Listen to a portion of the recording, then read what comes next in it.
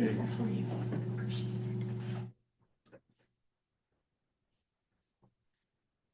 kiddos, all good? Let's do it. All right. So I'd like to call to order the Parks, Property and Streets Committee meeting on Monday, July 7th, 2025 at 1:09 p.m. If we could do a roll call, please. Louise Housen here. Berta here. Art's here. Baskerwood's here. Okay. And next up, item 2 is approval of the agenda for today's meeting. Do I have any, do I have an approval or any edits? Edit. Sure. I think 5G should come after 5I. After I. Okay. Not sure why. Why?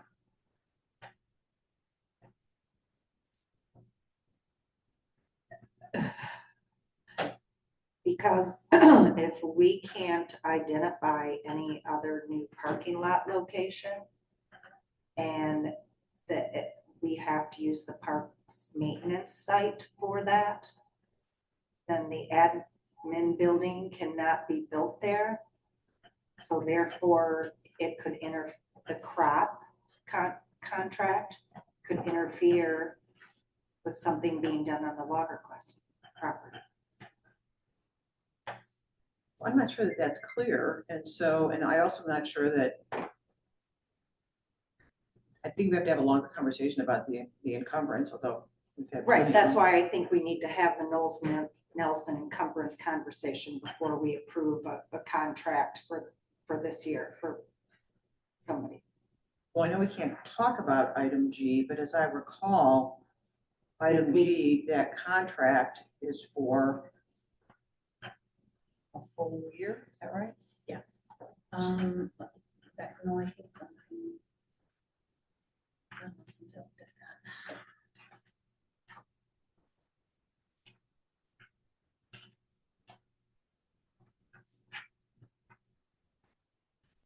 that. It's June 1st to September 30th. September 30th this year? Yes. Then I don't think we change it, because I don't think we're going to make any changes by September 30th. You're saying this would actually be starting on June of 2025 or 2026? I mean, we're going back a couple days. Right, and it ends on September 30th. That's 2 months from now, 3 months from now. So I don't think we need to change the order. What's going to happen between now and September 30th, no matter what. I'll make a motion to approve the agenda as presented. Second. All in favor? Aye. Aye. Opposed? Okay, do I have, item 3, approved minutes from the June 2nd, 2025 regular meeting, and then also, if we could do it at the same time, the June 16th special meeting. Can I ask a quick question? There's a weird echo. Is it because the computer back here isn't muted? Do you want to mute it? See what Is that happens? okay? I just don't want to touch anything about, It should be muted. is it muted? Okay. I don't hear an echo, but hello. You hear an echo? Yeah. There is a faint one. I think the speakers on that computer. Is that okay? Right? Yeah, see if it's, I just didn't want to touch it without. I can lower it too. yeah, check the, Yes.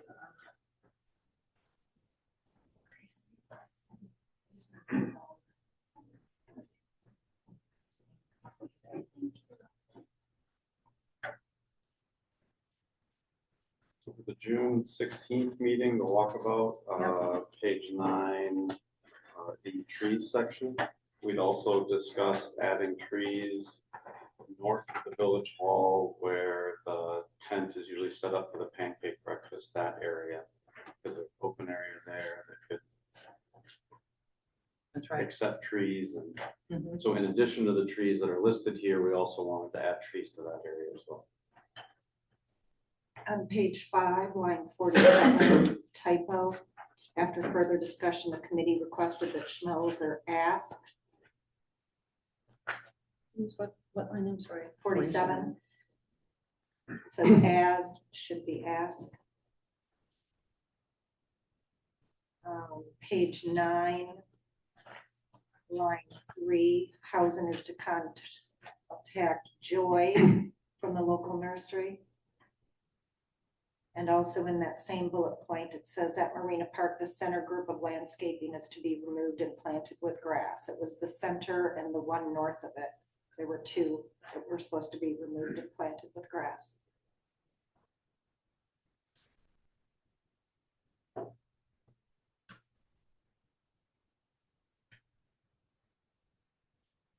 Okay, do we have any other changes, edits to either the June 2nd or the June 16th meeting? Okay, do I have a motion to approve as amended? So moved. Second. All in favor? Aye. Okay, comments, correspondence, and concerns from the public. So we will start with the public gathered here.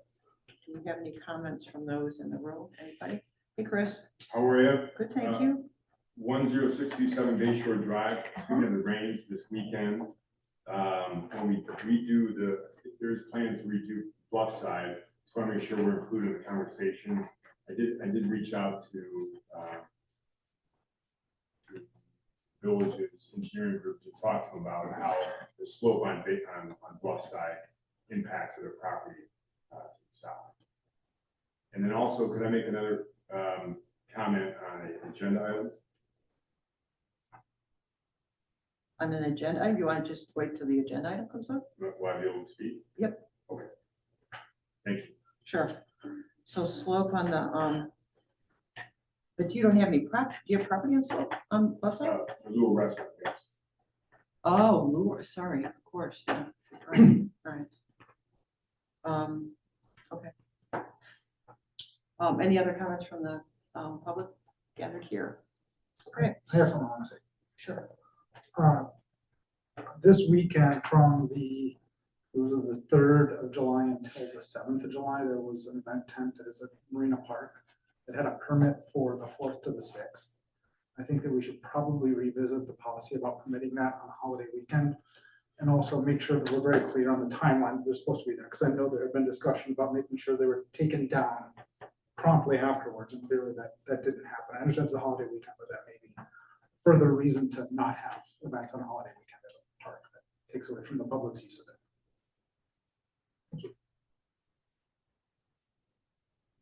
I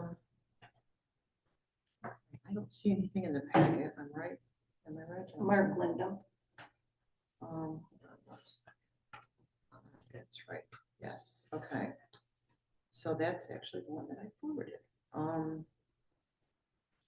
So I think I got it and Denise got it and Nate. So I'm ready to express my concern over the condition of Sunset Drive between the exit of Marina parking and Woodcrest. Become a very popular road to walk, bike, and drive down. Concerned about people getting injured. I'm just skimming, and overall deterioration of the service. Please take a look at the stretch of road, which we plan to do later in the meeting. And I think that was it. And that was submitted by Mark Lindum. By Mark Lindum and his sister Day. Yeah. Okay. Next up. So item number for discussion and action items. Item number 1, event crest for Long Days Festival at the Waterfront Pavilion. Okay, that's a so, report. right, so Long Days, basically I shared the email from Long Days with their information that they had included. I did not include the photos. They were photos of not events themselves, but people building, working on the facility that they had already built. But the email from Sage is in there along with my response. And then that was my last correspondence with them. I had not heard from them after that, but they are here. So if they want to talk about the events that they propose, I know the original date is passed, but it's my understanding you were looking at a future date that you wanted to talk to us about. Yeah, we have been told that the 19th would tentatively be available, the weekend after Marina Fest. And I have all of the questions that you had emailed me with responses. You had asked about security. Can you Yeah. just, I'm sorry, Sage, can you just start by introducing your name so Sarah can get Yeah, it for the minutes? My name is Sage Ruth. I am the coordinator and host of Long Days. I'm a resident of Sister Bay, and I work here year round. Yeah, so coming down to your questions, you had asked about security. We do have people on standby pending the approval of the event. How will underage drinking be monitored was your second question. We aren't going to be selling alcohol at all. Wild Tomato has a liquor license and they'll be using their beach bar on their premises to sell alcohol and be donating the proceed of their profits to the land trust at the end of the event. But we're not selling alcohol. We don't sell alcohol at our event. So how will underage drinking be monitored? That's on Wild Tomato. That's if we will have a dumpster for trash and who will be picking up after the event. I don't anticipate with less than 3 weeks for promotion of the event, any more trash or traffic than you would usually see on a weekend in July. And anything that's left over, we will be more than happy to clean up ourselves. You had asked about porta potties. I don't necessarily think they would be required because there's public restrooms right there at the beach. Will there be water available? Wild Tomato would be doing water as well as the drinking fountains at the restrooms next to the beach. You had asked about what the county Department of Health would require for the festival. I did not get in contact with them, but I don't think that would really pertain to anything. I'm not expecting a huge group of thousands of people or anything like that. You said that you don't allow noise in the park after 10 p.m. We intend to be done by 9:55 to avoid any sort of conflict there. Parking, you said that you would be interested if we needed a shuttle or anything like that. I don't anticipate there being too much of an influx of traffic with the lack of time to promote the event like we had hoped. But next year, I think the sports complex being utilized, given if we have more time to promote the event in tandem with the shuttle to bring people to and from, would be really nice. Yeah, you had, let's see, we are checking to make sure the Wild Tomatoes liquor license covers the park. I mean, I bartended the Wednesday night concert series. It's really going to be no different than that at the end of the day. So I don't see where anything would be different in terms of the legality of all of that. And signage you had asked about, I think it would be all right. We could throw together a little banner and put it on the right-hand side of 57 coming down the hill. Let people know that Long Days, the Thor County Land Trust fundraiser brought to you by Wild Tomatoes, Saturday, July 19th, 4 to 10. That's all we have.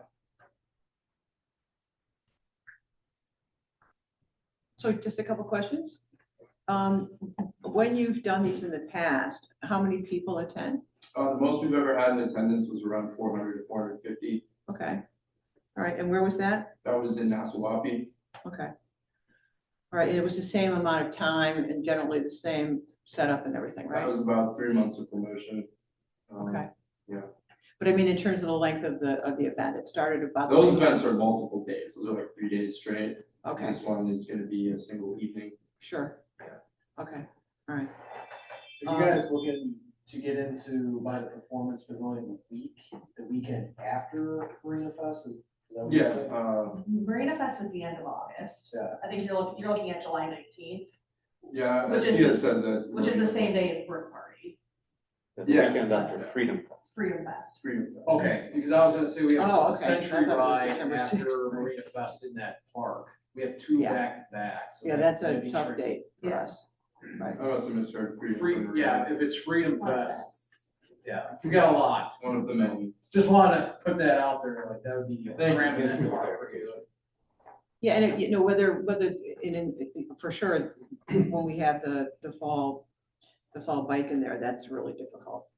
So that, and it wouldn't be good for you either, you know, whether it's us or you guys, you know? And so, and if anybody wants to get anything to drink, if it's soda, if it's water, whatever it is, they go over to the, There's Wild Tomato, there's Wild- Grassies. I mean, I figure it would just Right. incentivize people to do business in the village. sure, Also have multiple coolers you can fill. Yeah, I got coolers on coolers on coolers. I usually pick up like a pallet's worth of bottled water for my event when we do it down in Nassau. okay, Just free water for everybody. okay. Otherwise, your guests or your attendees would go someplace in the village to either get something to eat or to get something to drink, right? Yeah, I would like You it don't to have be any like a vendors. very symbiotic thing where everybody's winning, you know? Okay, so no vendors, or you don't have any vendors or anything like that, right? Okay, okay. And so I'll let the other committee members ask questions in regards to, you know, what kind of facilities you need and that sort of thing, because you may need more than you think, I'm not sure. And I think with Wild Tomatoes liquor license, certainly people can go there and get a drink and walk in the park and listen to music, as can Grassies or, you know, anyone else. Some of this is gonna depend on timing, because you could wind up, it may be that this ends up happening in September or October. That's a way different from weather standpoint and things like that. It's gonna be different. Well, if it can't happen in July, I think we would just want to push it back to next year and Mhm. just be in correspondence. And I tried to get the ball rolling on this, I think in like January or something, so Uh-huh. I would like to just push it and make it as good as it can be next summer. Okay, okay. And you said that you bartended during the concerts that we had on Wednesdays? Yeah, the Wild Tomato. Oh, you were at the outside bar in the back? Gotcha, okay. I think those are my questions for right now. Anybody else? What's the normal process for reserving the pavilion for an event like this? Is there a specific set of forms and things that have to be provided, or what's the? There's an Timeline. application, there's an application fee and then a retainer that we charge. But we also have a policy that says special events would require committee approval. So it's not just about reserving it, it's actually about holding an event. And all that making sure- application stuff is done and we're on the committee So- approval phase, or? No, there's not, the application has not been made yet. This is an unusual one because they started in spring, I guess. They talked to someone at the office.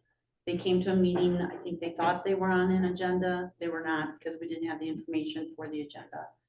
Then I think you showed up at another meeting thinking it would be on there, but again, we had no information. So after the last meeting, I reached out to Sage and said, or we talked afterwards and said, look, we need information from you, or you came in the office. So we need information from you. We can't just go and ask us. We need the details. And then followed up with the other questions that I had concerns about. But if approved, he would come in and just fill out the form and then pay the fee and the retainer fee. Jerry, I had the same thought. It seems like something like this should have a standard application form, and anybody in the office, when an inquiry is made, gives these guys the application, which may have been able to happen as early as January. They could fill out the application and then start the formal process and the dialogue. It's a little concerning that if, you know, they really have been trying this long, they're kind of at a tough point right now. Well, there's the rental form, the pavilion rental form, which is what I just Well, explained, but then, but I just asked, Yeah. is there a process, and does someone now maybe he asked the question wrong, but if they come in and ask for this, we should be able to explain, here's the application you have to fill out, here's our process. And that starts the clock ticking and we have to follow up. I don't know what happened there. I just remember in the meeting folder, there was a note from Janelle that said, waiting for more information. Didn't get that, so then the meeting got scheduled. But is there a application to hold an event? No. And that's something the committee could work on in the future, if that's what you want. But there is the actual reservation form that we have. Well, and that process is pretty simple, and I think the office has been through that many times. I do have another question. I'm sorry. So I don't know how many bands you have, 3 or 4? Is that the plan? Yeah. Okay. So they all bring their own equipment. They have their own sound Yeah, I've guy. been doing all whatever, that, okay. all the PA, okay. Okay, all right. The 'cause one we- question I did have for you guys is I know that you usually do have lighting already rigged up there. They're just, you turn out, you flick a switch, it's on. Awesome. That's it. There's no, it'd be difficult for you to do anything else there. You know, if there's anything else that you wanted to have there. I mean, there's outlets that are there. Yeah. That, you know, a lot of that the bands will use, and it always seems to be efficient. But we don't have any other type of equipment. Okay. Okay, I'm sorry. Anybody else have any other questions? I guess my other question is, what's different about this from our perspective than other musical performance events in the park? So, Sorry. so the village ordinance allows events that are sponsored by SBAA We have a contract with SBA where they put these events on. They don't have to come in and get individual approvals. We approve it through a contract. And then the ordinance is also exempt events held by SBAA. Aside from that, as far as musical events, No, the none come to symphonic mind. orchestra, right? Don't they come in and ask for the separately?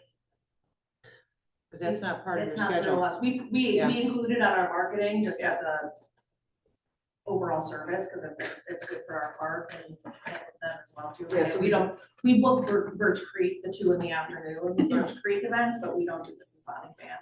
They go directly to the village. I think they work directly. They do with every Heidi on year. that. The symphonic band comes and fills out, probably with Janelle, I honestly don't remember, but would fill out an application and then they work with the SBAA and they're included in that schedule. I mean, should that be our process, that we refer them to the SBA? And- No, they No. should go through the village, the admin office.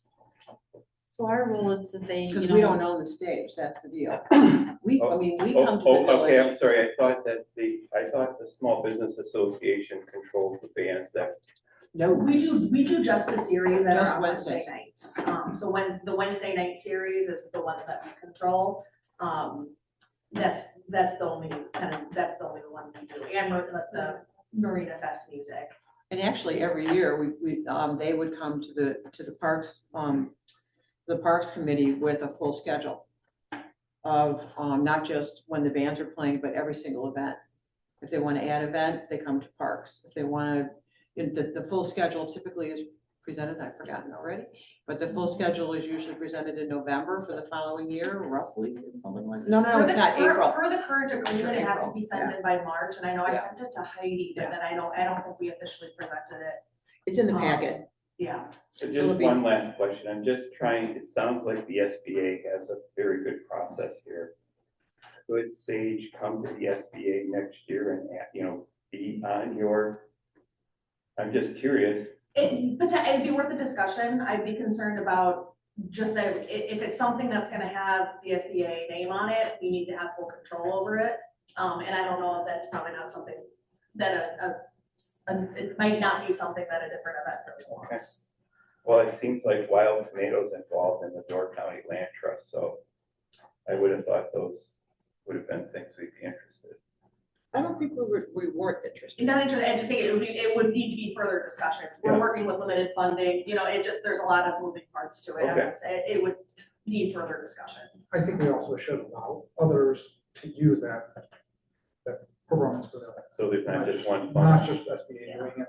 I think that one thing that we just need to streamline the process. We haven't had a lot of requests for this, so that's why we're dealing with it now. Yeah, it's pretty And rare. as we, the first one is always gonna be the most bumpy. We need to make sure we get this process streamlined, but that's gonna happen if anything, because I've heard like one other entity other than SBA that's done a concert there. Has there been? Well, the Destor Dance Festival used. Destor Dance For a used it. couple years. 100%, and they got a permit, and actually, there used to be step classes or jazzercise maybe, I can't remember. They're on, I forget what morning, every Thursday week, morning or something? something like that, yeah, again, separate process. So Ellie, from what they're describing versus how SBA typically does it, do you see a big difference in intensity of use? I mean, from your perspective, or does it seem like, I understand you don't want to put SBA's name on it, but it doesn't seem much different than what you're doing. No, I think it sounds, he's got all the equipment, they've done festivals before, I don't see there being an issue with that.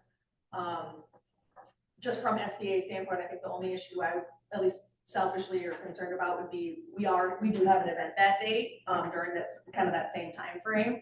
So I would be a little bit concerned with congestion, parking, and it could be a good, That's fair. a fair, people could go back and forth, but, we do, if it was in a totally different area, it wouldn't be an issue, but we're in Village Hall and the lawn next to Village Hall that same weekend.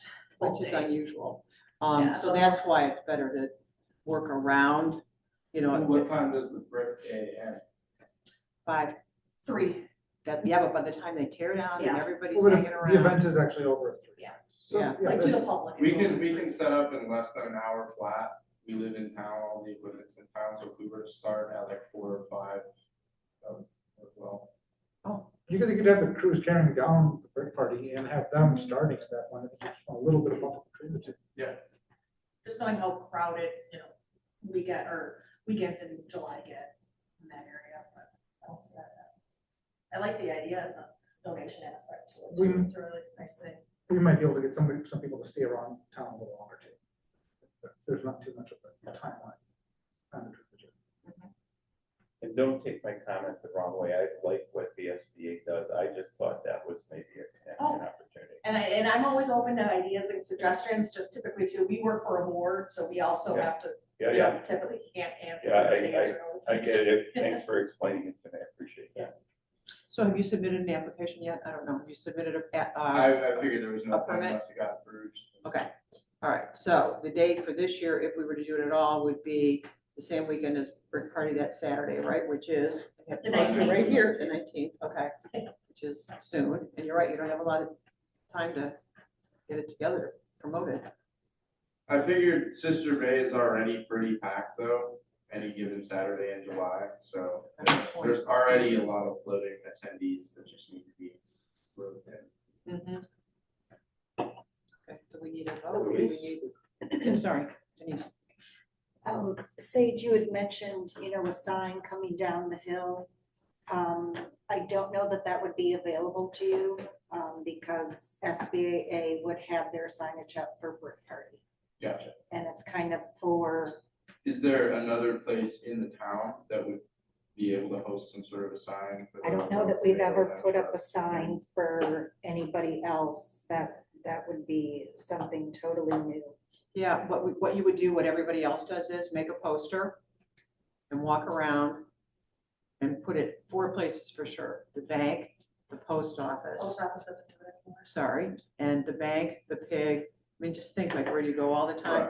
Right. But when they distribute posters in the village, it's about in the village, and by the way, there's other places, but what's maybe 40 or so. There's a lot of good spots for posters. Do you have any sort of codes prohibiting people handing out flyers on the street? That's a question I don't have an answer. I don't have the code in front of me to know about that, so I'd have to look. We have something about, yeah, like putting stuff on cars and stuff, if I remember right. No, like just standing on the intersection of Mill and Bay Shore on Friday and just. Yeah. I can't imagine we can do that even if we wanted to, because that's gonna be a First Amendment issue. Right. I think the concern, of course, is the littering, people Yeah. throwing them all. If you're handing them to a person, that'd be First Amendment. If you're putting them on a car, it's a different thing. Yeah, I mean, people No, have but rag hand it cards to all over the someone and place, they but do they don't something hand with them it, out. that's not me, so. Yeah, as long as you don't tape it to the sidewalk. We've had bands tape it to the sidewalk before we bottles. I appreciate that. We have. Because there's plenty of rag cards about with limited amount. If you've got a lot of time, you've got plenty of time. You can put up posters, you can even do rag cards, you can do a lot of stuff. But what you should really do is social media. So that's a different animal. But so right now, if I were you and with limited time, I would do a lot of social. Yeah, we have all that stuff too. So. Okay, do we need consensus if if Well, can we SBAA just- is okay with this or no? Let's just talk about a couple more things, okay? Sure. If you're okay with that. Yeah. So I know usually with SBA, there's no concerns. We have a contract with them. They're accepting liability. There's a lot of these concerns Yeah, that we we looked have. into getting $1 million insurance policy for the day, if that was something you're interested in. Right. So and I believe that the agreement does require some type of insurance, if I remember right. But just make sure we're okay with, so who will take liability then for if there's an issue regarding security? Because usually and I'm just going down the line, what I know happens with public events where, How do I've we worked do with the elsewhere. SBA? well, like Fall Fest, there's reserved deputies. I mean, if they're expecting. No, I meant for the Wednesday night concert series. How We don't do anything.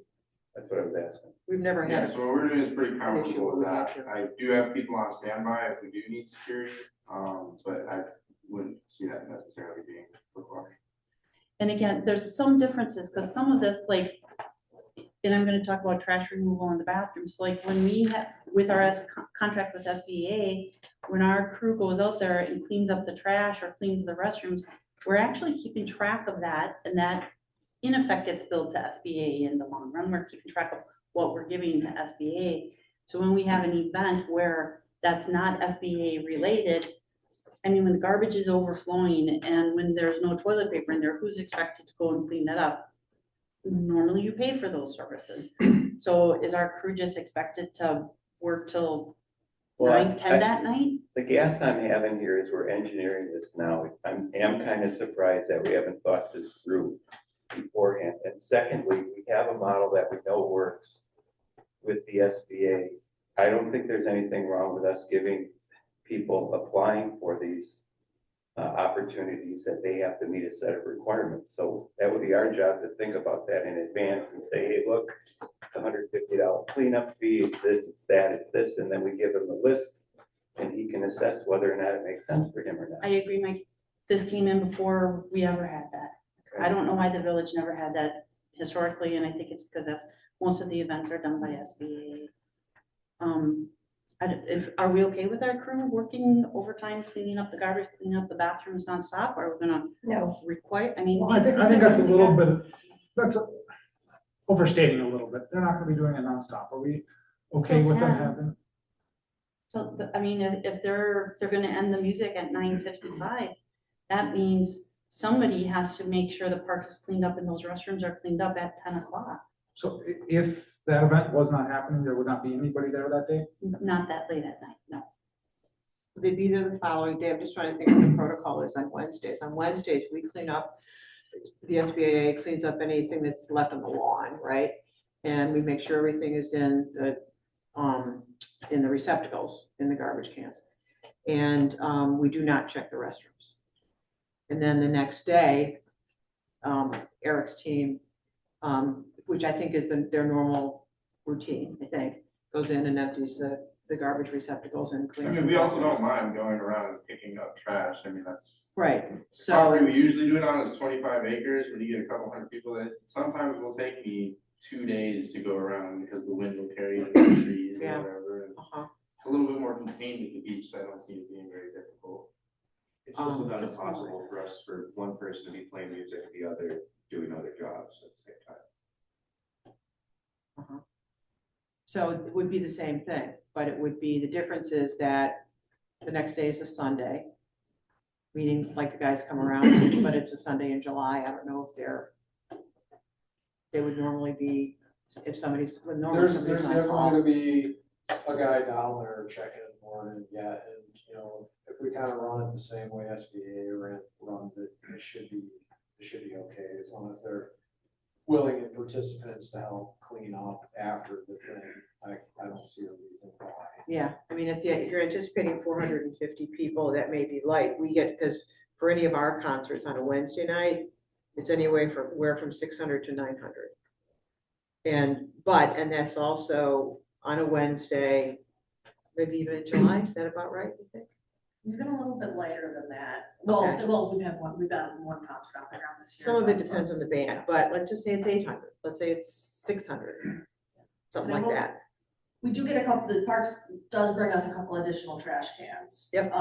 For Wednesday nights. Uh-huh. I just wanted to- Right, I forgot, yeah. How many attendees are you thinking you're getting now? You said you only done one then? We did win one and it was raining during it, so I think we had, what was that, 300 actually though? 300. But in the Well, rain, Your so average was pulling last year around 5 more around 5, yeah. Julie, on Wednesday. how much is the application? It's $1,000 offhand. Or, no, the application is not, the retainer is 1,000. Right, Sarah? Yes. And We the have a different rate for a nonprofit, that's why we partnered with the land trust to get that rate as opposed to whatever the for-profit rate was. We do, it's not much of a difference on there, to be honest with you. We still charge the nonprofits the retainer as well. They would actually have to be the one making the application, signing it, taking the responsibility, giving us the insurance. So what is the actual fee? $1,000 is if Do we you have to remember, go Sarah, and clean offhand, up. Sarah? It's not that much. I want to say $50, maybe. Yeah, it's $100. Okay, $50, so- something like What SBA does is different, and it's promoting Sister Bay, and it's been doing that forever. and not saying that this is not promoting Sister Bay because it's being held at Sister Bay, but for a private group to, I don't know that the village should necessarily, unless we decide to, be absorbing the costs of trash and bathrooms, unless we want to. How does the SBA handle garbage? Like say like a trash gets full, they take out the trash. Where does that go? So that's part of our contract, like our contract with the village, trash is included. So typically, I mean, at most of our events, I mean, concerts, I mean, sometimes it gets filled with pizza boxes, but with the amount of trash cans, I think we had Eric, like there really hasn't been anything overflowing. As there in the morning. Outside just the norms by the beach Yeah. entrance, right there, are the typical. So the village takes care of it. And then village took care of it, and then we, like for Marina Fest, we bring in an additional dumpster. And pay for the additional dumpster, and then, like that's a totally different ballgame with vendors and stuff, but, Who do you go through for the? going garbage. I guess my question more was like, actually, like when they take the trash out, say it's full, they just throw it in the back of the trucks and, or does it just, where does it go? We'll take it to our shop, we have a dumpster there. So it's just constantly moving back. Yeah, it's just a constant. So what would we charge them? What would the actual fee be? Well, it's $75 and then the $1,000 routine. But I think also if there was, basically we're talking about what do we charge them for garbage removal and if for cleaning the bathrooms, if we come up for a fee with that and then let them know what that is. And then I think that's the only issue that's out there right now besides the date. And we do that as a per hour fee, so we figure out how much time Yeah, well, Meadows said they would cover whatever the cost is, so we're not necessarily concerned about the funds, it would just be nice to be able to give them a solid number after it gets approved. Perfect. But I think in Vlad's letter that's in here for a different agenda item later on, it gave a charge out rate. I thought it was 54 something, or I could be remembering wrong. I'm not gonna scroll down to see it. So I think 4 hours would for sure more than cover it, and including supplies, paper towels, tissue, things of that nature, garbage bags, removing the trash. I think if we set it at a couple of $100. $250 is kind of where my head was at with this, where we're not exactly making money, but we're losing a lot less money. And that's, we also don't know exactly how much is going to be there from just Saturday night versus Saturday night with this. It's an impossible thing to know.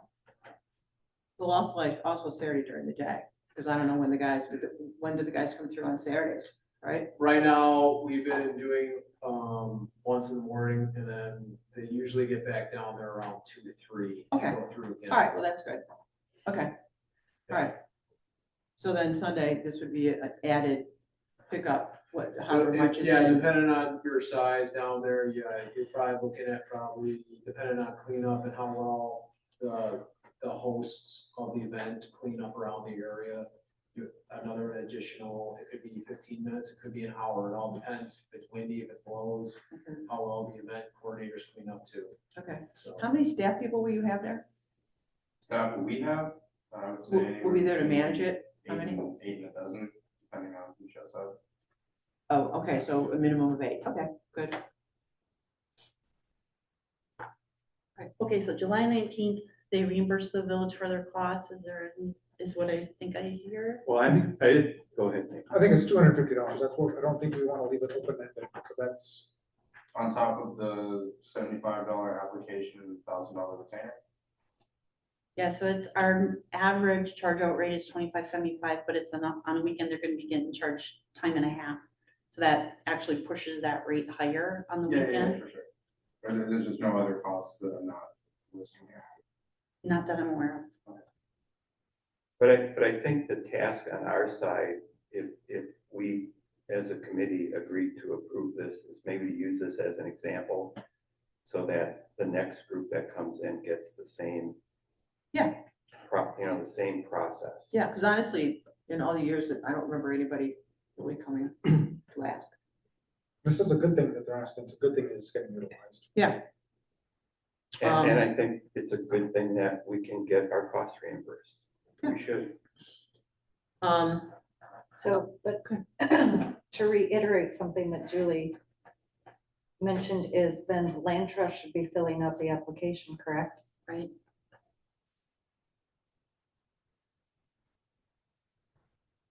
Is it the land trust or would it be Wild Tomato?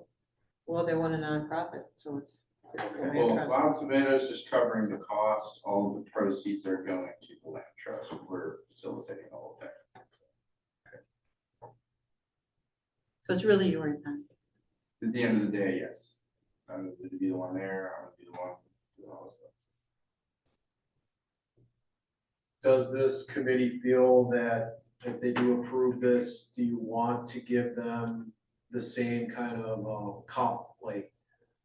parking spaces that's allotted to SBA during the day, so they have somewhere to unload their equipment? And would you like them also to have additional trash cans put out like SBA if this is approved? I do a couple extra trash cans. And then right now, what, do the bands get 2 parking places? I think their SBA is doing 3 right now. That would be on a Saturday. Did you know, like, We would only need two would be perfect. Well, that's something that like, I mean, I go out at either 11, Aaron or I, we switch off. We're either out at like 11 PM the night before or like 5, 6 AM the night of, or the morning of to block those spaces it's off. almost impossible to block a space to park where you want to park, but you can try. And then The larger the cone, the better. the bigger the smaller cone, the better, otherwise they will move the People will- cones. People will move them. They don't care. Yeah, and I just need to know in case we're getting calls, because we've already gotten calls for SBA, and it's like, that's SBA, that's totally fine to be down there. So I just need to know if they're gonna be allowed to block spaces. Okay, 2. Get it too. Yeah, so you guys can, if they approve, then you guys can block 2 off the cones, and that way. Sweet, thank you. Just people mad 'cause they want to park. Yeah, normally I'm of the opinion that you have to follow a rigid process and it should be the same process for everyone. But it looks like in this case, we do not have a good rigorous process for Because how we to never handle had this. to do it. So I think, like Mike said, that's a good action to come out of this. Yeah. Is for the future to have a process. And Yep. as long as they meet the basic requirements of insurance and sponsorship and whatever that the Right. village has, it makes sense from this. Well, and it may, I mean, if any committee members can go there that day, I'll attend, see what's going on. It's always good to see when it actually happens, what's going on and all that stuff. You guys will be busy at Brick Party, but it'll be good to see. If you're ever thinking about a process, for like the future, I would just maybe, or see if you guys would take into consideration, like on our event dates with what, anything that might come to in the future. We appreciate that. Try to Well- minimize the conflict. Yeah. Well, yeah, you trump SBA events trumps everything. And so that's why if you submit in March, what would happen is Heidi would always call me and say, I'm making it up, but somebody wants, actually even Village Hall. And Somebody she wants said, actually, Village there was a Hall. conflict with Village Hall, actually, somebody was inquiring, that same weekend, they wanted to do, I think it was like a rehearsal dinner or something in brick Village party? Hall. During It Brick happened to be a brick party weekend. Right. We, And- and we did tell them about the brick party that day. Did they still look, or? Yeah, I had told them we have a family event that day at the Village Hall, brick party. It's similar to a Lego party for kids. So I do not know if the committee would be inclined to approve a music event the same day. Oh, yeah. Brick party runs from 10 to 3. Sorry, I thought So you we were did talking tell about, I them. thought you were talking about the potential rehearsal dinner. I was like, wait, Right. what? That's gonna be a problem. We have it, I mean, they have it scheduled by date, an event and everything early enough that they know, or we know, I should say. All right, so next step is for you guys to get an application in. Okay, so July 19th, they need an application, proof of insurance, up to, or 5 hours time, charge out at our time and a half charge out rate was 5, your recommendation, I think Nate, or? it's $250. That should cover that cost, but I just want to say, let's make it known, let's just set it here. So then we're not running the calculation on it. So- We'll say so what is- 250, that should cover us? $250? Yes. Is that what you're saying? And then for the future, when we come up with a good streamlined process, we could do a billable rate of hours and all kinds of fancy stuff, but for now, let's keep it. Okay, and then Eric has put out 2 extra trash cans. I got 3 that I throw out for Three. SBA. I'll do it on And second now. Eric will work with Sage, to designate 2 additional parking, or 2 parking spaces for the van. Oh, no, well, not necessarily, because we have our own, I mean, Eric doesn't really do He anything. can, he'll provide his own cones. Yeah, if he's got his cones, then you find Okay, so his he's spaces. allocated 2 wherever. Yeah. Yeah, Parks doesn't. As long as the committee gives him approval to do it, Yep. that's what we needed. I mean, I wish you could do our cones for us. I don't know that. I can lend you some cones if you need them. Okay, anything else? We good? All right, Do we need a specific motion and vote on that, or? Need a vote. okay, see, do I have a motion to approve Long Days Festival at the Waterfront Pavilion on July 19th, pending an application and payment of fees? Is that a motion, I guess, And insurance. and insurance? Is there a second? Second. Anybody? Okay, all in favor? Aye. Aye. 5B, operating agreement, Friends of the Ice Rink. Operating agreement. Okay, so I sent this to Danny quite a while ago, and he hasn't had time to get back to me. So I put this together. Did send it to Miles last week.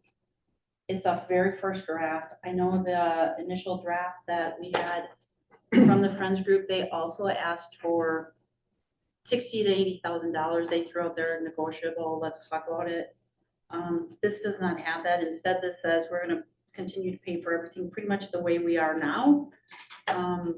It does not have the additional 60,000 to 80,000 in there. So can I'm sorry to interrupt, a quick question. I heard from Miles. Miles told me that he had emailed you, maybe it was, I think it was an email, and asked you to have this removed from the agenda It must have been after 4th of July or after. it was after. Because I don't think that their attorney hasn't had a chance to review it. Okay. So I think we're gonna have to. Yeah, move it so we on. would not have received that before the agenda went out, but we can just remove it right now. Yeah, I think we moved it to What's the the right following month. terminology? We don't have Well, it. Table. But I've already made all my notes. And I don't want to read it again to make all the same notes. But their attorney hasn't, But that So then probably, I'll It be- should have been when we approved the agenda, we should have changed it, not now. Removed it. all right. Well, let's just note that our attorney hasn't looked at this either. So, but that doesn't, no, I'm not, you want to make your comments, I'll happy to listen to them. I'm just saying I had a conversation with Miles too. And I think there is some growing frustration that we're having a hard time coordinating between our attorneys. I know Miles is on. Miles probably has his hands up, he's in there. Denise, before we hear your comments, let's, we can certainly hear from Miles. You wanna? Miles, can you hear us? Yeah, thank you, Luis. Yeah, we got this last week, and our attorney was able to. It's a much different format than the original proposal, so he was able to take it and like match it up this morning, but we haven't had a chance to review it and go through it and send it back and forth. If you remember at I believe that was very early May meeting, what was left from that meeting was we were going to follow this up with our attorney working with the village attorney and staff and go back and forth and come back with an approval ready version of these. And as Mike said, I don't think the village's attorney has seen it. Ours has only gotten a cursory look at it this morning. So in the interest of not eating up a ton of committee time, I would prefer to push this to the next meeting and have something that's ready to that's at least 95% there with maybe a couple of questions from the committee, obviously, but just have something much more ready that we've all reviewed and vetted rather than what was happening in the spring was us trying to go line by line and do it by committee when I think we can get a lot closer to this before eating up a ton of your committee's time is my only suggestion. I think, Miles, what I'd hate to see though is that you come back next month and then we have all the same questions that might have been able to be answered now, and then we keep going out in time. Jerry, I agree with that, but what I'm having a really hard time understanding is why, because we had this conversation at a meeting 1 or 2 meetings ago. And we said, look, we're close. This is something the community is very interested in. It's got an organization that wants to cover pretty much the cost. There were requirements on both sides. It got somewhat legally technical. And the action that we discussed, if we go back and look in the earlier meeting notes, was that we're going to arrange for a call between the Friends of the Ice Rink attorney and our attorney, and Julie and Miles, and they would kind of work it out and then come back and present to this committee what they agreed to or they didn't agree to. I don't think you want to be engineering a contract line by line in a committee meeting like this. I agree with you, Mike. So this was, I believe it was March, actually, that this was given, that this was sent over to the attorney, or at least our attorney. It was Miles, and I believe Ellie had taken a crack at a format on there. I had sent it to our attorney. Our attorney has not had time to review it. Probably because the format we received was kind of convoluted, I guess, it didn't follow our normal format, so I think it was just harder to understand. So I knew this had to get moving, so I put it in our contract format, sent it to our attorney. He has not had time to look at it. Again, last week was a holiday weekend, so I understand why he did not look at it.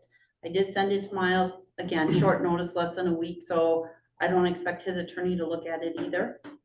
But I did think, in my mind, there were some basic things. Can we agree to some basic things in here? But the details of this contract were not discussed by this committee. We discussed the land lease details.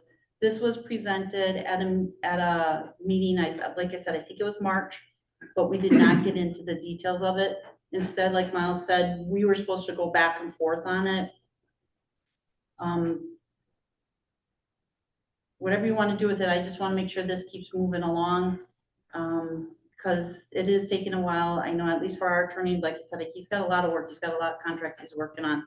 And this is one that he has not been able to. Well, as long as Miles is here and you're here to relay any of our comments.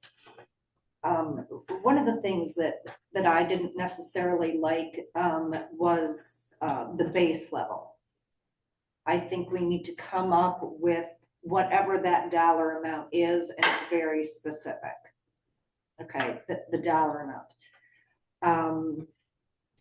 On page 19, operational activities, section 2.1, letter B.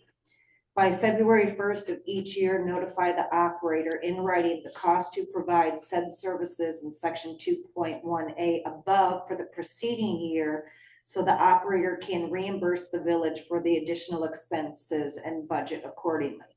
I would hate that, to get a bill in after the previous year, have to come up with a chunk of money not knowing what that might be. I think that maybe that's when we give them everything, but I think that there should be a monthly update that's given to them so that the Friends group knows, December looked like this, January looked like this.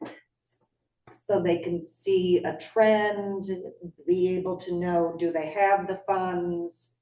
I just don't think dropping the whole entire difference on them is right. And just real quickly on that, Denise, they should be able to, they're gonna see the charges come through. Their manager should see all those charges come through. So they should know monthly where they're at. But it's not what it you. says. So I think we need to change that wording.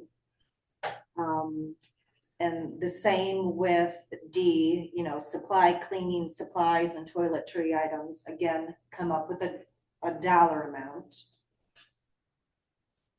Are you saying, Denise, give them that money instead of purchasing that ourselves? Where we purchase up to a certain dollar I amount? think the dollar amount, not said stock to be at current annual operating levels in the 2025 budget.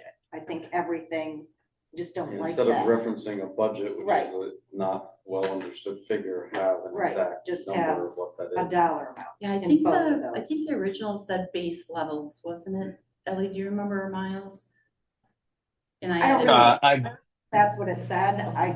Moving Okay. forward, I think it needs to be a Yeah, dollar go amount. back to whatever that budget was and just take that dollar number and put it Okay. there. I think Denise said, no, to interject real quick is the same point. Does having that in February make sense? Does having it on an annual year make sense? Because that's really the middle of their skate season. If they're running it from November to March or whatever Right, it they don't is, work off a calendar it- year. Yeah, I think it should be based off of a seasonal. Unless that's impossible from a budgeting No, standpoint. no, we with can the do it. bill. It's just that, when you incur charges in 25, right? Those charges, if there's charges incurred in 25, you have until a certain period of time to pay for the 2025 charges. So, So I guess they'd be charges from January, February, March of 25 and November, December of 25. And then we would it just have to. it ends up with a weird offset for the season versus the year. Yeah, we can figure out. It's just that you're always 6 months behind in your billing, I think, if I think of that correctly. Or. And that makes no sense either. We'll take a look at that. We can't accrue, right? And Right. on page 20H, it talks about operating from December 1st to April 1st. Sometimes I thought that they wanted to be open at Thanksgiving, and if we have coils, they should be able to. So I think that date is wrong. Okay, and I was trying to time it with the land lease, to coincide with the land lease. So I think it should be November. Or just match the land lease. Yeah, it would make sense for it to match what the land lease says. Does the land lease say December 1st? November to, I feel like I thought we were always talking November. yeah, but it was November to, was it March, maybe? Well, through March, I I think. think, like, yeah, I mean, some of it will be of weather. We'll just make it match exactly the land lease. Under section 2.2 operator responsibilities, B, the end of that paragraph, the Zamboni shall be removed from village property by April 1st of each year and shall not be placed on village property prior to December 1st. Again, wrong date probably. But I thought we had talked about, and correct me if I'm wrong, that we were going to try to store the Zamboni for them in seeing that we have a new parks maintenance building and cold storage and are possibly gonna, or Miles, do you guys have a place to put it? I thought we were gonna try to keep it somewhere close. So since I've been here, the committee has never discussed that. Now I've heard from people from the Friends group asking if they could store it there. Or comments being made once the parks building, maybe it could be there, but the committee has never discussed that. We did not build a space for it. We did not allocate space for it. Where is it stored Where- now then? They take, it's their Zamboni, so they take it, I don't know, to up somewhere and they store it. Could they not store it where the bus is going to be stored over winter? Behind cold storage, that slab's been poured, we just have to get somebody to build the lean-to on it. Well, so with the so we have, the slab, I think, is for the boat and the bus, if I remember right. And we did not allocate for the Zamboni. Could we have somebody go out there and extend the slab or another slab? But your bus won't be parked there necessarily there in the summer, isn't it still just parked over by well number 1? No, no, they Well, would no, still. sorry, It's behind, the bus in the summer or during the season is the Marina parking lot, yeah. right now because there is no place to park it. And we had talked about having it out at the Parks Building so they could park their car there, they have a place to go to lunch. I know one time I had said have it in the building so I had access to the restrooms, but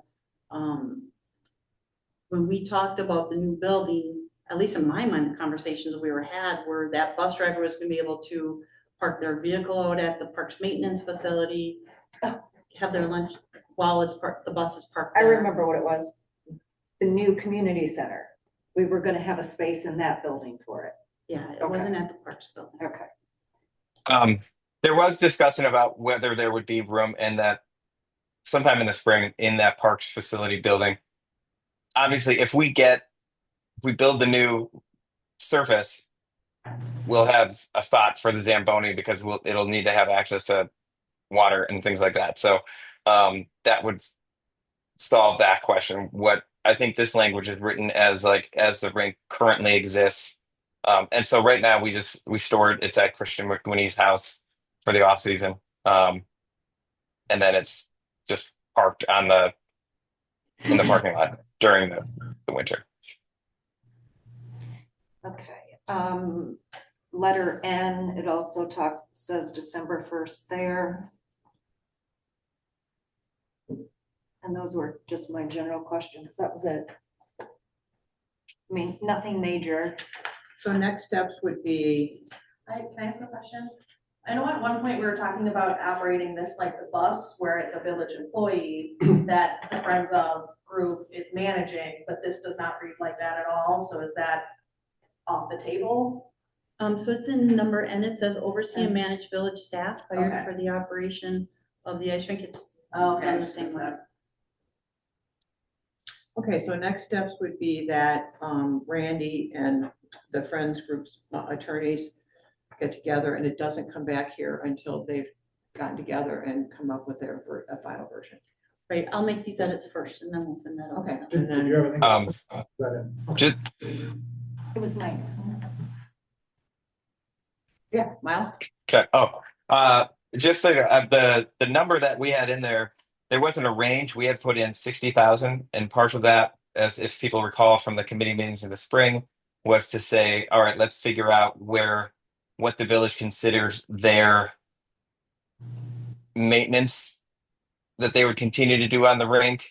That's where we started from, of like not knowing how the village allocates, staff time and everything. So that's where that had started. It was just a flat 60,000 that we had put in there based on, previous budgets from the village and leaving some wiggle room to figure those kind of things out, which again, maybe that's a good discussion for Julie, the attorneys, and Eric and I to sit down and hammer out where that kind of lands. But the way we saw this is like we set a dollar figure and then we go, if it takes more than that, whatever that dollar figure is that the village contributes, we have to, but generally that'll be a good problem. That'll mean we've had a lot of people coming through there and we needed to buy more cleaning supplies for the bathroom because a bunch more people are doing it. That's a good thing for us to have to deal with. So we would raise funds or come up with that money. And generally, if we're using more of those things, that means we're generating revenue. So that's all a good thing. But that's where our baseline was coming from.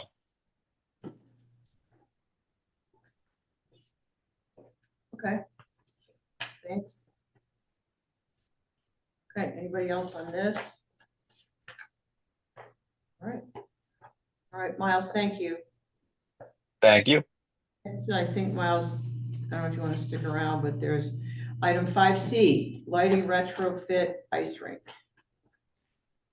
So Eric was asked to look at coming up with efficiencies out at the sports complex, and his vendor did start with sports and floodlights, as you can see here. Eric really knows more about this. I really don't. I did let Miles know that this was on the agenda, so he's aware of it. This isn't meant for night sky friendly, which is something the planning commission had wanted us to look at. It's just about efficiency. So Eric, do you want to talk about this proposal before us? Well, yeah, we had NCL come back out and there was only really one option that this this company went with, and, you know, you can see it in the meeting package here. It is more of a night sky friendly, because they can direct the light a lot more than the floods that are out there currently right now.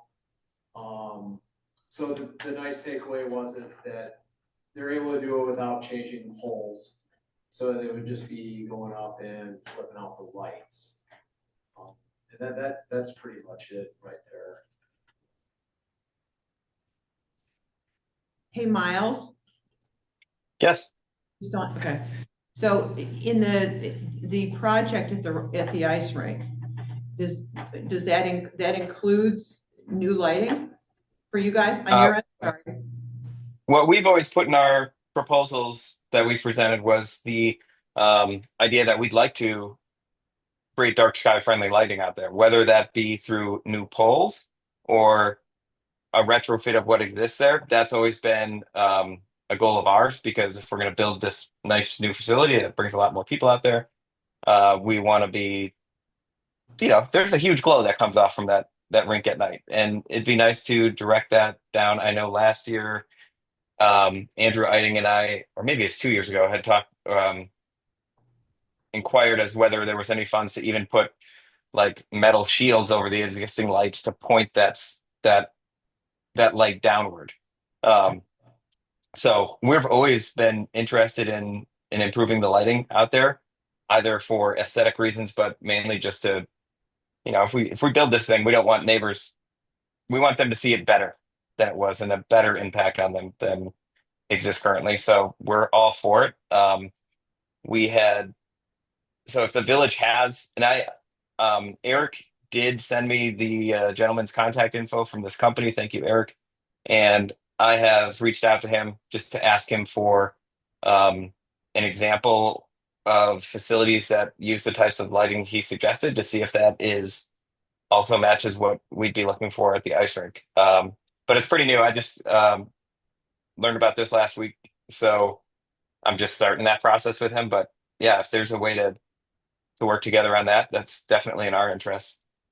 So is it part of the funding that you guys do you envision it as part of what you'd raise funds for, or you'd partner with the vigil? How do you see it? We had envisioned raising funds to replace lighting, waiting on what that number comes in at for lighting, because that's different than the coils and surface. But Okay, all right, I just wanted clarification, that's yeah. all. Okay. But obviously, if we can get an improved lighting system on the existing poles for a lot less money, like, that's great. All right, so if we did this at all, this would be 2026, and it would go into, But it may not even be ours to do. I mean, I guess I assumed that this, as part of this rebuild of the ice complex, this would be part of it. Well, that's We why didn't state it, but I just kind of presumed. well, that's why I asked the question, because when you can fund for a lot of stuff, but if lighting isn't in it, then that's a different conversation. And I think the Sturgeon Bay Skate Park, not skating rink, their skate park, their skateboard park, does have night sky friendly lighting down there, and I could inquire with them about the contractor who installed that. That'd be great, okay. Because right now the costs are close to 24,000, right? That's what I'm reading. Is that a question for me or Eric? No, I'm just reading this, what's in here.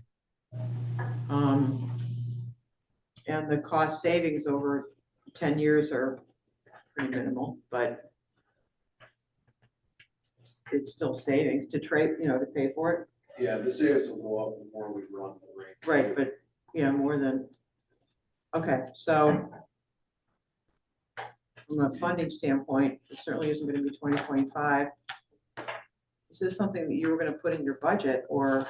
No, this was simply a request from the committee. I just went out and gathered the information. Okay. Okay, all right. So do we want to wait and see how it goes with the Friends and how their funding campaign goes, or what do we want to do? Anybody? I think they should do the research. They should find what they like, what works for them, what's aesthetically pleasing to them for their new rink. And just keep us informed, and if they can retrofit it, or if we want new poles that are more attractive, let's just continue to have a conversation on who may or may not fit the bill. Okay. So Miles, this is good information for you, and if you can get more information from the skate park folks in Sturgeon Bay, great. Will do. Thank you. Okay. So Sarah, for the minutes, that would just say by consensus, the committee agreed to postpone taking any further action until they hear back from the Friends of the Ice Rink on their plans for the lighting at the ice rink.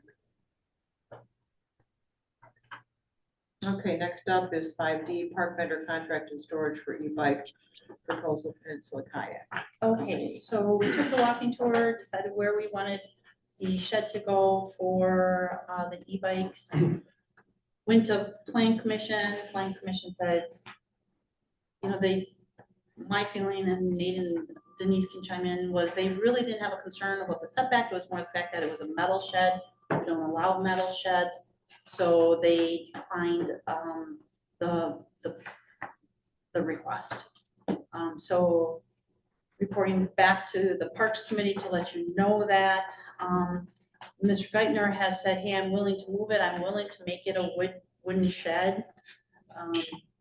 So this is back here to see if we would still be willing to approve this contract, subject to the Plan Commission seeing the revised plan where it's going to be a wood building. The Plan Commission can reconsider it at their next meeting, so it would have to go to their July agenda to see if they would approve the setback, but then require or approve a wood shed. So we haven't gotten, Parks doesn't have a picture of a wood shed or anything like that, that's come into your office. Who on the committee received the picture? Me, but it's the metal one that's over there, so it doesn't. Oh. I guess my only comment on this subject is we are really dragging these people on and on and on. They've also been talking about this with us for 3 months. Mike, for just the very first meeting we had, they, you know, that I think, as I recall, the discussion was, well, we'd really like to sell e-bikes. Rent e-bikes, would that be okay? And we said, sure. And so then they came back to us again, but we still had to find a spot to put it that would be okay with, in terms of setbacks, and also okay with our neighbors, which was the big, you know, consideration. So, Rob? Yeah, my name is Robert Geithner, Dean Spitzer, Peninsula Kayak Company, rent the boats down there. Yeah, we went with the metal ship because it was 600 pounds lighter, and since you guys had missed your June meet or that meeting after the general consensus was that we thought we were going to get approved. Right. We went forward with the aluminum building because it looked the best. And basically, once the season kind of goes, if there was a location where you'd like it better, we had setback for water. I thought appropriately, kind of talked about a location, so we do apologize. We didn't know that's not where you wanted it. It was kind of moved. It also was the best looking shed that we could find without building it ourselves. So if this was something that you guys would like to peruse going forward, like this is not going to work this year where it is and whatnot, we understand. I don't think we could build the shed though right now for the metrics that you guys looking at, haul it down there. We're older and our kayak guides are now paddling and can't help us move it. I mean, 750 pounds is the lightest. So rather than like track across the lawn, you know, we try to tread really lightly.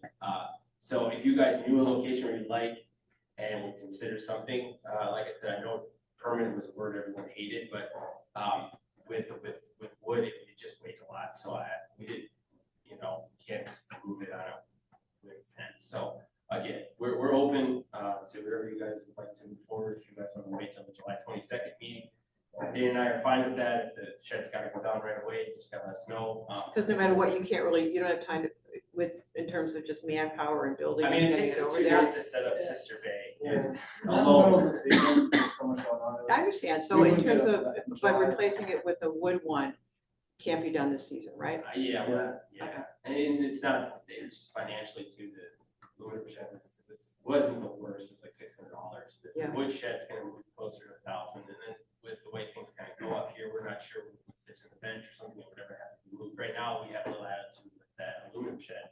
If you guys are like, hey, you know, something's gonna happen for this week, we got something going on, we can have a couple guys move that thing. You know, that was kind of like really nice for us. But if we get a wood shed in there, we're not moving it. You can't. So, yeah. and we don't have equipment or anything, so we just have 20-year-old bodies that move stuff for us. So, we're really flexible. We apologize for not being clear and communicating with everyone where the thing was located, but after a month, we're setting everything else up, so that's it. So, again, thank you for taking the time to talk about it, but yeah. All right, so if it can't be wood, then they can't operate, right? Well, they could operate, they just wouldn't be able to have a shed. But they have to have a shed because they have to secure the facts. We figured out the Yeah. power without, they Well, I mean, that's subject to the weather as well, which Yeah. move the bikes for a couple months. Yeah. Have you Yeah, ever I thought mean- about like a lean-to, you know, where it's posts with the roof and they're chained together under there? That could be, in terms of you guys know a location that would make sense for you guys too. We take the batteries out right now, so we don't actually have any charging for it right now, so we just, you know, it hasn't been that productive yet this year. We haven't really promoted it at all, so, right now with the power, I know you mentioned really that the power wasn't an option. We're okay with that right now. But like I said, I think if we needed to get, put in there, you know, I don't think this year would be the year, unless you guys let us know, you know, got somewhere safe to set up right away. That's good. There, so. So right now, when you power them, you take the batteries out and power them up someplace else? Yeah, they last for like a The long time. kiosk, we use the power that we had for the Okay. kayak shop. Okay, They don't really take a lot, you know, they're 40 miles on a charge. Yeah. So, you know, around here, they go for, we could get like 8 rentals out of one of them if we haven't really had the need yet, but we really haven't had a charge. So. okay. So we're flexible, but like I said, you guys have to let us know the exact location, maybe someone can meet us so that we, you know, have everything correct. So we did talk about a location, but like I said, it went to the plan commission, and because it was metal shed, they denied it, but there was a location that was selected by this committee. And if it goes back to plan commission and if they approve it, we can show you, or Eric can show you the location. Basically, it was on the south side of the trees where you are now, more towards the road, but you'd want staff to show you before you do anything out there. But if you're, you know, if they can't have a wood shed, can't have a metal shed, we might want to consider like a wood lean-to where you have the post with the roof on. It's more of a permanent structure though, but it might be something that can be used by cyclists when they're not there during the summer season. I don't know. Well, I mean, can you even do a wood lean-to for this season? I mean, not within the next couple of weeks probably, like, again, we could build one, but it probably would be like after the season's over, I don't think there's enough time. So like, Okay, the so there isn't materials enough time, so they and wouldn't, like- no matter what, they're not gonna be able to do it this season. Yeah, I don't think Yeah, we'll it be would able to have to get be into for like, next year. everyone's pretty much drawn for the kayak. All right. So these contracts that we're looking at right now are 3-year contracts. So it's, you know, even if they can't do it this summer, you're still Yeah. looking at 2 more years on that. Yeah, we could definitely do it in the fall or like late summer. Okay, well, that would be, that's something you'd have to get to Julie on, because then that's something to reschedule to go back. Yeah, and even if plan. you guys do like 2 little, anything stays small in the ground where, you know, left and right where we can. Okay. Wanted the shed, I know you mentioned the location, or, you know, I just want to make sure that once it's there. Yeah. It would just be really hard to move. Sure, So it's a temporary shed, so it would have to be moved every year. Yeah. So you're saying you're okay with a wood shed as long as it's starting next year? Is that what I'm hearing? Probably, yeah. Okay. And if you're okay with the next year, then. but I thought you said that you, Yeah, I guess whatever you guys allow us to have, I mean, it would probably have to be custom built because the other wood sheds are, I don't know, it's that big, most everything found online is like. How 6 big by is that? It looked pretty small. We Is found it the aluminum ones we found were small. Ours is only 5 feet by 5 feet, so that was really nice. They have a lot more options. So everything we do, like, we just built our new kayak racks this year, paddleboard racks. Everything's kind of custom because there's nothing, there's no, there's no company that designs these, you know, for these amounts of money, unless you're, you know, very rich, you can buy something from someone made in Minnesota, but. So you're looking at a 5x5 wood shed, basically? Yeah, we could, and if that's what you guys wanted, we could send a picture of the proposal that we built for next year. But does it need to be removed every year? You just said, I thought you said, Well, I temporary. think, I don't have the old minutes in front of me. I believe we said, when it was discussed early on, it was a temporary shed. And then That's the only way I think plan commission will allow it is for the season, and then it has to be removed. over okay, and you winter. just said, once it goes there, you can't remove it because it's too heavy. Well, not right now. I mean, it would be a spring if you said. that. Well, just so you understand that whatever you build, that whatever goes in there, We're aware, you know, Has you to get a come hold of out. it right away. it just has to come out in the fall. Yeah, yeah. Okay, And I I just guess wanted to- where the sidewalk is, it goes closer to Okay. to that, and we got Okay. our trailer in. And it's All right. not going to be out. Yeah, it's right by the sidewalk. So that'd be possible for next year, so. Okay, all right. So they have to remove the metal one as soon as possible, correct? well, I know they had asked me about when, you know, could they leave it up until Through the fourth? through the 4th? I said yes, and I said we'd have to see what happens at the committee level to see what the committee wants to do with it, because it is, right now it is a violation. And But if- this is a planning commission decision, we can't do anything about Planning it. commission made their decision. Yeah, so I mean, And it was we can't do denied. anything. So then it has to be removed. Yep, it has to be removed. So with it being removed, can you even operate the e-bikes this season? Probably not. Okay, so then we would not explore, then we would not pursue the contract for this year. Okay. I do think if you want to do it next year, we should talk about that and get that in front of the plan commission so the parks can approve a plan. Alright. Because if you wait till spring next year, you saw how long the process takes. Yeah, Yeah, you should do it. I mean, once the season's over, I know it's endless sometimes, but like in November or so, then put it on a calendar someplace to request an agenda item for, they just go to plan now, right? Well, you No, could, well, this committee could say that they approve a vendor contract, 3-year vendor contract. It'd be the remaining of this 3-year term, provided they secure approval from the plan commission for shelter. I'd rather do that than make them come here and Then they then go don't to have to plan come again. back. And that way, once plan commission does approve something, it can just go to, the contract would just go to the board. All right, so I don't know what that motion sounds like. And the last question is like the planning commission is the one that approves structures in general, right? Correct. They're the ones if we ever wanted something a little more stable than the tent that we have. They're gonna require a rendering of what it looks like Yeah, with yeah. dimensions and. But I was saying for kayak rentals too, they're the ones that approve the setbacks. Oh. and things, right? I'm just asking. Yes, so the kayak rental, that predates me, I'm not sure how it was handled. I'm sure it was handled as a temporary structure. Yeah. I actually think, if I recall, I think that's below the ordinary high water mark, isn't it? Yeah, I mean, probably. So it's really the DNR, I don't know how that got approved because it'd be beyond the village's jurisdiction. Probably Rick Wiley back in the day worked really well. I'm with thinking you somebody guys. just put it out there and never checked with the DNRs. Yeah, you know, so the ordinary high water mark is dictated by FEMA actually, so those are the rulings that the DNR would then enforce. So that, you know, gazebos and stuff can be below there. It says that you will not raise the water level 0.1 inches with your structure along water if it were to flood out. So I spent a lot of time with that in my town.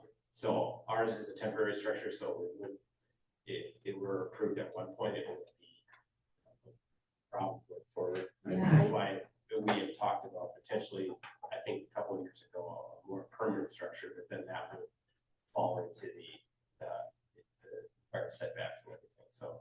Yeah, I think we'd want to slow down and look at that a little closer, because there's FEMA and there's floodplain and there's DNR and there's Yeah.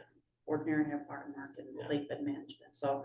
But regardless, that's, I think, an issue for the plan commission again, not this committee. So you guys don't want to build a sweet building down there for us, so we can start kayaks and everything. Well, if you can get the taxpayers agree to benefit you. The taxpayers love kayaks, it's a quiet sport. and, They do. Julie, Do you know from plan commission, do you know if 10 sheds are allowed? I'm just thinking for ease for these guys, for ease of takedown. It's set up every year. A 10 shed would be a lot, like, if they're just concerned about whether they could put an anchor base inside, secure with chain, pull that out. But I'm just wondering for ease of setup and takedown every year, if they go and are allowed to put up a 10 shed. You're talking like a, almost like a carport that you store your Yeah, board but under? a smaller version of that. If they could do it, but if Within they that could come up with a space. plan for a wooden one, that's something they could present to the plan, Yeah. the plan Cause commission. I'm just So he's saying, saying a tent shed. yeah, So it's a portable, temporary, you mount it, you stake it. yeah, you stake it, you mount it. It's, you set it up within the season, and then when the tarp gets frazzled, and you can replace it, you know, and everything like that. And I I know, don't think it'd meet the design, I don't think it'd meet the design guidelines. I'm just wondering if plan, if that's something. As a plan can commission do. member, I would not be in favor of that, Okay, but I'm only one of 7. yeah, I was just curious, because I'm listening. I don't you think know, it would meet the code, Okay. requirements. Just giving these guys another idea if that was a route, you know, for ease of setup and takedown. I mean, one of the things plan commission said is just the material, and it's because you can't have metal siding in the village, at least in a commercial area, and I think that was the issue. I think you'd have an easier time getting that metal siding permitted than you would getting a tent shed there. Yep. Okay, so how about somebody makes a motion to approve the contract for the remainder of the 3-year term, provided the plan commission approves a storage shed or shelter for the applicant. They secure all necessary permits, and it's in a compliant location. So move. Second. All in favor? Aye. Aye. Thank you. Yeah, and we'll just email the design once we have it. Yeah. Yep, email that to Julie and then. Okay. Thanks, you guys. Okay, before we sign the, so before, the next item is the UPS light, United States Postal Service lease. And before, when we had reviewed it, the committee had some questions, so I did reach out to the company that leases the post office or manages the post office leases. You can see the information that's in there. So what do you want to do with it? Well, we don't really, we have much of a. You don't have much of a choice. Well, but here, this is something that Unless you just aggravates say me. no. Yeah. They're saying we manage the lease, and they're saying this is what you have to do if you want more than that. Well, okay, you should go do that then. You should go find the comps. You're gonna be the ones who have these strict parameters. You should go figure this out. This isn't up to us. You're taking money from the federal government to do something. Go do it. Yeah, this reads to me as if we got the comps that say a waterfront property of this square footage leased in a commercial fashion, indoor county goes for X, that then they will pay X.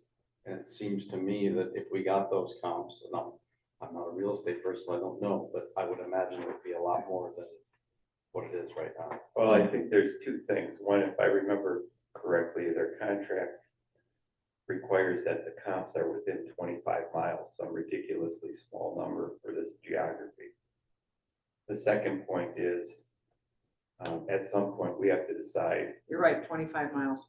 The second point, we have to decide how hard do we fight this, right? Because they can go lease something else, someplace else. And they've done it in other communities. And then we have a village asset that we could use for something else too. Oh, there you could sell it, you could do something else with it. I mean, But I'm It not wouldn't sure our be residents, I'm not sure our residents would be too happy to lose the post office that They we would have here. I be think we furious. probably would not make too many friends. Yeah. If we had some control over it, it's probably something people are willing to pay a little for, which they do if we have a bad rate, you know, the difference is covered by the tax. but it wouldn't cost the village much to do our due diligence to know what the asset is worth on the market so that we can ask Yeah, for. I'm not disagreeing. What is our deadline to sign? Let me see here. We have a little bit of time.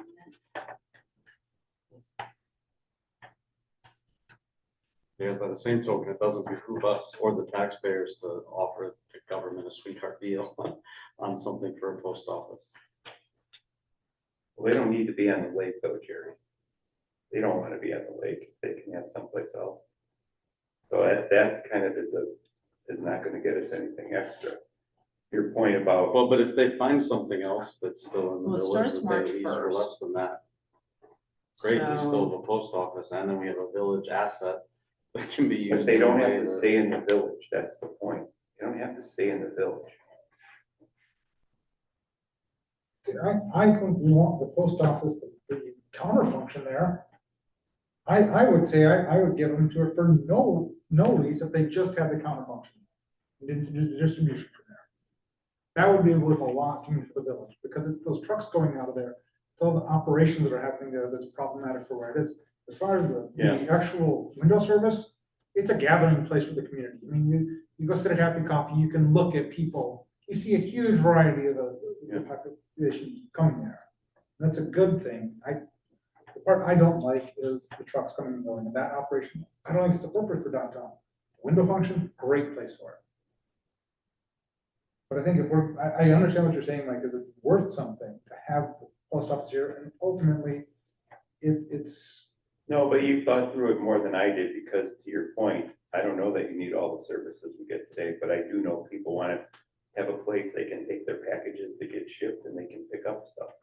Well, Or in the if you downtown need a post area, office. in the downtown area, you have to go there to get your mail, because it's only PO box. Yeah. So what are they gonna do? Where are they gonna go? So Denise, to answer your question, it says the effective date is the date the postal service executes the lease, so we don't have that date yet.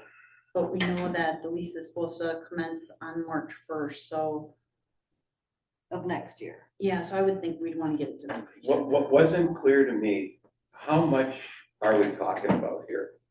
What's the difference between where their offer is at and what we think we would want to get? What's that difference? I think don't we don't think know we without know without because, the analysis. right, yeah, because we've never done it. Yeah, I don't think we ever made a determination of the valuation of the property. With the I mean, water, we you have- consider the water as well? We have a variety of different businesses who lease their space. Some are restaurants, which may not, apply at all. Some is retail. We just had at Plan Commission, the new owners of Betty Wilsey's. David Castor was. But am I wrong? That I are thought the leasing contract, it, and then also at Bayshore Outdoor Sports, they were leasing the building there, that's larger square footage. I think Trilliant Diamonds, they're leasing their space. So the 25 miles doesn't bother me at all. I think we would be able to find enough comms to know, are we in the ballpark? And but Denise, I might have read it wrong. It has to be a comparable facility and they specifically referenced other post offices. I mean, somebody go back and double check me, but when I didn't read the read contract, it that way. I remember the interior space had to be similar. Right, the similar, square but- footage or yeah. interior Yeah. space had to be similar, but I didn't read it as had to be Okay. post Right. And I think office. that'd be up to a real estate expert to tell us if it's a valid comp or Yeah. or not on it. I mean, Betty Wiltshire old building between those two units, probably 4,000 a month. Because I know what we paid when we left, and I know what they wanted us to pay when we left, and that was 7 years ago. And I know what somebody that just left paid. So that's one half of that building, which is tiny, Can we and get that our, was 2,500. can we get our assessor to weigh in on this? So, yeah, I mean, because Sure. that's something that, we don't have an assessed value for that building. well, it just sold. But No, no, no. We should have an assessed value on that building just for, Insurance purpose. correct. Okay, it's just not, So it's just not in the GIS when you go look at it. But in general, I think we want to treat village assets as understand what they're worth to the village and extract from them the worth that they have. And we can have considerations Sure. about How where, valuable is yeah, it to how- us? and how valuable is a post office to us? and do we meet them part way or something like that, but at a base, understand what the asset is worth to the village and make sure we're utilizing those assets in the way that best behooves the taxpayers that purchased them. So I think we could take a month. Okay, so to answer Mike's, or to address Mike's comment, it is post offices within 25 minutes. It's not just Oh, it is. waterfront property. It That's has to what be- bugged me. I missed It that. seems dumb, Yeah, but that's, Well, Other it's post probably offices by or design. retail facilities, post offices or retail. Oh, facilities. okay. So it's, so that would make some of the places Denise and Louise mentioned comparable. and if it's ambiguous, I think the first time I read it, I wrote the same way you did, Okay. Mike. But it's a little ambiguous. You could interpret it that way. I think you interpret it the other way because it's in our benefit. If they come back and say, no, you're wrong, well, But- okay. But I think we're saying, everyone's saying we should do the comparison. so see we what it's- know, See what it's so worth. our insurance company this year was going through and telling us the new values for insurance purposes, which is different. The assessor isn't gonna go out there and tell us the value of it. We would need an appraisal. The appraisal is gonna run about $1,000. Based on the appraisal of the. For the commercial different real properties. estate appraisal. And will that, appraisals typically include comps because that's how they come up with the appraised value, so that would be the info we would need, Well, right? and I'd have to check with the post office to see what they're gonna accept, because, for example, the DNR has their own. Yeah. People they Each rely government on, organization has a criteria for, appraisals and who they're gonna accept an appraisal See, from. I don't think that there's gonna be too many comps. I don't know that we need to spend $1,000 for an appraisal. I guess I'd look at the insurance numbers first. Because there's not a lot of commercial on the water. Sister Bay doesn't have a lot. Ephraim doesn't have a lot. It's on the opposite side of the road in Ephraim. Fish Creek, maybe you'll find something. I like Lakeshore Adventures building in Bailey's Harbor, that might be a good comp. even then the opposite side of the road from Units. the water with the water view would still carry the real estate premium like that. Not quite as much. I don't know. I mean, I think we can all agree that's a very valuable piece of property. Yeah. You know, if somebody purchased it for a restaurant or whatever, they pay a lot more than what we're charging. So what do you wanna do with this? I would just kind of find out what the going rate is. Well, how long will that take, and when when should we be like, okay, flashing red lights, we gotta get this moving? Well, if we go Jerry's route, an appraisal doesn't take, it costs, but it doesn't take that long, and we could use Denise's advice that we give the appraiser specific requirements that the post office demands, then they'll put in the appraisal, the pictures, the square footage, all of the details, and if that matches up with what the post office wants. Okay. I mean, that would work, but Denise, I don't know if you can get it cheaper for $1,000 or not, I just don't know. Oh, no, I don't think so. I just don't know that, depending upon how our insurance, has it valued. Understandably, that's gonna be a much smaller dollar amount, but is it still a good enough dollar amount that we can use it? Well, did the agreement, I thought the agreement was very specific about the comparables, and I don't know that it included the insurance valuation. Julie, There were do you 4 recall? items that were in It it. doesn't, but I think what Denise is saying is let's start there and see what Okay. insurance is putting. So we in. know, Not saying that we can't go ahead Yeah. and request the $1,000 from the village board. yeah, I was just thinking about what they were asking for. And I guess I don't really understand that. It says the leases, that whatever we're gonna, assess, the leases must have been signed within the past 2 years or be asking for rents currently. And it's probably whatever their standard is to pass to their higher ups Yeah, to then say, within here's what the 25 value miles. is, and this is what we accept as legally. Interior space has to be within 30% of our interior space. The fair market value is determined based on rents per square foot in the interior space used by the USPS. I would imagine an appraiser who does this for a living would understand exactly that language and what's Yep. needed.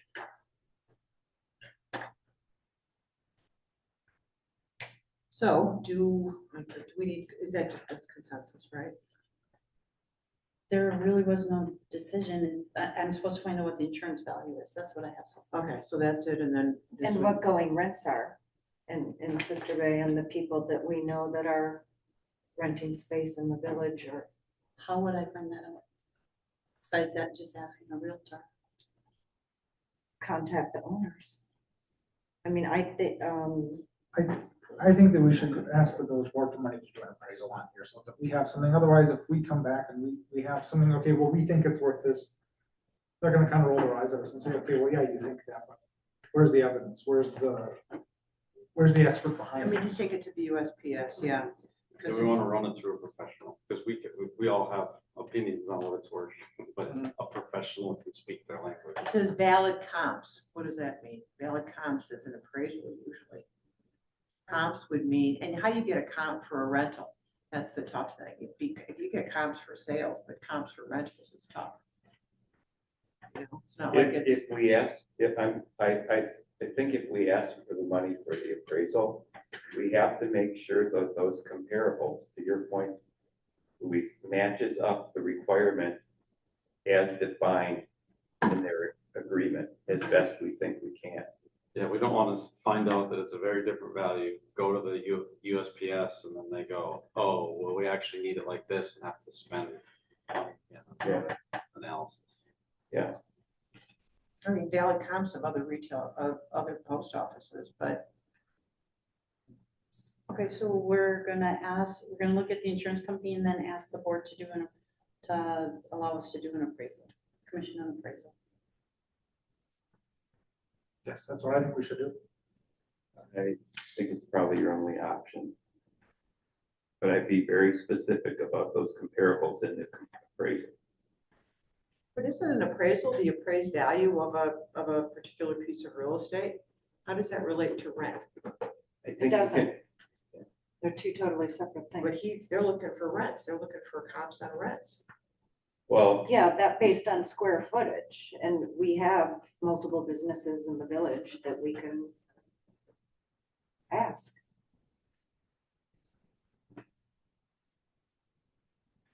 okay, so I think I get what you're saying. So you're worried that if we go through a formal real estate appraisal like you would on a home or a business, They don't, that it'll come back with the capital value of the item. And- Yeah. And really, which does the nothing. for- requirement in the post office agreement is for lease, comparable lease values For rents, for rents. period. So can't we ask a third-party appraiser to look at lease rates for building, I for don't know, do they facilities have them? I don't know. size?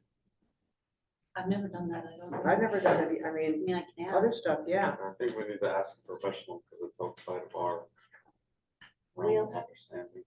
Well, the only other thing would be is if a real estate, or excuse me, an appraiser has a algorithm that they use when they look at a value to figure out what the average lease rate would be, which they might have a model that they use, but I don't know that for sure. I'm sure there, I mean, the value of it is going to come into play there. Right. It has to. Again, the word valid comps, what is the valid? Well, comp that's according to tricky. I the mean, that's post why office? that's. Bingo. Well, that's where I think we need a professional to look at it. I and mean, tell if, us if we want to what's have an needed. appraisal for that building, that's what we'll end up with, because this is something that is designed for them to say, it's not really what we're looking for. But our So- thinking is, if I got this right, our thinking is that they're really undervaluing the property and they're proposing a lease amount that's considerably lower than any other lease Yeah. they'd be able to get for a Right. light building. Yeah. And we want this information so that we can make a decision as a committee on how to recommend to the board. We either accept this. Yep. Or reject it, understanding the consequences of the rejection and what all other alternatives might be. Well, the other way to look at it is, if it's this is about $2,000 a month, could we get $2,000 a month for someone who wanted to rent that? The answer is yes, for sure. Could we get 3,000? Probably. And I think Mike is Maybe less a 2,500. reject or I mean, you accept could. and more a, okay, here's our counter offer. And based on these reasons that you do accept. But Didn't we give them a counter offer in their response? We that asked they gave them, us? we didn't want to pay for the, for their, what, Realtor or whatever, whoever it is, not Realtor. We Their just said, why agent. is it $25,000? Oh, we just asked Got the answer. There's actually organizations that are associations of owners of post offices, because people's words, they're a special animal. Unfortunately, the God, domain you name is guys, up, but this there's is- the American Postal Owners Association, so. They own buildings that they, and they lease them to the post office. Yes, there are people that will go out there because they can game the system of the US Postal Service, buy them, figure out exactly what buttons to press for the Postal Service to maximize the lease values. We get calls maybe 4 or 5 a year of people wanting to buy our post office. Oh, Companies wanting to buy our post office. how much? Well, they never get to. So the point is, yeah, we could definitely, I'm pretty confident we could lease it for more than 25,000 a year, but Should keep this moving along. I'm also, supposed based on our to, code, what could go there, you know? Okay, so to keep it moving along, I'm supposed to look at the insurance values and then also ask the board for the money to do an appraisal.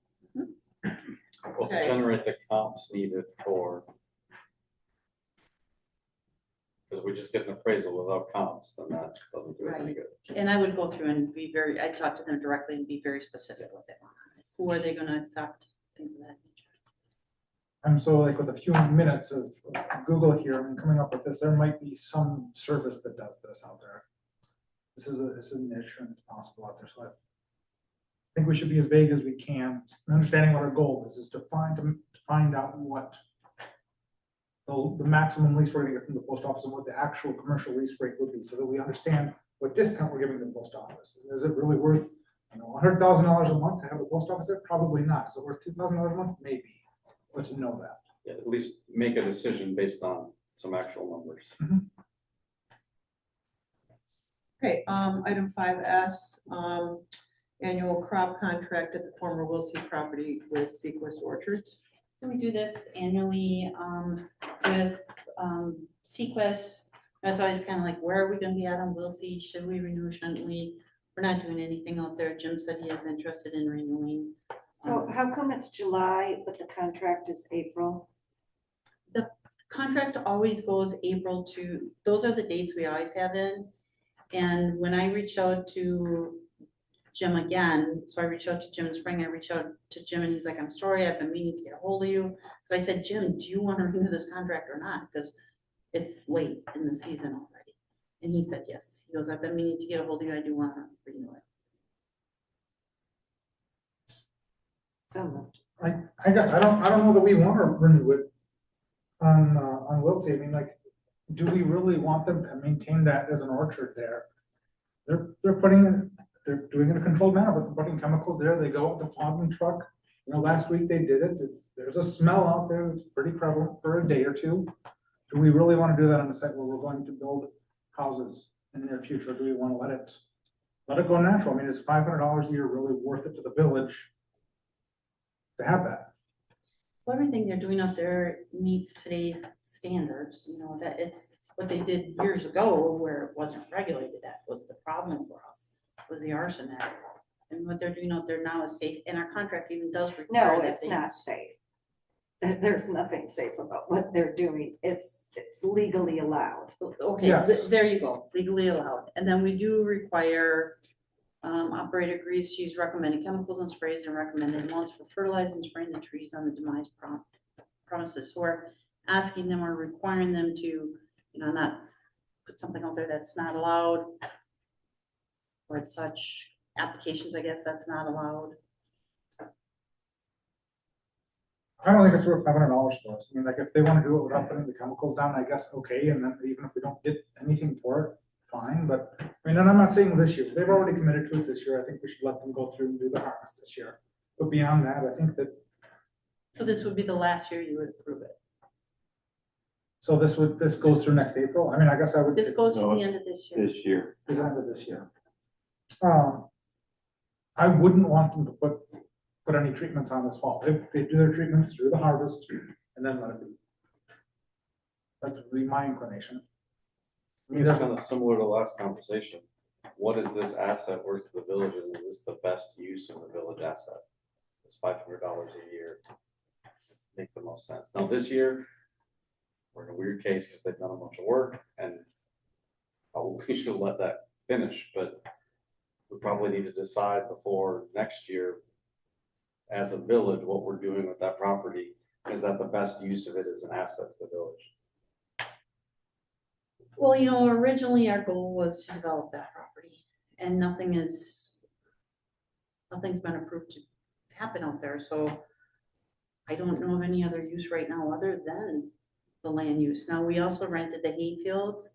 That operator said he's not interested in renewing the hayfield lease. There is no other use right now because nothing else has been approved. No subdivision, no plat design, no infrastructure engineered. It's really, it will go fallow, I think is what will happen out there. It'll go natural. It'll return to where it came from. So how long, with an orchard, if it's inoperable for a full year, that's it? Is that, so then they can't really bring it back, that's it, we can't, operators can't, once they let it go for a year, that's it? I don't know the answer can't to bring that. it I just know from my experience as a kid, because I had picked cherries all my life, I think. Me too. Yeah, it's, you do have to trim the trees. You do have to make sure you're doing applications on them so they don't become bird berries. The birds love to peck at cherries that haven't been fertilized or taken care of. I don't know how long it would take. 2 years? Well, I don't either, so we don't know. Yeah. So, I mean, I don't think we're in a position right now to say, don't fertilize, don't spray, don't do whatever in the fall, Nate. I'd rather revisit it as we get closer to when the next contract is, to be honest. Well, I don't- I'm gonna add, I mean, this is really a tough one actually, because on one hand, $500, to Nate's point, not worth doing the damage it has the potential to do if there are chemicals there that we don't want in the ground. I But get that's for that. next year. I mean, at this point. I know, but let things me look just, good, just let me make my point. On the other hand, the other side of this is that it's a very beautiful orchard that you see from ZZ when you drive by. Yeah. And it helps to develop that historic culture because cherries have been there for a really long time. So I'm not helping here. I'm just arguing both sides. Well, I know there's a, It doesn't mean that once development would occur, that what's facing at least, or fronting on ZZ, that you wouldn't keep a portion of that as orchard.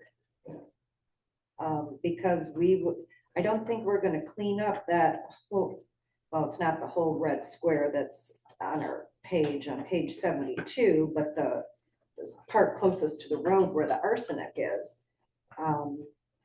To put in a road, I'm sure because of the expense of that, when we would budget to have an entrance there and a roadway, I don't think we're gonna clean up any more than what we're going to have to do to put in the road. So the orchard will make a beautiful entrance to that development. And maintaining it for a while is to me is not the worst thing. yeah, I would agree. And I think the damage was done a long time ago. It's still ongoing. I mean, it is legal, it's permitted, but it's still ongoing. I think that also it doesn't go and stop being a pretty orchard just because you don't apply this year. But it does. I mean, it's the beginning of the end.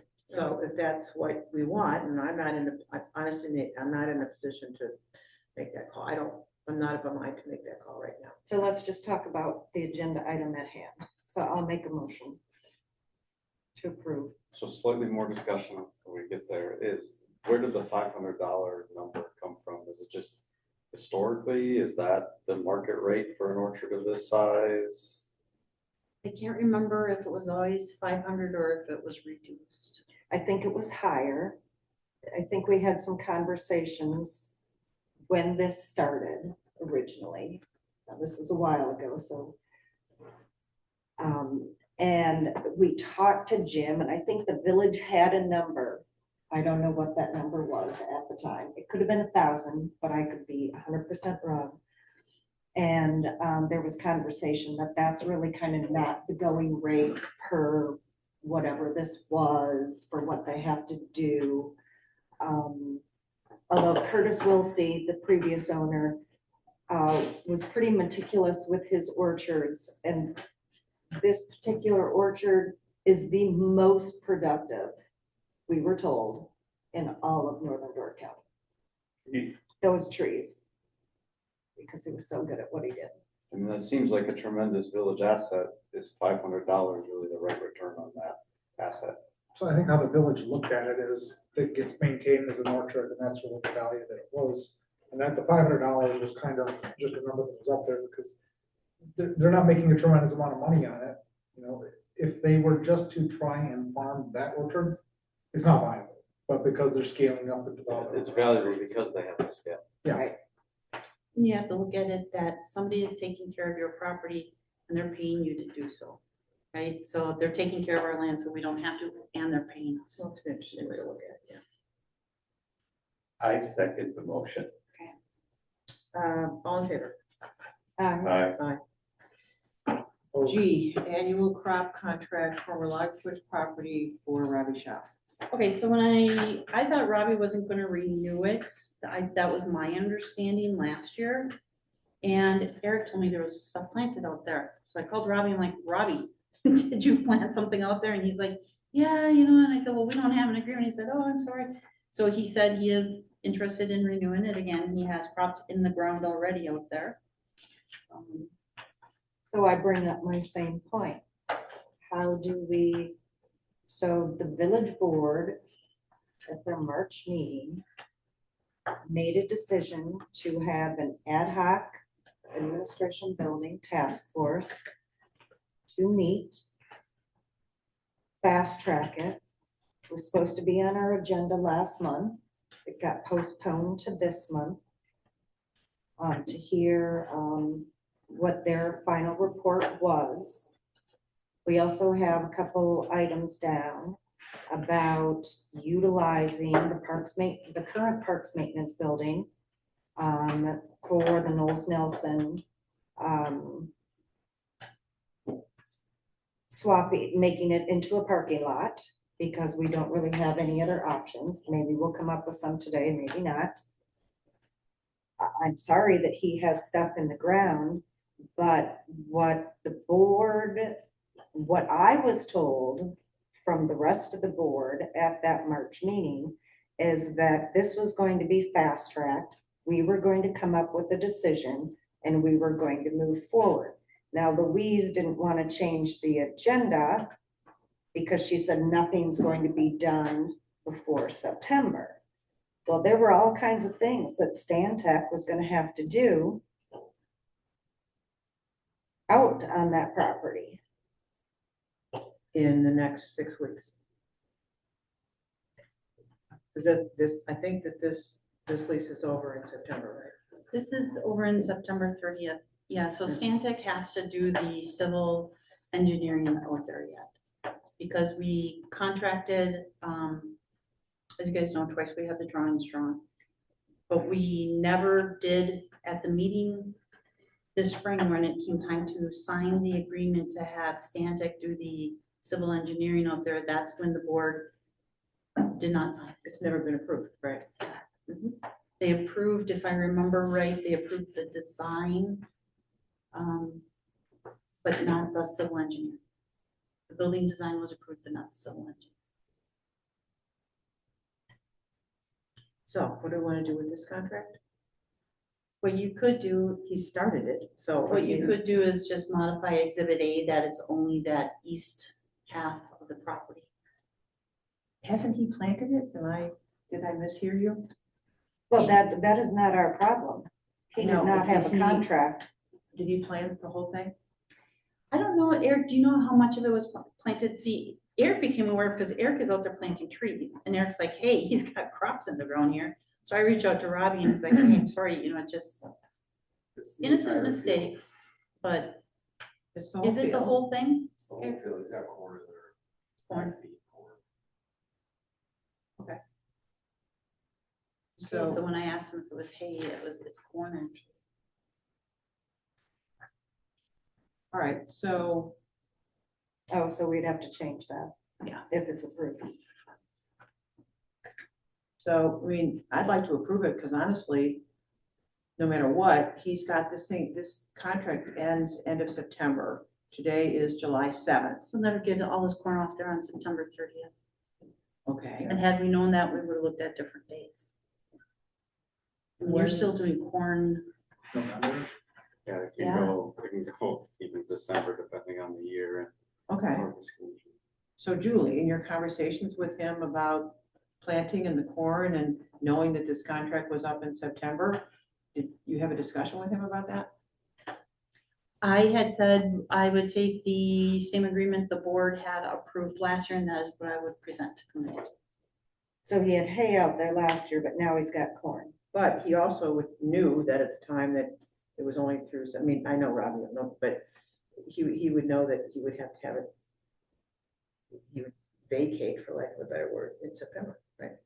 Yeah, I do, again, I think these farmers get so busy and our contracts are so minor. I hate to say I that. understand, I know you're not making excuses for him, I get it.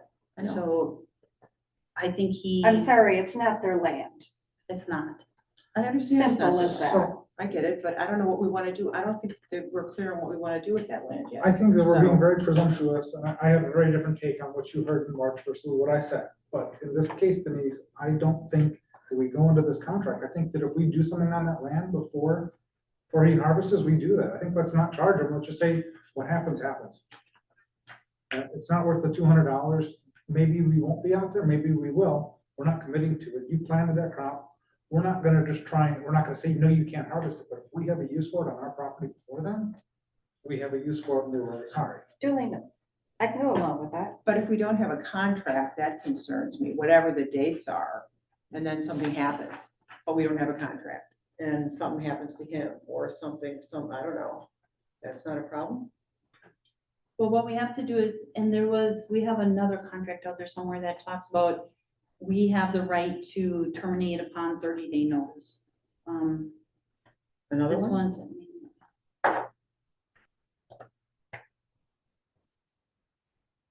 we could add something in there about 30-day notice so that if we're going to be out there doing our work, he's got 30 days and he's done. So we have another version of this that Um, states something like that. No, I think that's in another agreement where we could take the writing, the verbiage, or just have Randy quick modify it to add that and send it to the board. I think Nate is a good point, though. If we assume a contract, we are now accepting the risk that he put himself in and sharing it with them. By planting on the village land without a contract, he assumed a level of risk. If we go into contract with him, we kind of condone that that was an okay action, and now we're partners in the risk with him. Right, no contract. We can go in there anytime we want to do whatever we want. Yeah, but then you're also And we're allowing not somebody gonna to be go in jerks and- about it and go have Eric run around on the field and crush everything, Right. but Right. You're Well, saying somebody understood. else could go harvest it too then, Julie? Well, no, well, probably, but what I'm saying is you're saying you're allowing somebody to go in there and trespass on your property and harvest your property and take crops off your property is what you're saying without any legal agreement. So under But he surrender, planted without a legal agreement. Why not just change it to 0 and add an addendum that says, look, there's no guarantee you're gonna be able to harvest. I wouldn't agree to it if we have to give them 30 days notice. We can there go is in a there section anytime. 3, surrender and termination. Landowner reserves the right to request early termination of this agreement, provided the harvest season has been completed. That is what's in there now. But now that knowing it's corn, that's late in the year. Well, then we just It also, doesn't say anything in this agreement about the crop. or the landowner It says has other hay. uses for the property. It says hay. So when would hay have been, when would hay have been done? prior year, and it would have been done. No, from between September. June and September, when would hay have been harvested and done? I think, September, fall. yeah, August or Right. September, depending on your So year. that's why it was written. Corn is that way. A can be whole deer different ball season. game. That's November. Okay, that's why it was written that way. Okay. I also would have been opposed particularly to corn being planted versus hay. Okay, so we now, we have to put something in writing to him. I'm thinking, or we send him a new agreement, is that right? Telling him that, Would not have approved, the inclination was we would not have approved corn. Like, just trying to figure out what you're saying here. If we don't use if we don't have a use for the property before, then you could certainly go harvest the corn.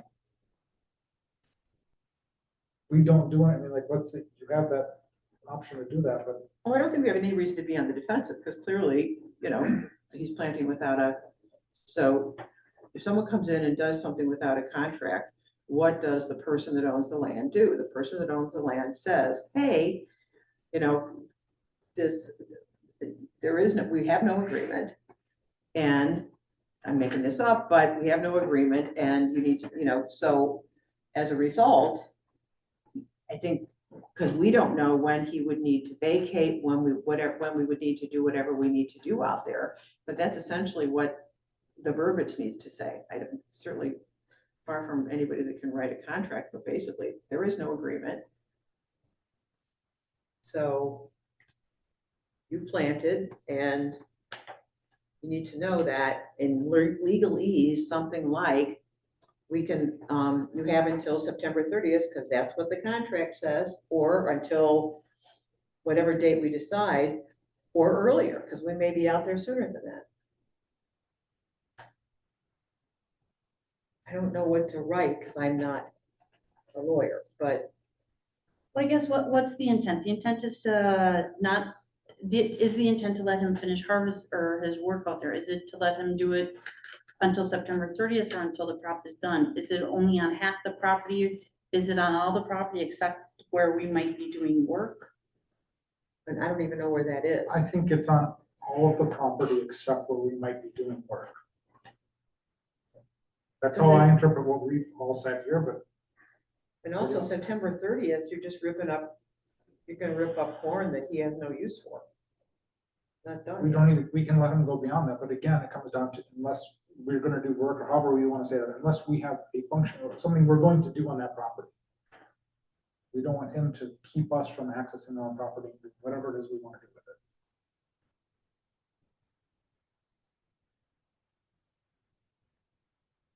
Unfortunately, I want to see that written out, and I am not going to Oh, 100%. approve it, so that means it's got to come back to this committee. Yeah, and Nate, you gotta sign it, so we need to be on He pretty needs to solid be ground. notified that this is the direction that we're doing, that Yeah.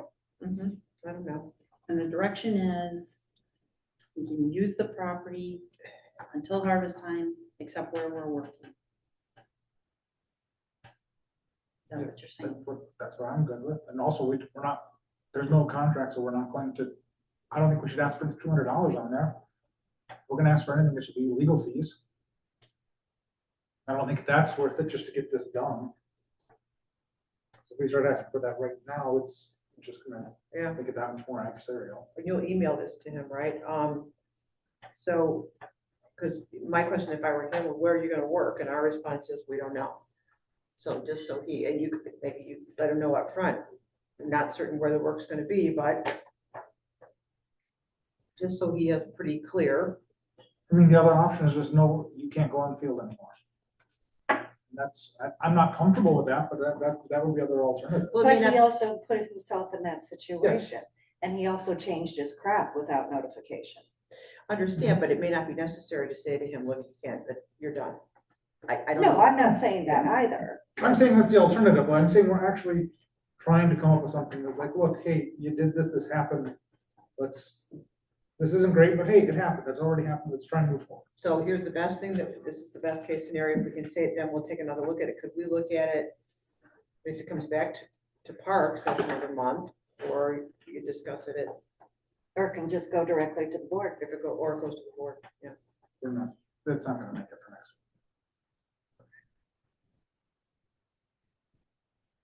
week. Okay, so all property except for where we are working, you can do that until harvested.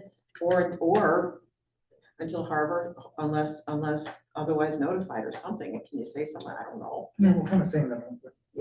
Yeah. And then back to committee or not? Well, don't we want to see it? We're gonna have a chance to have it come back to committee, because we're not gonna turn this around and get. Randy's got a few other things he's gotta get to before he gets to that, so. and it's not most accessible right now.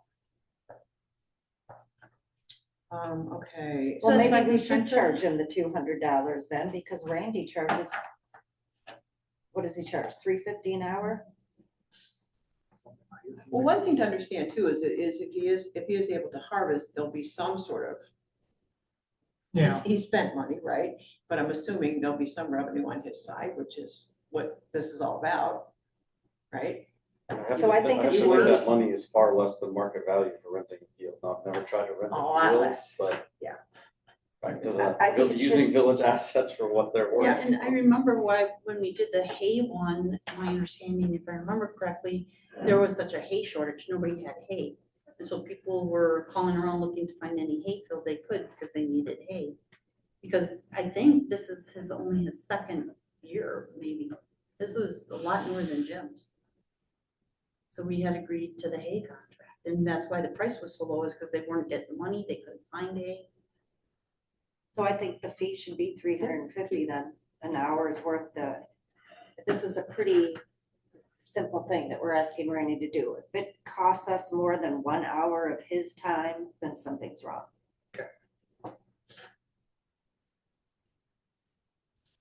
Okay, 5H, review the binocular order. So we are on page 79.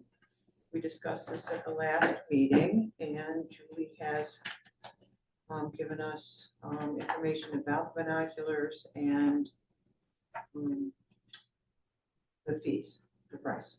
Right, so this is from Tower Optical, which is the one that, the only one I'm aware of that makes them and does them for the park system. There could be others out there. I don't know the quality. Like I said, they have a list of where they are installed. It's like if you the wanna go Empire on their State Building. website.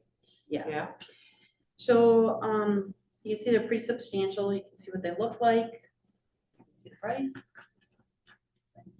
Need to know what you'd like me to do. So Julie, I did a little homework on this.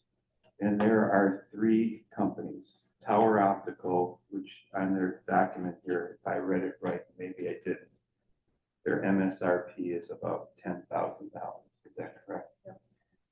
The German company called Overwork, their costs are very similar. In fact, a lot of people argue higher quality is $4,000 to $5,000.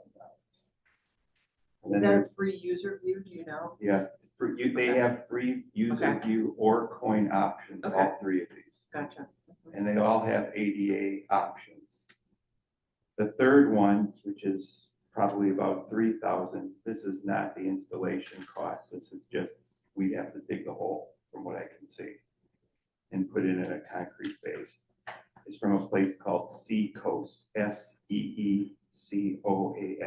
They're out of, they're down south someplace. Those in the United States, they're $3,000 a piece. They're all fixed mount and they all have both standard and ADA options. So this one, and they're all online. They have telephone numbers, you can call and get information. It might be worth looking at them. From what I could see, the optics quality on Overwork was maybe better than Tower Optical. Overwork really markets hard against Seacoast and doesn't like Seacoast. But those are the 3 primary global manufacturers.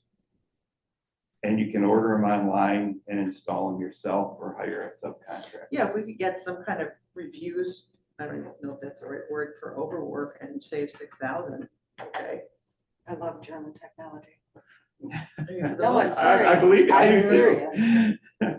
So Mike, do you want to maybe come back with a list of all where they've been installed and the rates, and since it sounds like you already did a bunch of work. I can send you what I found. It was all web work. So if you want, I'll even call the places, but because they had numbers that were easily accessible. Okay. And so this next week, I'll give a call to each of the 3 places. I'll summarize with a couple paragraphs what each of them say, but I will say the mounting piece of them, all three look like very high quality, similar materials. And what was interesting is that if you ever had to replace the overwork or the seacoast, I think you have multiple replacement options in terms of the binocular head, where the tower optical is a little inflexible. So, I don't know, I'm not an expert, that's just an hour's worth of work. As long as I think we know that they've been installed in parks and Yeah, other public places. yeah, that we can call them I'll and send find you, I'll send you what I have, saved. out. Okay, so we'll postpone action on that until next month, until Mike gets us more information. As long as we all agree with that. I happen to, but I have to. I agree. Yeah, it's fine. Sure. Okay, I'll five, send it to everybody. 5I, identify new parking lot location, RE Knowles Nelson encumbrance. Right, so you've read the staff report. Basically, we need to, due to the parking stalls that we dedicated to the door, 22 of them, we have to come up with either pay 3 options, pay the, what I have in here, you pay the DNR back the money, come up with another parking lot of 22 stalls at or higher value. That was it, I can't remember. Julie, in your email, there's I think this is 0.6 acres we're talking about, right? Am I reading this wrong? Because it says we agreed to reduce the size of the waterfront park to create some parking along the highway near the park, and the size of the park was subsequently decreased by, in one point it says 0.063, which would be less. And then another place it says the lost land went for parking along the highway and was replaced with 0.6 of an acre. Page 82. 82 is where I'm reading, I'm sorry. So my point is, if we reduced by 0.063 and we allocated 0.6, that's kind of a big difference.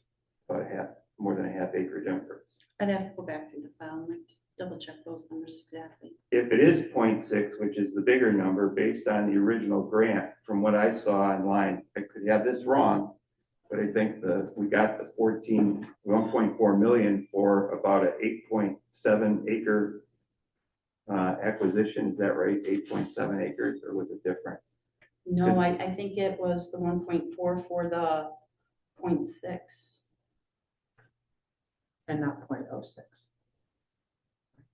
Yeah, because it's, The 1.4 million stewardship grant to acquire the land for waterfront park. So I just looked at It was the Helms property. the GIS. That's what I looked at, is the Helms property, which was, as I understand it, 8.7 acres. So I equated the 1.4, this could all be wrong, but I equated the $1.4 million grant to 8.7 acres. If it's 0.6, that's basically $167,000 of grant money per acre, which means 0.6 would have been valued at that time at about $100,000. It's up now, I'm sure, because the grant came in 2015. But if it's 0.06, it's nothing. Now, I don't know how many car spots we're talking about. I mean, Chris, I don't know, No, maybe you parking know this lot better. was- What, I think, Denise, wasn't it the Johnson property with this grant was for? Johnson parcel? I don't know. Because then when the DNR went. That I don't know. Or sorry, when DOT went to widen the road, that's when this, that extra funds came from. And those funds were then used to purchase part of the Braun property. And then a portion of the Braun property that created lots. That I Oh don't my know. God, did I confuse? so I don't know. the size of the Yeah, parking just- that yeah. came off the I think parking. that's what it was. Pardon me, Chris? I'm sorry. So the size of the parking stalls that came off the park was the 0.063, okay? 0.063 was the Because reduction. it's just some parking along the Okay. park that came away. But then the amount that we had to or then the grant for the parking lot, or what we had to, the size of the parking lot, that parcel was 0.6. What we got, so it's a little over half acre is where our marketplace parking lot is sitting. Which isn't that big, you know, 100 by 200 is about a half acre, so that makes sense. And then 22 stalls of that, we committed to the door, and that is what the DNR is saying you have to fix. You couldn't give it, it was purchased with, that grant was public dollars. You couldn't dedicate that to a private party. You have to either, you have to make it right, the 22, what the value of the 22 lots. Okay, Or but 22 lots, I'm sorry. please forgive me, but take me back, right? If the 0.063 is what was covered by it was covered at a higher level by the $1.4 million. And we allocated 0.6 acres of land off Mill Road.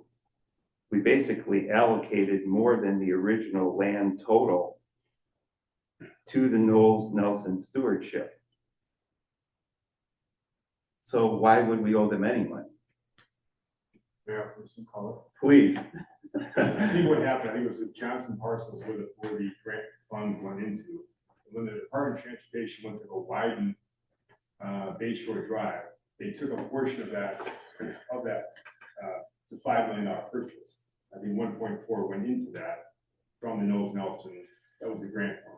So there was this money with the DOT bought back. The village then said, I guess indeed Jackson, the administrator at the time, said, hey, let's use those funds to purchase part of the Braun property, but it would still have to have that same restriction on it.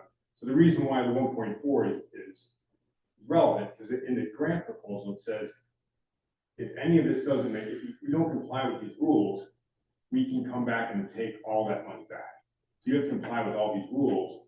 And then, you know, once the Door Hotel was given the, you know, granted access to use those stalls, that's now in compliance. And so the whole grant funding of 1.4 is now at risk.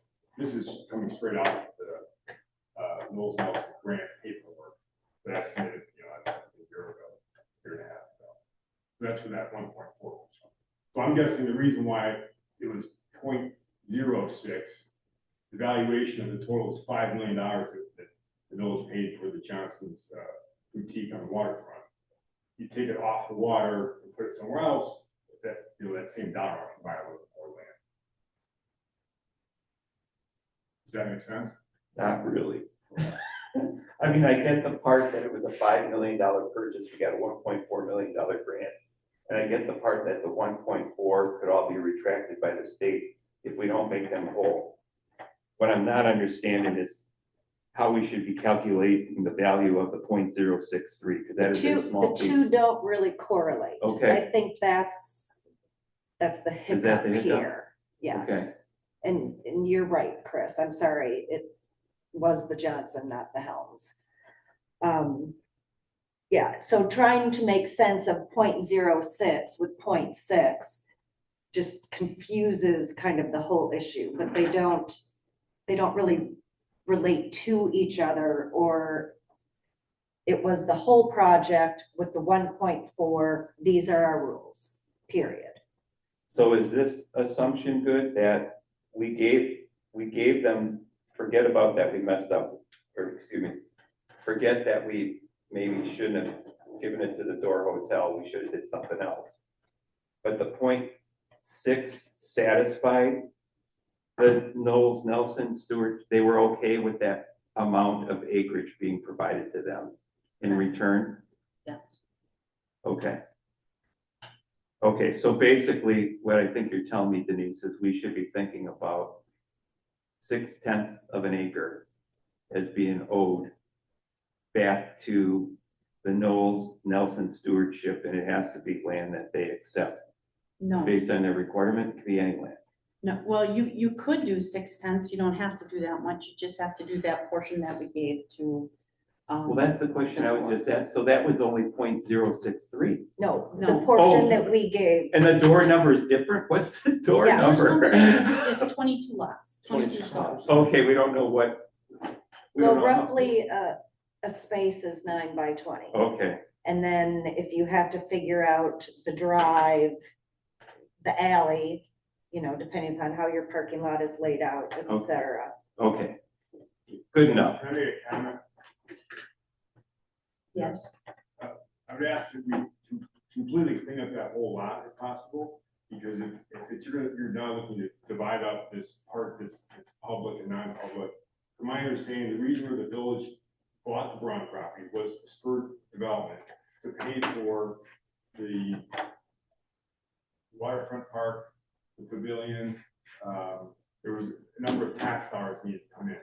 So if we could clear up that 0.6 and have us start now paying taxes back to help pay for that, those parcels, and not worry about the number of stalls, I think that would clear the whole thing up, and not have to worry about this other encumbered parcel. The DOT, or sorry, the Knowles Nelson DNR also says it does not necessarily have to be a parking lot.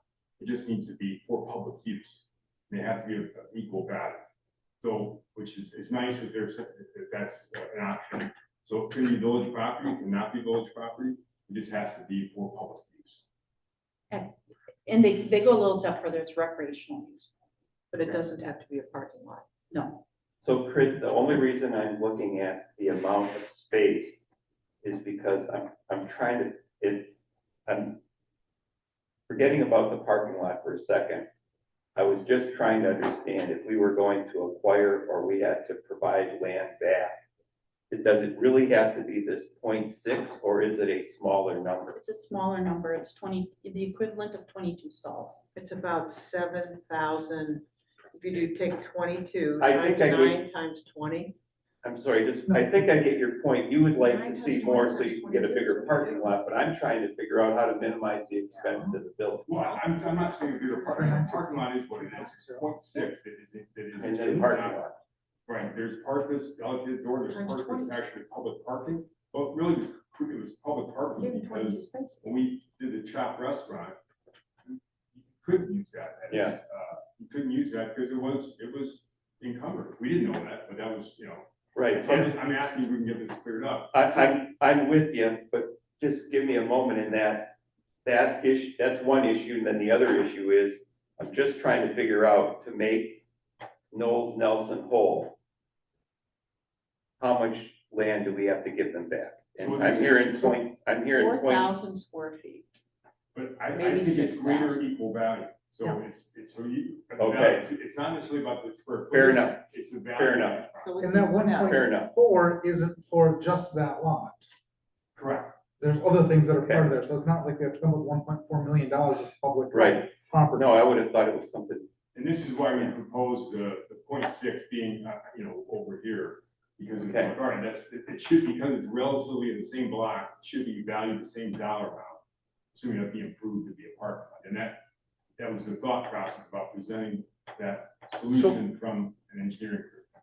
So Chris has connected those two. Those don't have to be connected. I mean, like, I understand that this is the path forward you saw. You said, we have this here, this is an option. Right. That's not the only option. Correct.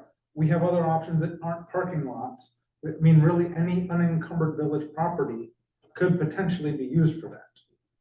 If we have it as a qualifying use for Knowles Nelson, I mean, could we do a trail back here? Could we do, Yes. anything like that that's Right. not taking that prime real estate and turning it into more parking?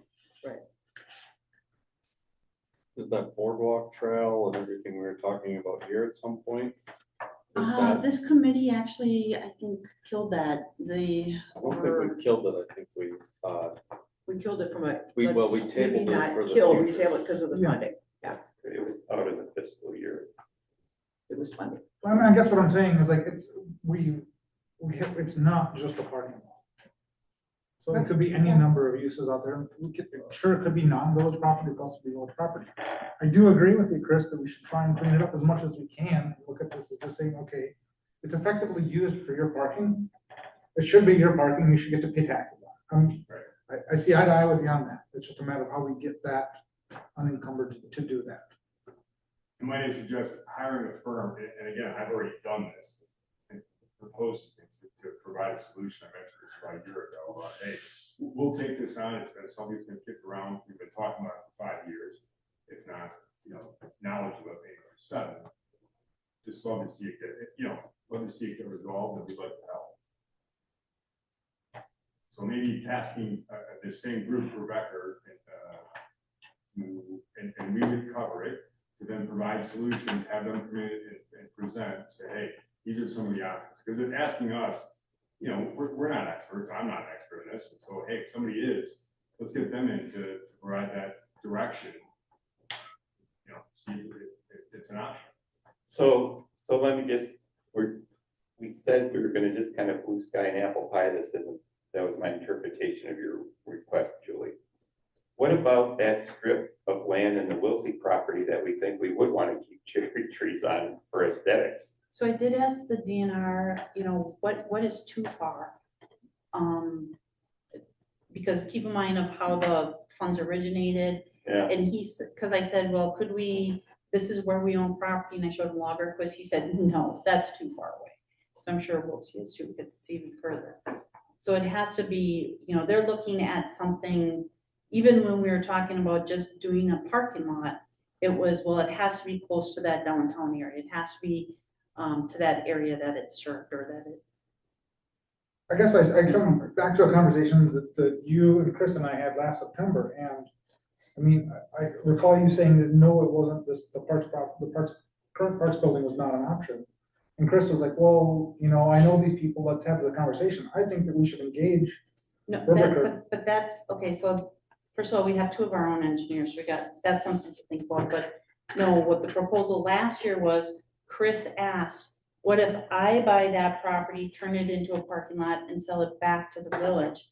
And the DNR said, no, that doesn't make it. Because it's our property, you're having somebody develop it, just handing it back to you, that didn't qualify. That's what the DNR said no to, was when Chris offered to. Not the location, but Right. how it was done. How it was gonna be achieved. And I think what they said is you don't have to go that step. So likely, maybe not likely, but one that would fit, sounds like would be a good fit from a conversion standpoint, would be the property that, I'm pointing that way. So the property that kind of goes from, from Woodcrest around, and one that we had talked about, and Julie had suggested in the past for a trail. Right? Could we also get, I mean, I understand the wetland, there's wetlands there, but next to Mill Road, can we get enough property there to do something with? Next to Mill Road where? Over here. So when we talked to the DNR about that in the past, they said, if you're looking at the part that was filled, that was the village filled that in violation, was supposed to remove it, no, you cannot use that property. Now, is it widening the road? I don't know, because that's already in our right of way, so I don't know about that one, maybe. But as far as going in and using the area that was in violation, my understanding when I talked to the DNR, and again, this was 2 years ago when all this started, or 3 years ago, no, because that was a violation. That should have never been filled in the first place. And as far as wetlands go, right? I remember what was wetlands? And he had the wetlands delineation removed. And that was the property Or what's on Mill Road, or sorry, on 42, remember? And Um, he sold it. For Yeah. zoning. And Yeah, it's, for and zoning. it's what the white spot. And it was wetlands, and he had the wetlands delineation removed.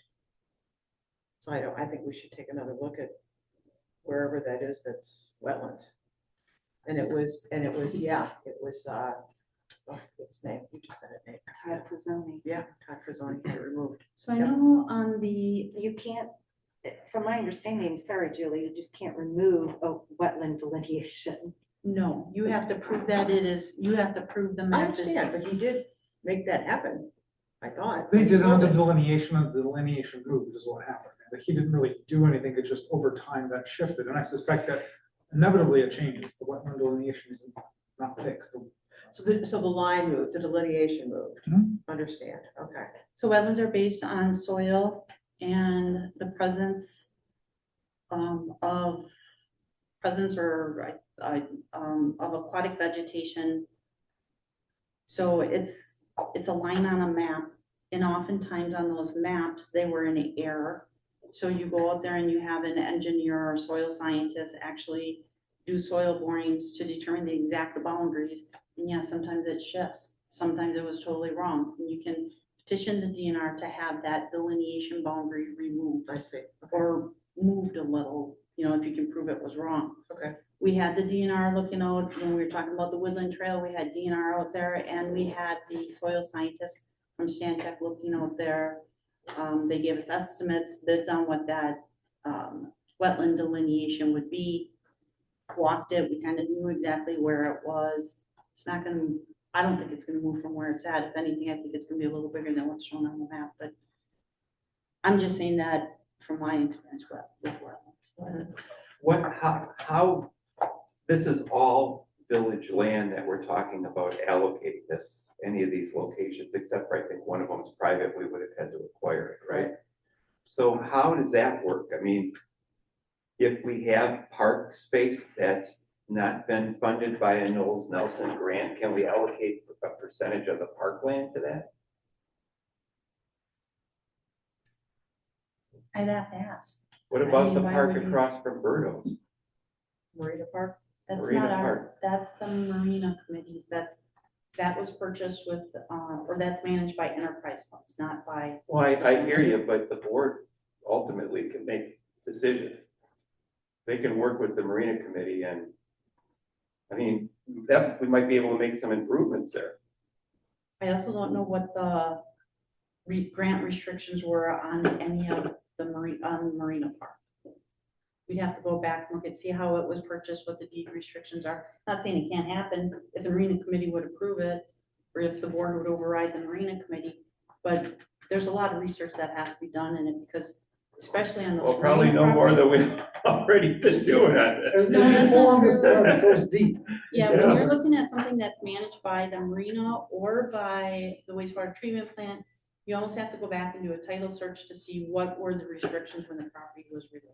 Okay, but I'm just, maybe that's worth it.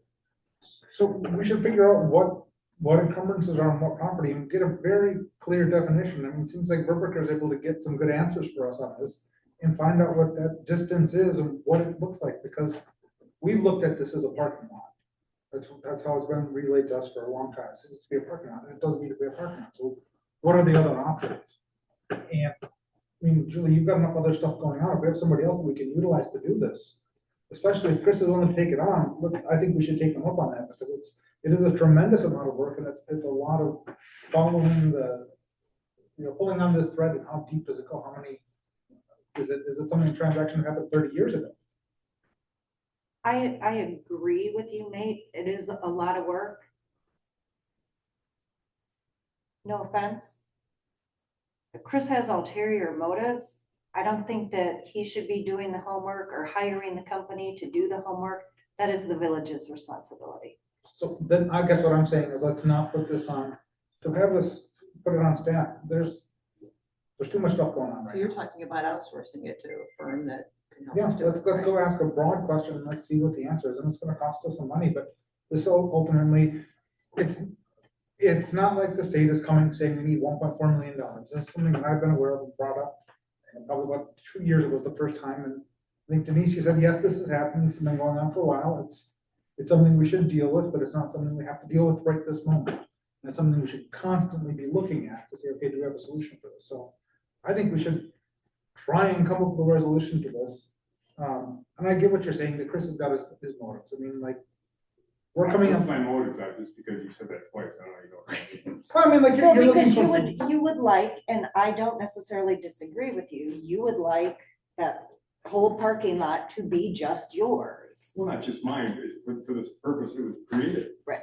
So, So And I so that's just, out and there. I just think it's cleaner if you're not involved in that process, even from a PR perspective.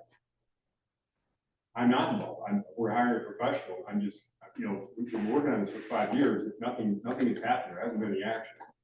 Been talked, but I'm just trying to get this done, because we're all taxpayers here, and this could all come due on us. And that's really not, that's the part that's an ulterior motivation we all should be excited about, like, let's get this done and move on.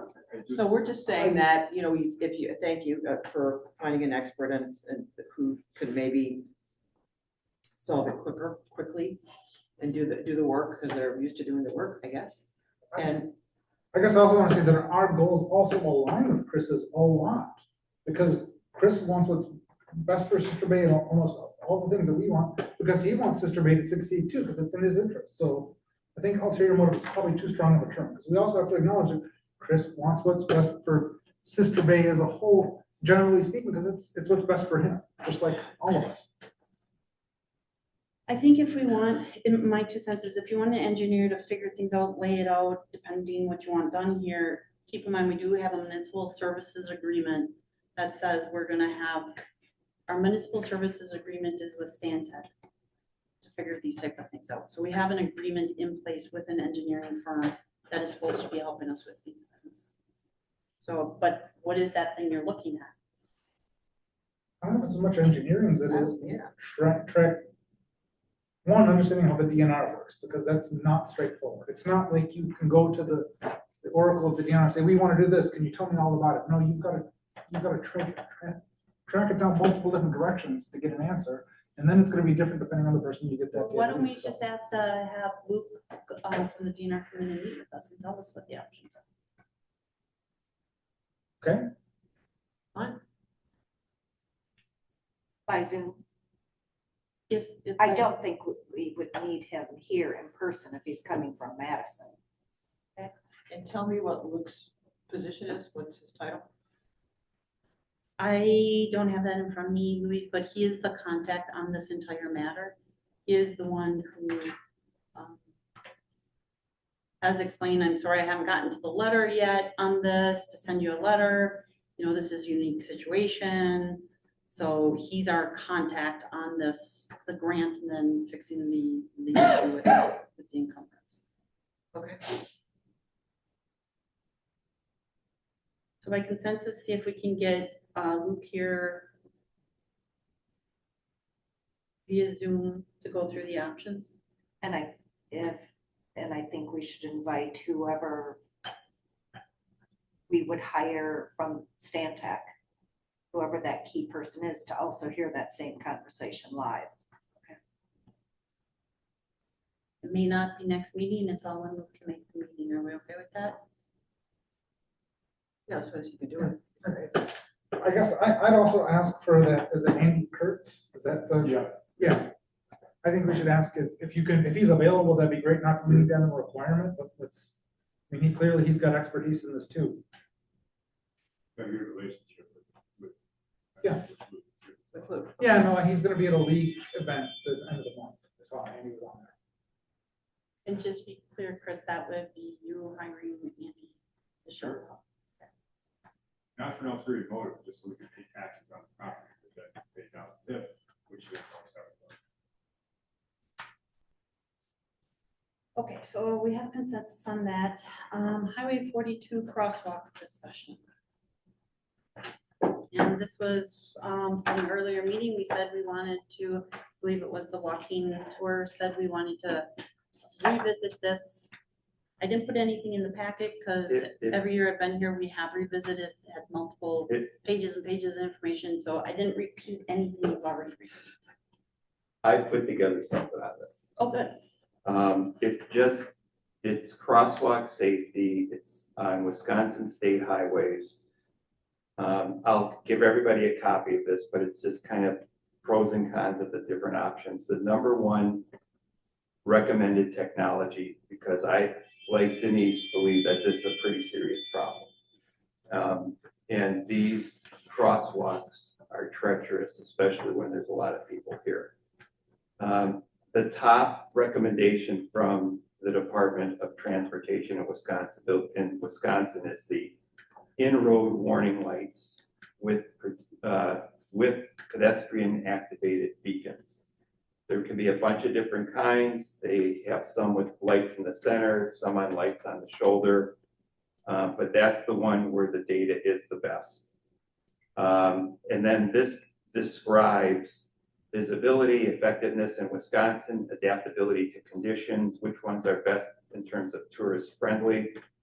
Then it talks specifically about Sister Bay and other things that we can be doing. But as we have this discussion, I found this useful because it's kind of what we know the state probably would allow and where their data tells us. It's, yeah, you can have all mine. I've been on my computer. But if anybody wants to take a look at that, we can. Can you email it to me? I can email it to everybody. So the idea is that you have to have some sort of safety activated system in order to catch the attention of drivers to really maximize awareness on the part of drivers so they stop. And at the same time, it does give more accountability to the walker to make sure that they have a little more awareness of what's going on because there's enough light happening. So that's in there. The other thing that the state talks about is that today they use 2 standards for crosswalk types. Standard, which is pretty much what we have, which is the 2-lane crosswalks. And then their premier recommendation before technology is what they call continental. And the continental crosswalks are what they call high visibility bar patterns. They're basically, you've all seen them, kind of the bars, and they're typically in a fairly bright yellow, or they can be in white or other colors. And they will put the continental markings in locations of high pedestrian traffic that require enhanced visibility. And the safety data on those is much higher than the standard. So how the state kind of does this is they assess the danger to a pedestrian, and then they have kind of different alternatives that they'll kind of escalate on. So it just seems to me that Sister Bay's in a position where during the tourist season, we have as much risk of somebody getting hit as anywhere in the state probably. So I'm not making any recommendations. I'm just saying, I'm sharing with you the information I collected as I wanted to understand this a little bit better. The other thing I remember Denise mentioning in the last meeting, which I observed and agree with, is that one of our challenges is that at all of our crosswalks, really in the main downtown, we allow parking spots right up to where the crosswalk starts. And that's where the biggest problem is, because when we're fully parked up here, you'll have cars and you can't see the person until all of a sudden they're in the road. So they come out in front of the car and then they're there. And presuming that they have the right of way, which they do, they can pop right out there, and that could be a risk. It's easy to miss them. So I think it's a big issue. I hope we get a chance to do something about it. And here's some content that might help us in options. I think the other thing that's missing here is the lighting. That's the first one. Overhead lighting. Oh, overhead lighting is listed in there. There is, But I mean, and your point, it emphasizes your point. In fact, I think it shows if the pedestrian side marker lights or center get you 80% improvement, that light in the center goes up another 20% in terms of driver awareness. So it just, you were right. I mean, it just keeps going up the more you have that put up. The question is cost and, what the state will help us do here and, how we want to go forward. And I would, I can't remember if this came up in finance or where I mentioned it, but talking about this, we have parking spaces. I was told that the DOT's regulations is 15 feet from the crosswalk. You can have a parking space. And I was told that that's what the village has painted. Maybe that's okay if you have stoplights and buttons to press at every single crosswalk, but we don't have that. And I keep talking about Mill and South Spring, and how horrible that is there. And so I would really like us to schedule a time where Louise can take us on a tour and investigate every single intersection. And we can ride the bus that Louise can drive. Yeah, I mean, now, and equally, you can just drive around in a car, and now that I work in Bailey's, it's the same thing. I have to eke out of in Bailey's from, where am I there? I guess it's that F or whatever it is, just to try to like poke myself out because, and these are not SUVs that are parked on either side of me. These are just regular old cars where I try to sneak out, anybody tries to sneak out and think, I wonder if there's a car coming. You know, it's, so I guess maybe they were all designed the same way. And, you know, even if you have a regular little sedan there, doesn't make any difference. At Casperson's, at the SBA office, same thing. And actually, they're kind of parked, those parking spaces are a little bit further behind. All you need is a pickup truck. You can't see anything. So And there's a Denise, crosswalk there. what it says here is, you know, pedestrian activation, use push button or infrared motion sensor activation to ensure lights only activate when pedestrians are present. This helps minimize drivers' desensitization. Sensitization. Thank you. So that when the light does go, there's more of an awareness and more of a reaction on the part Right, of the driver. but at night, Well, but we still need to light our intersection. the next point that I was gonna read is pair that with overhead rectangular rapid flashing beacons for additional visibility. Has been proven to increase yielding rates in studies up to a 90% compliance rate. So how do you get the DOT, or do we have to pay for additional streetlights at those intersections? I believe we pay for it. So something I've heard both I don't of you think say the that DOT is is gonna just pay. incredibly frustrating for me, incredibly frustrating to say, we should go look at this from the car's perspective. Not that, maybe we should get out of the car and go to the crosswalk and actually see what it's like for that person. Or on our bikes. Or on our bikes or anything like that, because But you it's gotta the think about it. from a car different- that's the problem, Nate. It is, but if you're looking You at it know, from the you car's can walk, if there's a sidewalk, you're not on the road. If there's not a sidewalk, if you're walking on South Spring, it's not a problem if you're walking to cross the street. Because you don't have to inch out. It's Yeah. only if you're on a bike, you come to a stop and it's the same as walking. It's only a problem if you're in a vehicle to inch out to see if somebody's coming who's going to hit you. You are much safer on those bad intersections if you're on a bike or if you're Oh, walking. good God, no. No, but here's what we can agree upon, please. If we Can't can speak get for a bike, but I think some you're safer sort as a of bump pedestrian. outs, and this, to do a bump out on a state highway is. I'm all- not asking for that. No, so to do that is a tremendous amount of work with the state. However, you can do something that's called, referred to as tactical urbanism, where you go out there and you put, or guerrilla urbanism, where you put something out there, you know, you put a large planter. Because realistically, as much as I want to say this is 12 months a year, I'm out there walking, biking 12 months a year, I'm an anomaly. This is really an issue for 5 or 6 months of the year. So if we go put these planters out there, you can force the cars to stay back from those intersections. So then you still have that visibility when you're in a car or when I'm walking. And you force the people to not go into there without having to deal with the state of Wisconsin, the Department of Transportation of the state of Wisconsin, the headaches that is. Well, with the Yeah, but a state, lot of this isn't even on the highway. It's our side roads. And So then- the DOT has nothing to say about that.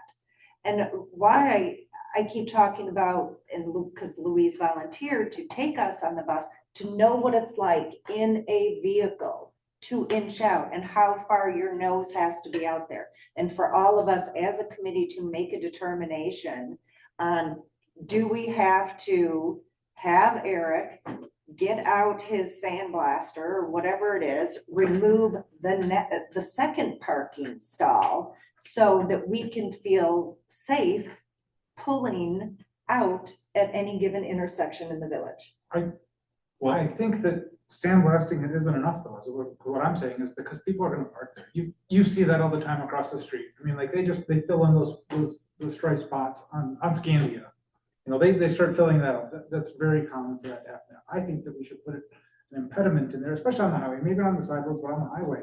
Put that planter there, put something there that's gonna keep that vehicle from going there, that's going to have the same impact as a bump out, but not be a bump out. Yeah, they Well, can still park the there. point I'd like to make is that the DNR has really good data.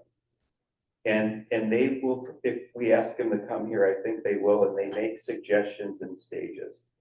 And they're, these continental markings, that would be probably the first step. It's basically very- stripes, I'm looking at it, right? It's stripes in a right. crosswalk. But then they go to these in-road lighted systems. I mean, whether we want to do this or not, I'm not suggesting any particular way we do it, but I do think we should use the data available from the road experts to do things that are known and proven to reduce pedestrians getting hit, because I don't want my friends, my family getting hit in the road, and I don't want one of my neighbors to hit somebody because they missed something, because there's so much going on.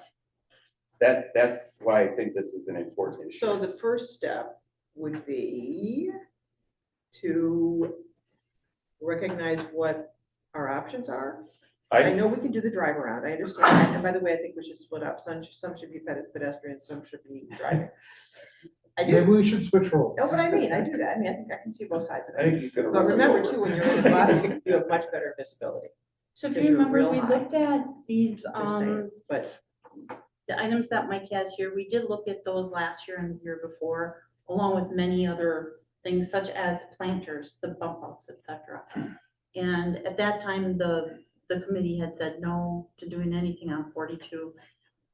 Louise, to answer your question, if this is a problem that the DOT sees, they could initiate and pay for it. If it's something that we want, we would pay you for pay it. for it. If it's something that we can associate with crash data, then we could get a grant for it. You have to have an engineer such as Stantec, that's who we talked to last time about Yeah. it, design the, where it's gonna be, what it's gonna look like, et cetera, and then we go for the grant.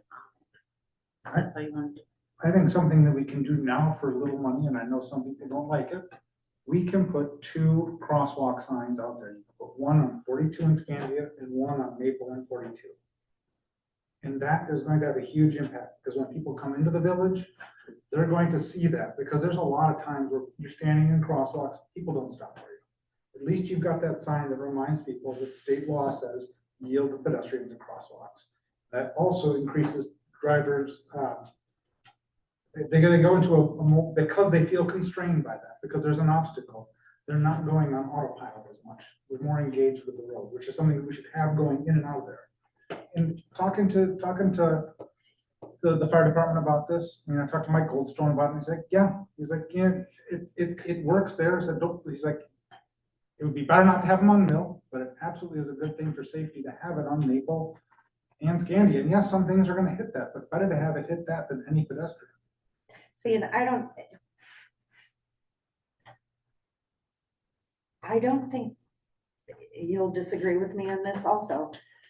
I'm downtown almost every day, and the pedestrian problem that we have is not that cars are not stopping. It's because pedestrians get into the crosswalk and don't make sure that you as the driver see them. They shouldn't have to. We Yes, expect people because you outside of have the vehicle to be people- safe, so we can be dangerous inside the vehicle. Because you have people coming between cars, because the cars are parked so close to the crosswalk. Right. And if it's a large truck, they're already how many feet, 6, 8 feet out? How wide is a vehicle? I don't know. Our parking spaces are 9 feet. So they're probably in the crosswalk 8 feet already and think, oh, I'm in the crosswalk, but we can't see them. And all of a sudden they're in our vision because there is a vehicle parked on the road because our parking spaces are too close. And what I see happening, and that happens to me, even though I kind of creep up on them during the summer going, is somebody there? Is somebody not there? is that then you have people slamming on their brakes because people don't get out to the point where you can see them and make sure that everybody from either side is slowing down. Let me try this. It's not the pedestrians issue as much, it is this committee and those, and the Department of Transportation's issue for designing the streets this way, where we don't have these places where people can see there. So if we do something to have the equivalent of, I would like to call it a virtual bump out, to remove some of these spaces. That's what we need to do. I mean, to say that it's the pedestrians' fault, I have a question, just though. If, let's say that you wholeheartedly did that. disagree with that, and that is just There, unacceptable. because you don't, do you think that I just dart out and I'm going to trust people in the, 2-ton vehicles or more, that they're gonna stop for me? No, I make sure that they see me before I get out there. I'm not saying it's their fault. I think we Okay, should use the I data. appreciate that, thank you. I think we should use the data that the Department of Transportation has and look at their checklist and maybe look at going down that list to see what we can do. Because their data will tell us the actions we can take or they can take that will reduce the likelihood of an accident, a vehicle pedestrian accident. I mean, I think it's a miracle it hasn't happened already. I I agree with you. really do. Yeah, I I agree. really And do. I still come back to So saying that can you slice and dice that information from the DOT with, so a small, like not urban, okay? Because they probably have it under better control actually than a rural tourism area. Can you slice it down to I'll that have to look, sort of- I'll have to look at the raw data. Yeah. I didn't do that. Yeah, I'm also wondering, because I know Bailey's has the markers that, that we've talked about in the past, and Ephraim does. And I'm pretty sure Ed Carver does, but I don't know if they would keep any data or if they would know how effective they they've are. also got them in Liberty Grove. Where? Well, if you, Near the Like, I'm- Pioneer? yeah. Near the Pioneer? Yeah. Okay, all right. I just don't know how you know if they're effective, So they aren't taking them down, so maybe they think they are, I'm not sure. Well, you could look at the crash data and see if it reduces or increases. Right. But the interesting thing is that, like you had mentioned, looking at crash data, I don't know, I mean, I It's haven't. not crash data that the DNR uses for crosswalk. It's safety or DOT. It's safety data and awareness. So they actually did testing Okay, where they measured awareness Yeah. and they look at how many people see it versus roll throughs and other things. yeah, because However, interestingly enough, I don't think we I'm have a sure lot. crash I counts. see, we all see a lot of near misses. If you're going for grant dollars, like through any of their programs, like the Highway Safety Improvement Program, to put up crosswalks or flashing lights, et cetera, one of the qualifications for those grants is the crash data. So I think it depends what they're using it for. Definitely to get I'm money, sure you're they're right. looking at the crash. I'm sure you're right. And Because they have to unfortunately, show. right, we don't have a lot. Why, I still think we should do 2 of those signs, understanding they don't make sense at every place. That it's a problem at Mill because the fire trucks have a challenge turning out, putting those 2 there, seeing what happens instead of waiting for there to be a statistic. To have the need for that. I mean, like, Yeah. we want to be, yes, we want to be data driven, but that's some pretty morbid data to wait for. How do you measure the Yeah, I success of don't it? That's what I'm struggling with. I'm not opposed but how do you measure success? Well, that's That there's nobody got run over? Well, near misses. honestly, that we all see near misses, but thank God, we haven't had much in the way of anyone. We could put up traffic cameras and we could do a lot of Well, AI we've talked analysis about of that. traffic flows from there. You can put it Well- right on the village hall. You have good view up and down 42. That opens up a little bit of a can. I mean, like, but I'm being a little bit facetious on there, but I mean, like, how else do you get data? I don't know. That's, I don't know, sit out on the porch of the bowl for a week. Well, Eric's left now because I was gonna ask him if they were, I don't know if they built new or if they rebuilt a lot of the garbage cans and if they have put all of them out or if there's extra planters or something. If you're talking about putting some, In a parking something place. out in that next parking space, so somebody doesn't park in there, or it's a bicycle, or it's a motorcycle that can go on an angle that would fit Yeah. there, or a subcompact car. Something of that nature to ease up that vision triangle, because and that's what it is. That's what I don't understand. The DOT is so concerned about vision triangles, and yet on our side roads, they don't care. Because they don't own that road. I don't know. No, I don't mean, like, also your side roads where you also should be going a lot slower. I mean, So would the visibility, let's say Yeah, that, but I'm talking about at a dead stop at an intersection. The vision triangle should be the same. And it's not in the village. Well, it depends on the road, the width of the road, right? So if you're going 50 feet from center line on a highway, that's much different than 50 feet from center line on, let's say, a local road. Because 50 feet on a highway, that triangle is still pretty much in the highway right away there. Whereas if it's on a local road, it's more onto private property. Does that make sense? I know what you're saying, but I don't know how that addresses what I was asking, but that's okay. So what do we want to do with this? A lot of information. What are the next steps? Is it possible to get someone from the DNR?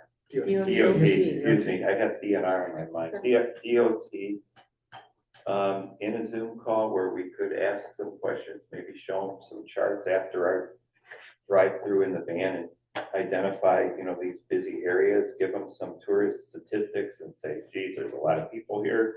Holiday weekends, it's crazy. What options are available to the DOT to come in here and help improve this safety in our community? You could ask them if they would come. They have a lot of the data. They're monitoring it themselves as well. They have maintenance engineers up here. They have a traffic engineer for the whole area. But we could ask them and schedule it for a meeting and see if they would be willing to do it. who's the traffic engineer for up here? The engineer for our Are they area based is- here? No. Oh, sorry, but they're nonetheless traffic engineer, meaning literally traffic, cars driving around, right? Transportation engineers. They're looking at the road, the traffic patterns, speeds, everything that's involved with road So design. it feels like a guy does he have all of northeastern Wisconsin or Door County or, Yeah, pretty big geography. Yeah, it's east northeast Big. region. But we do have local maintenance engineers that I think are just, maybe our county and another one or something, or smaller areas. But it's David. Well, Wilson Cleveland. My, Well, I- they would know the best person for us to talk to, I think.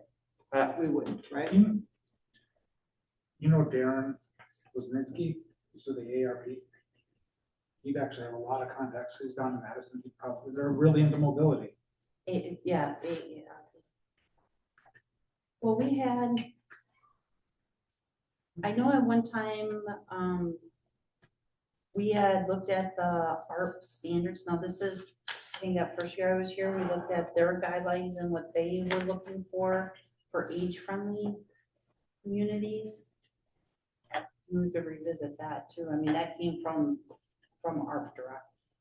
Yeah, so I've only seen him outside of Wisconsin, but I know he's out of Madison, and he said if we ever wanted anything that they would do, he'd be happy to come up here and talk, and maybe he doesn't have all the right contacts for it, but I mean, AARP is surprisingly in touch with this issue. Well, why don't we vet him and see if he'd be the guy to have come up and talk to us? I've got contact for him. I'll Okay, reach so out. ARP and I'll- instead of the DOT? No, let's see what we get from there, and then But also, I wonder if they aren't working with the DOT as well. let's see where we get with there. So let me get an email off If to they can, Darren if they can refer and to you, and then see somebody, where that goes. that might be more Because I efficient. think you've met him. Okay. All right, next up is 5K stop sign request. So moved. Do I have a second? Second. All in favor? Aye. Perfect. That's easy. Okay, okay, this one. Good timing for that one. Well, I mean, it's just kind of a no-brainer, and probably should have been there, but, okay, 5I, so this is street repairs.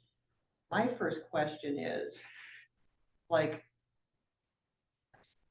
when we prioritize, I mean, there's a lot of streets that need a lot of stuff, right? And is this from a list that we have an ongoing list, right?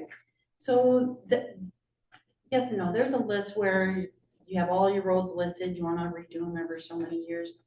And clearly, we don't have the money to rotate and continue to look at roads every year. So last year, what Eric had put together was the worst of the worst, the ones that he felt needed immediate repair. Yeah. Brought them to the committee. The committee wasn't able to prioritize them and said, no, we need time to look at this, look at how many homes are on those roads. And let's look at this when we do in spring. And then in spring, we brought it up and we said, well, let's look at it at budget time. So we're at budget time. Yep. These roads are now a year, the problems are a year older. I don't know if the prices have went up or down, but these are still the worst of the worst that he feels need addressing, and money allocated to them. My question on Little Sister Road is they are still not finished building the cove. And that road has had, I don't know, 3 years of heavy trucks and so did we, when we worked with them, and I don't remember, when we worked with them on that development, was there any discussion about like going back and looking Eric at? took a video. He made a video of the road, and if they ruined anything or through their construction, they were gonna have to repair it. I mean, granted, it was in tough shape 3 years ago. Yeah. How much more with the heavy equipment? I don't know, and Eric's not here. Eric will be right back here trying to get his case, but I do know that it's beyond the code that he's seen the worst of the worst. Okay, And he's alright. like, Okay. because he wanted to do something last year. I'm like, Eric, we just don't have it budgeted. We need to get So it's money. further down that road, okay. Just wondered. What is our annual budget for road repairs? Because I'm assuming that's something that's in the budget year after year. Well, no, last year we decided that starting this year, we would do 100,000 a year. Up until then, there was no set dollar amount that we put in. In the past, before Julie was here, whatever money that we received from the state for our roads, we put into a road budget. And this might have even been before the, I think what's happened lately is we had such big needs that we did big projects and weren't able to do these smaller ones. For example, Mill Road West was a big project. And now we have the Bluff, the triangle on Bluff side, that's a big project. So I'm guessing we said we're doing those big ones this year, we can't afford to do more, is what I'm thinking probably happened. But we did, last year, if I remember, right, we put 100,000 in the CIP for beginning in 26. So which roads do we target first? And you're gonna be able to do, I think, about, depending what we choose, maybe three of these would be able to be addressed this year, 3 the year after, 3 the year after. The yellow highlight versus the blue highlight is, The lowest cost option is highlighted in yellow, but blue is Okay. recommended okay, where options exist. okay. What is, what does NEA and DC mean? Northeast asphalt. Oh, okay, And then Dorcom. gotcha. And that's the county. So that's who we'd contract with to do it, okay. So when you say maybe three averaging about 50 grand each or 40? Well, so we only have 100,000 set aside, so again, and it depends on which road or which project. Yeah. You can see if you did Little Sister Road, if you did a full depth mill to gravel and repave, the 100,000 is covered. Yeah. So as far as traffic and what gets, because that's what's gonna get the most, if we don't do it this year, it's significantly gonna get worse and that's gonna cost us even more. Looking at these, it would seem that, and where people That's live. what my criteria was. Yeah. Traffic. I think Kessel and Cherrywood should be slated.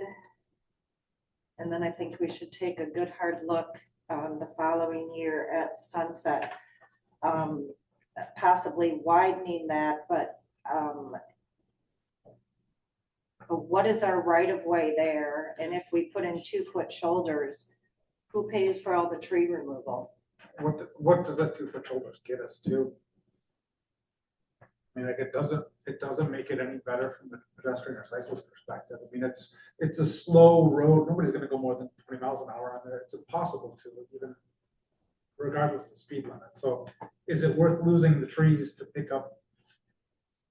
To get people off the road and into a shoulder? Absolutely. It came down Woodcrest. I think it was up and down it 5 or 6 times yesterday. And every time there was one couple, 3 people, one person pushing a stroller and 2 other people. And they walked right across the whole lane, never, ever moved. Now, I'm not saying a stroller on gravel is going to work well, but what I'm seeing is just that. And I couldn't go anywhere because there was another vehicle coming the opposite way. So I literally just kind of had to stop and they still didn't get over and I honked. I know And I that would have was, sat there and I would have slowed down. I know it was, I think 22, maybe 23, that the committee decided that we needed a sidewalk or wider shoulder on Sunset for pedestrians. I'm really starting to not like people that walk because they have just like a lot, not all, people who bike and they do it across the whole lane. That's what I do, Denise. That's what I do because that's where I'm supposed to go, because on Woodcrest, we couldn't get it expanded. You're supposed to operate in the lane. This is, Okay, back to this. I agree with Denise for sure on Kessel. Do we put, and I think I agree too, but do we put counters down from time to time on these roads so we know where the biggest, We do where not, the traffic is? we do not have that equipment and the DOT will only do it on certain roads. So, like, we had to request the counter on 57. I've asked about counters before, and I don't know, maybe the technology is better now.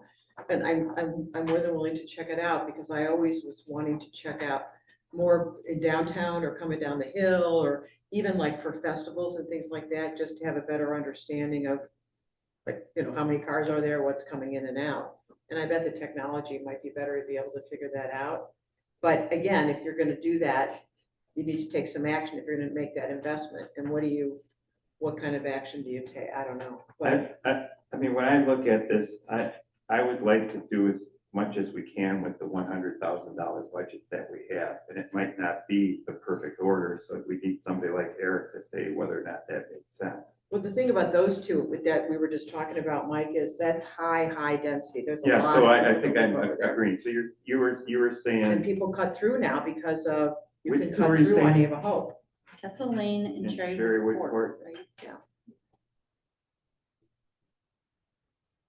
That's, I mean, Sunset, And I think agree, we need to be- Sunset, be nice if it was we should widened, take but- some time and talk about that and look at a map and see where the right of ways are and, you know, can we widen it? Can we, I don't even know the width. I mean, we have it written down on some piece of paper that I think Klansky had created once. So maybe on Sunset, we ask for an engineer to look Well, it at. gets how we tricky too, could because get it's kind of pedestrian windy. I don't think you can straighten it out though. you don't want to straighten. You don't want to straighten it No, you out. don't, that is inherent speed control. That's true. And it's charming. It's a It pretty is, I little mean, street. I But hate to take down. a lot Sunset of is. those. But I don't know. I mean, will we have to? Yeah, I don't know. So do we want to ask an engineer if or how we could get pedestrian facilities on there? See what the recommendation is, and maybe they come back. what with if, something it else. was just on one side, right?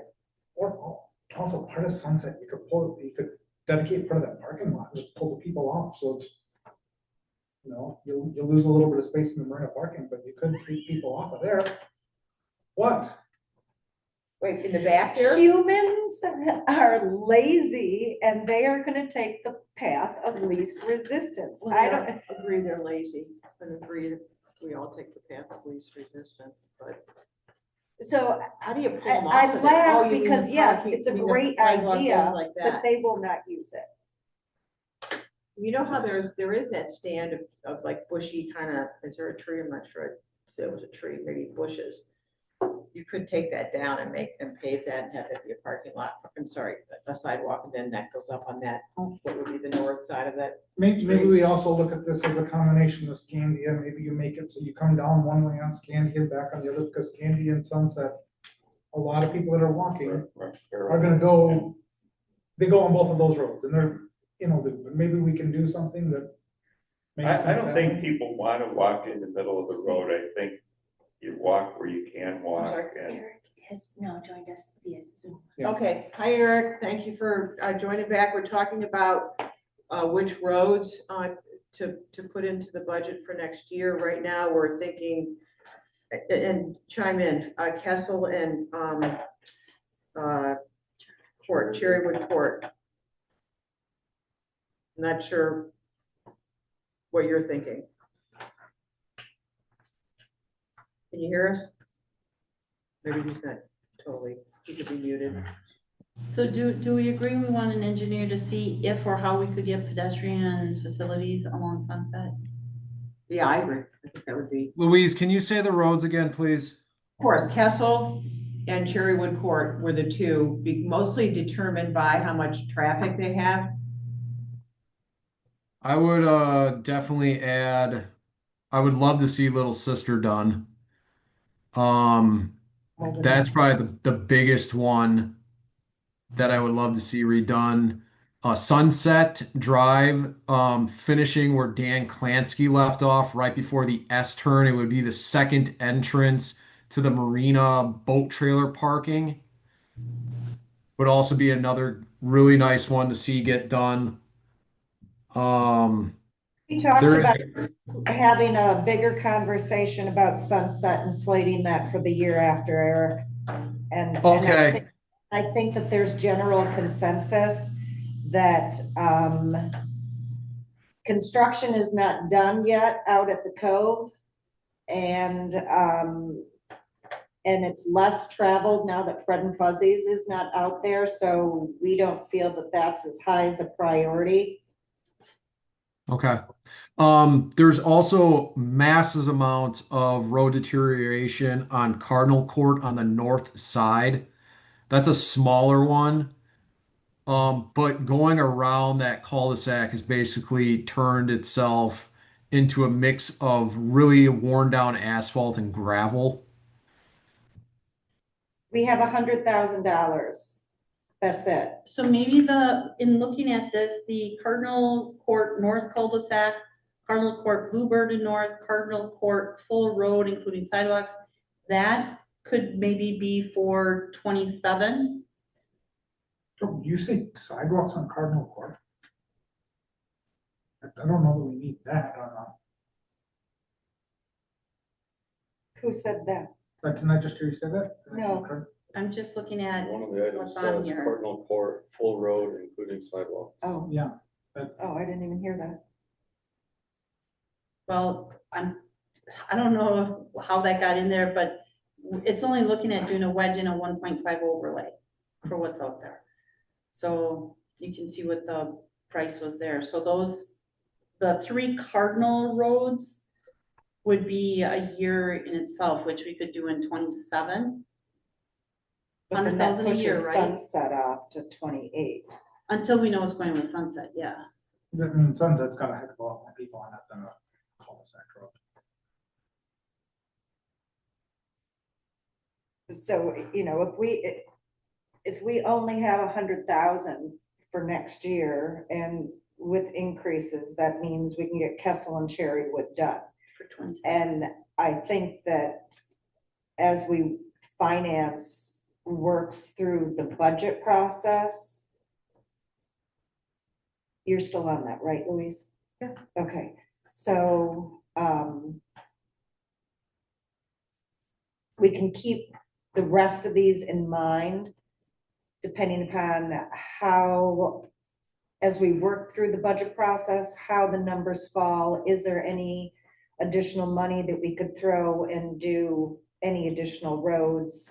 If there's money available, we can remember that as we're working through the budget. With the number and age of the roads, 100,000 is kind of, Well, and now, Aaron, budgeted for repairs. yeah, don't disagree, we don't disagree about, Little Sister, it's just based on traffic and where the tough part of Little Sister is, it just doesn't get as much traffic, year-round traffic, I guess, is what I'm saying, So, Megan, yes. It's just a comment. I think you guys were confusing Cherrywood Road with Cherrywood Court. Because these sheets say Cherrywood Court, and that's that cul-de-sac that comes off the north side of Cherrywood Road. Yep. So that one is a cul-de-sac too, so I don't know how high the traffic is on Yeah, that. it's a. I just don't want anybody to be like, well, this road was supposed to be done, and then it was actually the court one, so. Yeah. Yeah, It's a dead end. courts on both ends, right? The court is just on the north side of Cherrywood, Okay. about middle of the way. And then Okay. Cherrywood Road is what goes through Stony Bridge. All the way and then through, connects to Okay. Fieldcrest. Yep.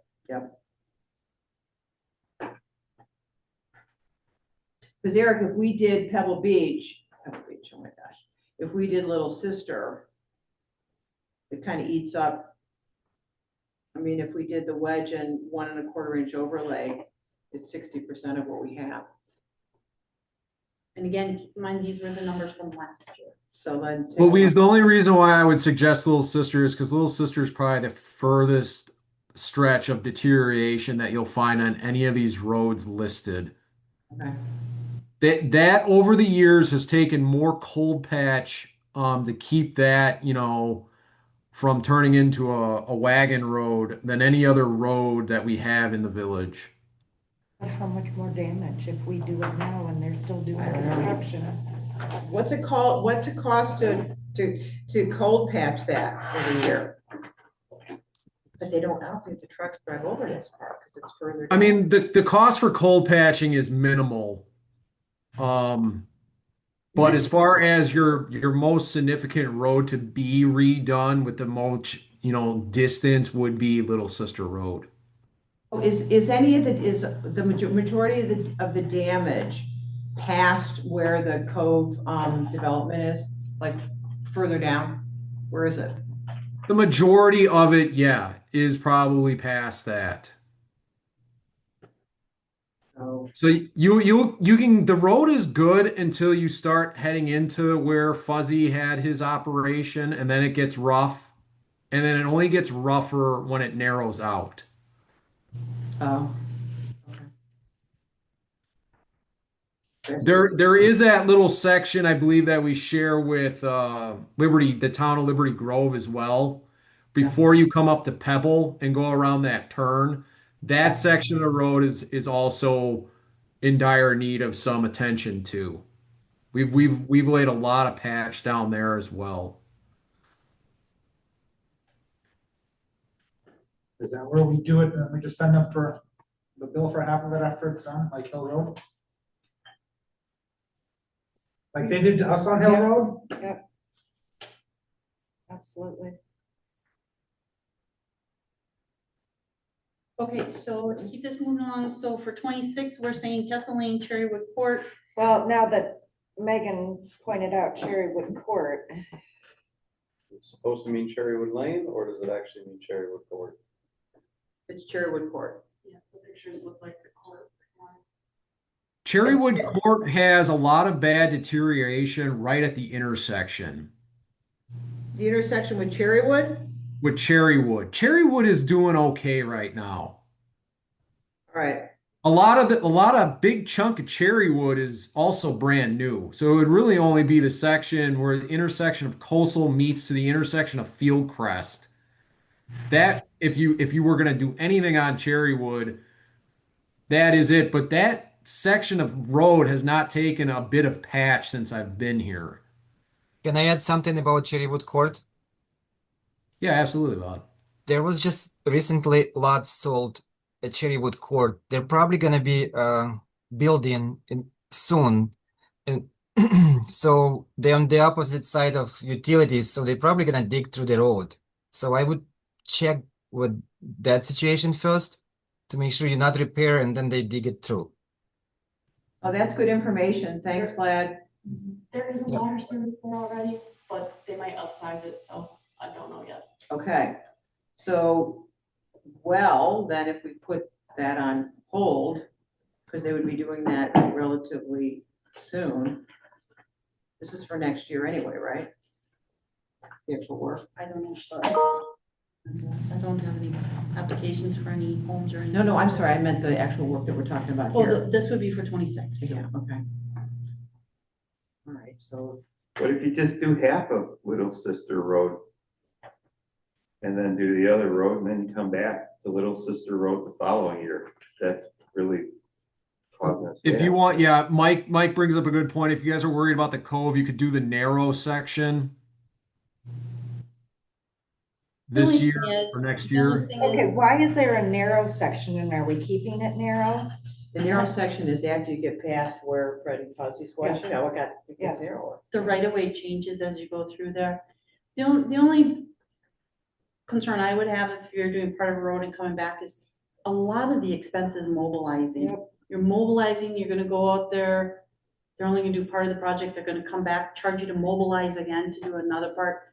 We're wasting money on that. You're looking at about $5,000 to $7,000 mobilization fees typically.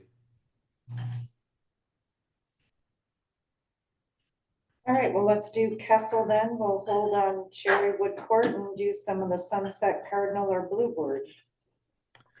If you didn't want to do a I mean, court, Cardinal, Bluebird. I would also suggest Applewood down by Scandia. Eric, we have $100,000 to work with. We're only going to get maybe 2 or 3 roads. That's it. Okay. Applewood wasn't in the packet. Applewood was millions when we reviewed those bids last year. Yeah, that one is pretty bad. Okay, so Kessel and the Cardinal roads and see how Well, far I it don't goes. know. I'm suggesting that until we find out what's going on with Cherrywood Court. So if you do all the cardinals, 45, 65, 75, 85, it's about 87,000. Just the cardinals and then you. And throw- that's last year's Then you numbers. throw Kessel, one of the cardinals is gonna have to go. And then Kessel's 33. We can also It's say, 115. can you do these 4 roads for 100,000? Well, the good news about the cardinals is they're all in one location. The Kessel is 43.5.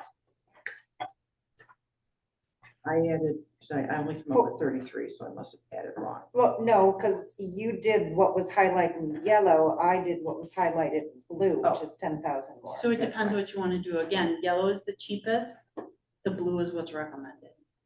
Then we do the 43, you're right. But you're right, since Cardinal's all pretty close together, and they Right. have to mobilize, maybe they might do that. And they're all, so that's, 42, that's 85 grand, yeah. You wanna try that? Okay, so all the Cardinals are the top priority, Mm-hmm. Kessel is the second. And I guess we wait and see what happens with that, whatever they're gonna be building over on, Cherrywood. Court. And then Little Sister, we wait till more construction is completed there or until there's more funding. And in the meantime, still pursue talking to the engineer to see what it would cost to find out how to get pedestrian, if and how we would get pedestrian amenities in there. Well, Sunset. and I do think Nate had a good point about Scandia. I mean, sooner or later, which was Allison Werner's, maybe not fear, but her concern is that when we do develop Wilsey, there's going to be more pedestrian traffic down Scandia, more cars. And so maybe if Nate's talking about the circle thing, that we broaden that idea to the engineer on. Well, I think we should look at Scandia anyway, because we've talked about this in the past where that's the road that your pumping trucks are taking. And we've had a lot of complaints from people that live along there saying somebody's gonna get hit. You've got these big sewage haulers basically going up and down that road. It's getting a lot of wear and tear. And the pedestrians have nowhere to go, and you've got these trucks, smelly trucks going right zooming by them. So that one is one that you have a lot of traffic on already, I think. So I agree, you have to, eventually, you have to either put in, maybe you both put in the pedestrian facilities, but also figure out how to reroute those trucks so they're not going through Sister. I want to stand up for those trucks, though. They are actually some of the most considerate drivers out there. They are professionals, but yes, not that there's not plenty of other traffic though that's there. It's actually, it's the large private trucks that are usually the ones that are causing issues. Yeah, and I think, and that's another conversation in general is, should you be allowing these big trucks through downtown Sister? Or have that bypass, but that's It's a another state- conversation. It's a state highway and we are a small town and there's no getting around it. It's just. Well, I That's a remember the county long-term was, one. the That's a county real was, long-term one. yeah, well, I remember. previously what I was did we working with the decide county on the here? bypass. Yeah. What did we decide here? Number one, the Cardinals are number Cardinals, one. 3 of them, then Kessel. Doesn't that take us over $100,000? But we're gonna try and see if, since they're so close together, that they'll do all 3 Cardinals. Okay. And we're also prioritizing for the CIP, so it's in our, I mean, right now, if you go to the CIP, you see a prioritized list of roads.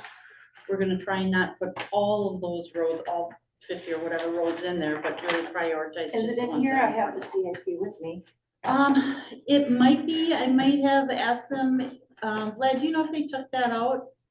It was in the very back, Denise, because I had said, hey, we should take this out for 25, and it was left in, so if it's the 25, it's still in there.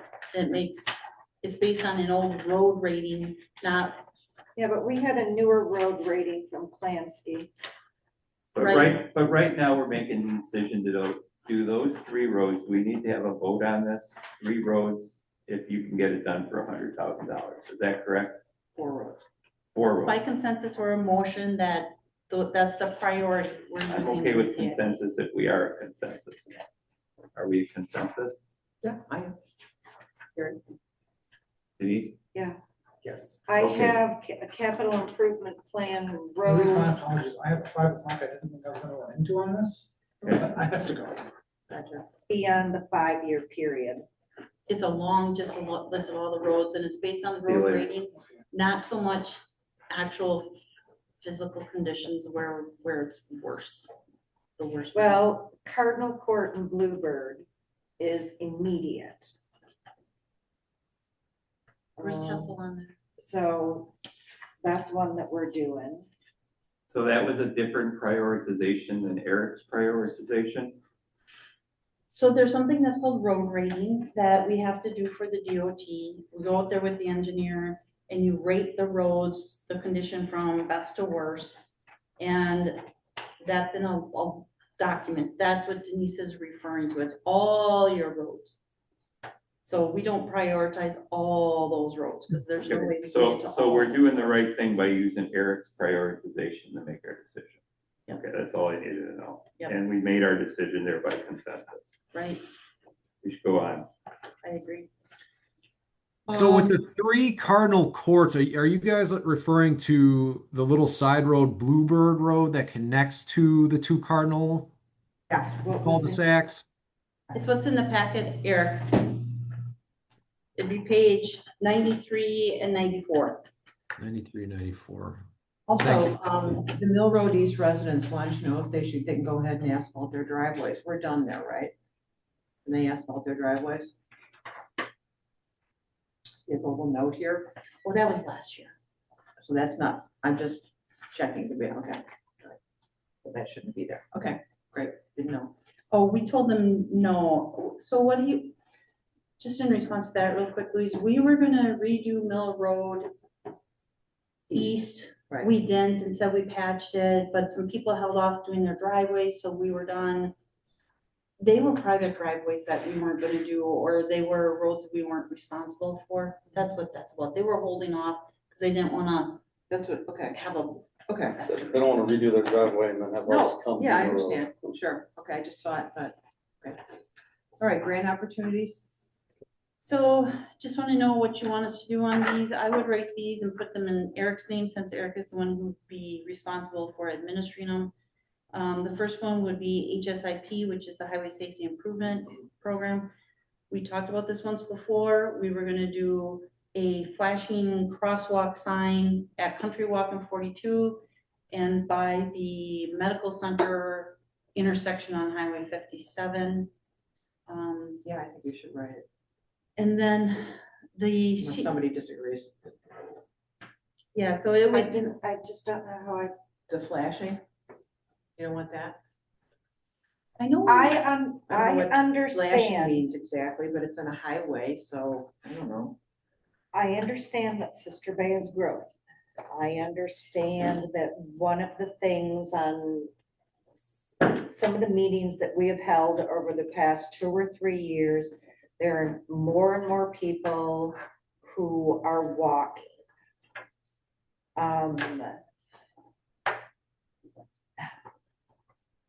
Safety is important. But we have also one of the things that's been talked about also in the last 2 or 3 years when we've had the public come in is they have not liked some of the building that has gone on that's not in keeping with Sister Bay's small town charm, which I agree with them, but we lost our small town charm a while ago. Especially when we don't follow the architectural code from the plan commission. So I think we need to decide who do we want to be? What is our brand? What do we want to portray? Because every time we do something like this, it takes away a little bit more. I don't disagree with, because you're opposed to the flashing lights, I understand, and I understand that. No, I understand them because of the safety. I That's just want, yeah, how do we I make it just safer? feel the need to bring that up. Yeah, I got you. If I remember when we had this conversation 2 years ago, it was okay out in those areas, but no, this isn't happening downtown because of that very reason. We didn't want to lose what we had left. But we are all, and I remember that. But Sister Bay is very small. And we have downtown and we have uptown, but we're still Sister Bay.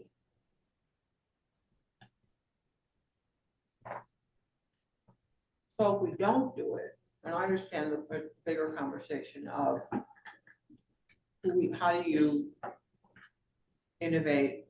How do you grow? Which is a challenge for any municipality, company, or anything else in a sensible way, in a thoughtful way. So in this particular case, if we don't do it, is it gonna hurt anything? Is it gonna, what are the ramifications of not doing it? It's a little less safe.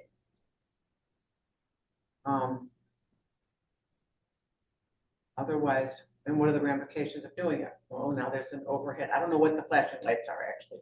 It's just, the pedestrian, they look like school kids crossing a street and there's a yellow light that's just kind of flashing, like pedestrian crossing, I think is what it said, is what we had talked about. So it's low? No, it's Regular sign type. like when you're going through a school zone. Okay, it's like where a stop sign, like the height of the stop sign or something. Right. I think we have to put safety first and the data indicates they help. I would write the grant and then you can always make a decision once you determine if you win the grant, whether or not you want to do it. There is money involved, because we do have to have the engineer draw this schematic. I mean, I guess I would want to see, what does it look like?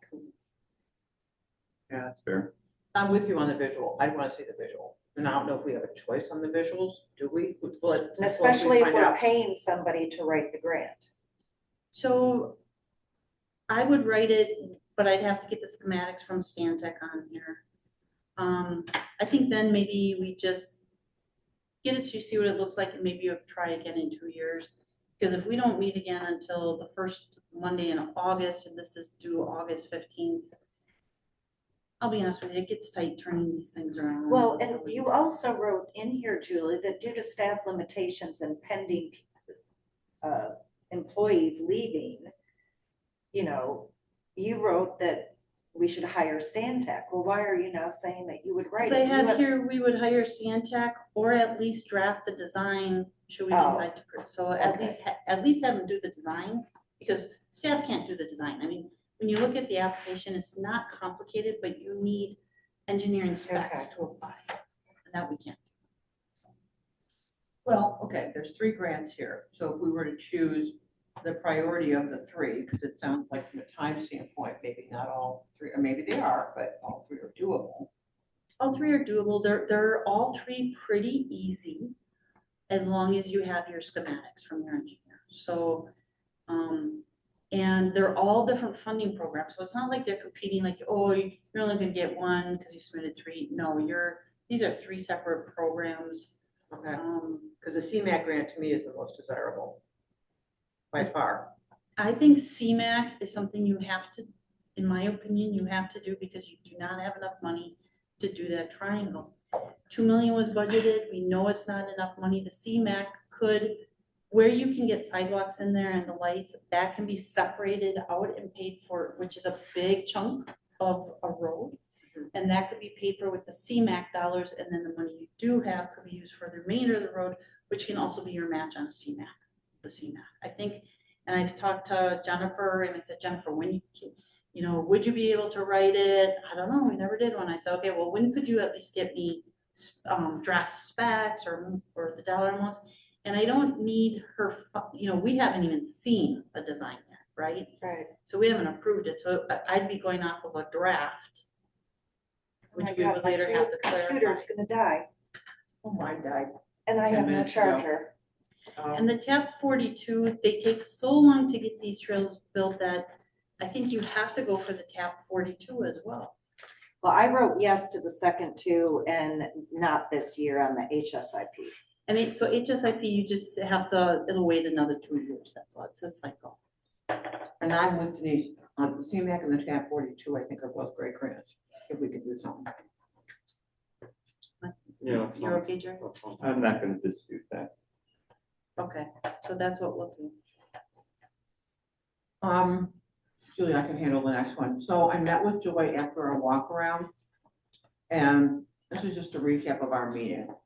So essentially, Joyce, sorry, no more meeting, volunteers her time and is only responsible right now for the post office. Flower Pot Angels do the pots. So right now her work has taken a couple hours a week to maintain the garden. She was behind on weeding. The weeding is now completed. She's spending a little bit more time at Jerry's. She says this every year, but now she is because one of their associates isn't at work at the moment.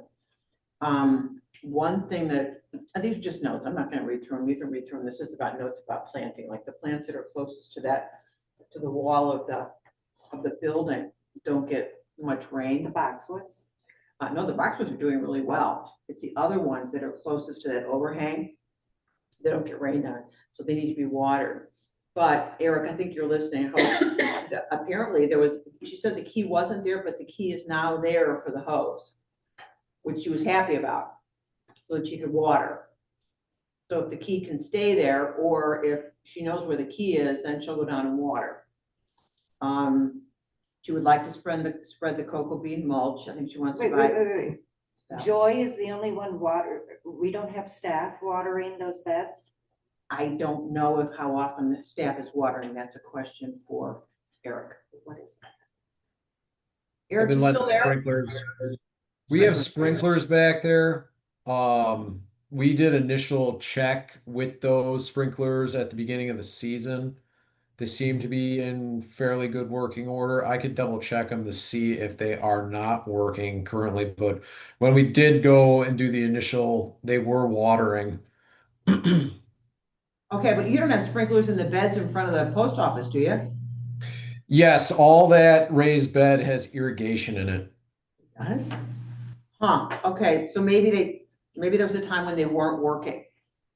At the beginning of the season, she was probably saying that they were not because the sprinkler company and myself does not get Waterfront Park up and operating until the beginning of June.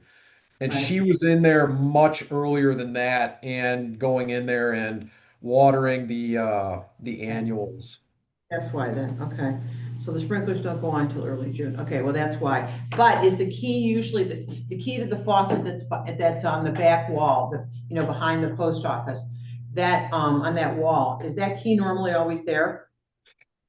She had notified me that it wasn't. We took it out at the end of the season for safe storage.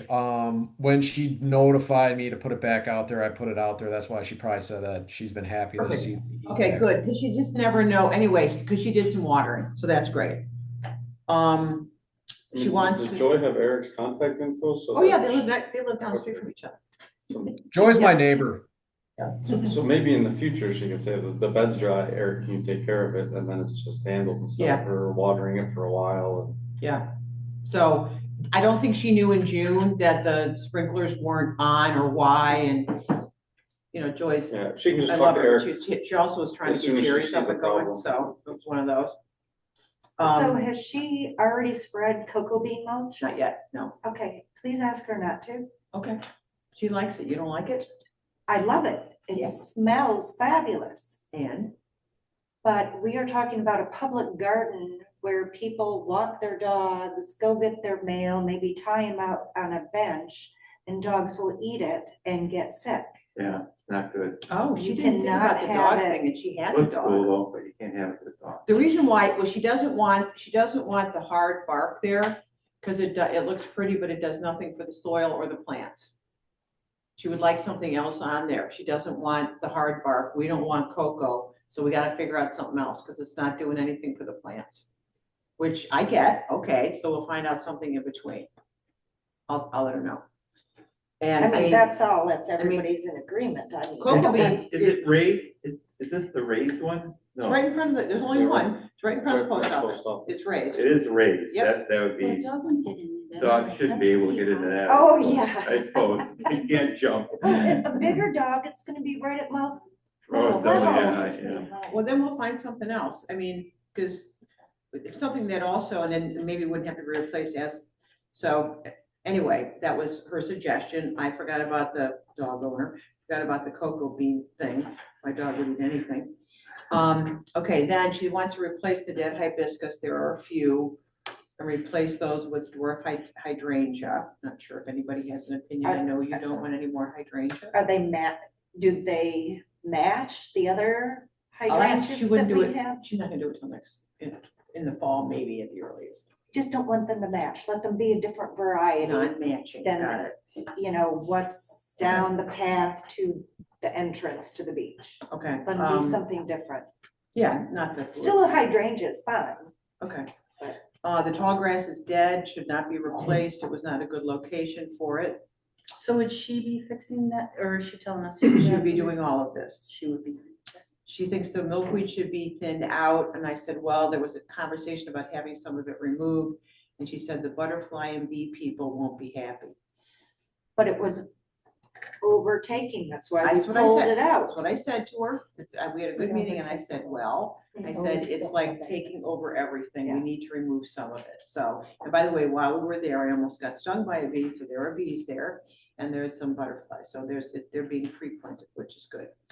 And then in the fall, she adds at her own cost pumpkins, corn stalks, and tubs of months after Labor Day. Why would she do that at her Because cost? she just does. So she can do it differently this year, but she doesn't. And then you had mentioned some trellises on that back wall. There is finally something kind of climbing up the corner, and she can put, this is for next year, but she can put trellises on that back wall between the windows and figure out something that would climb. Beautiful. The other discussion that I had with her was, she felt that, she's working a little bit more at Jerry's right now than she would like. She's got a granddaughter now and wants to spend a little more time with her. She's got staff issues, but wouldn't be able to do it as much. And I said, look, we'd really like your help in other places. And she's got somebody she's working with, I don't remember what the woman's name is, to tell you the truth, who's very knowledgeable and thinks would be really, really good with not just the garden in front of the post office, but also at the marina and places like that. And so I did talk with Eric about it separately, because he's in the process of putting his budget together. And that would be somebody that we should maybe consider to do the work. She didn't say that she may not be able to do it next year, but I think that she may be starting to spread a little thin. So, but if Joy thinks that this person who we can talk to is knowledgeable, she's local, and so if it's 2 hours a week, I think, is that what I wrote there? About 2 hours a week, yeah, to do that garden. I would assume that it bought the same or maybe slightly less for the marina. So we could figure out what, amongst all the gardens and things, how many hours a week it would take for an individual to take care of it, to weed it.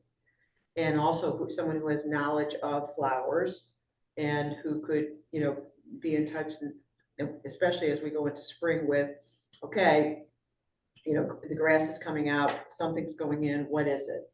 Because Denise has a definite interest in what it might be, and others who have knowledge of flowers. So then we have something more consistent, because the guys aren't gonna get over there as often as is probably needed to weed and things. So we can put that, or that proposal can be part of the budget that Eric's put together.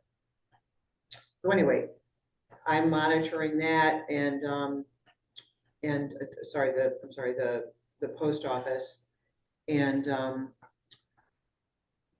I don't think she's got time to do marina. Remember, we asked if she could maybe do marina this season. I don't think she's got time to do it. Anywho, so that was that. So she's volunteering all that? She's volunteered. Yeah. All right, now we're on to, I think, preliminary budget review. Right, so just real quick, you don't see a crossed out budget on here. What I asked Eric to do is just, Eric, go through and tell me what's being cut, what's being added.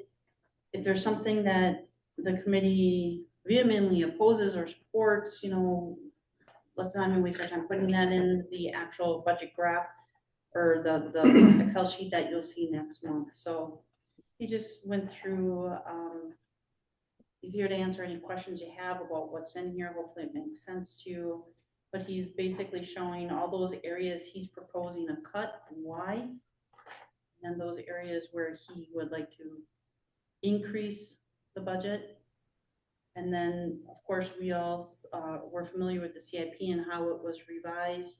The items in here are revisions that he would add to that CIP or that he would ask for.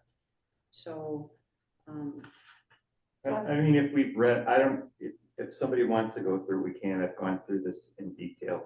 The CIP items, I didn't have any issue with. These have been there, I think, in the past, right? These were the deferred ones.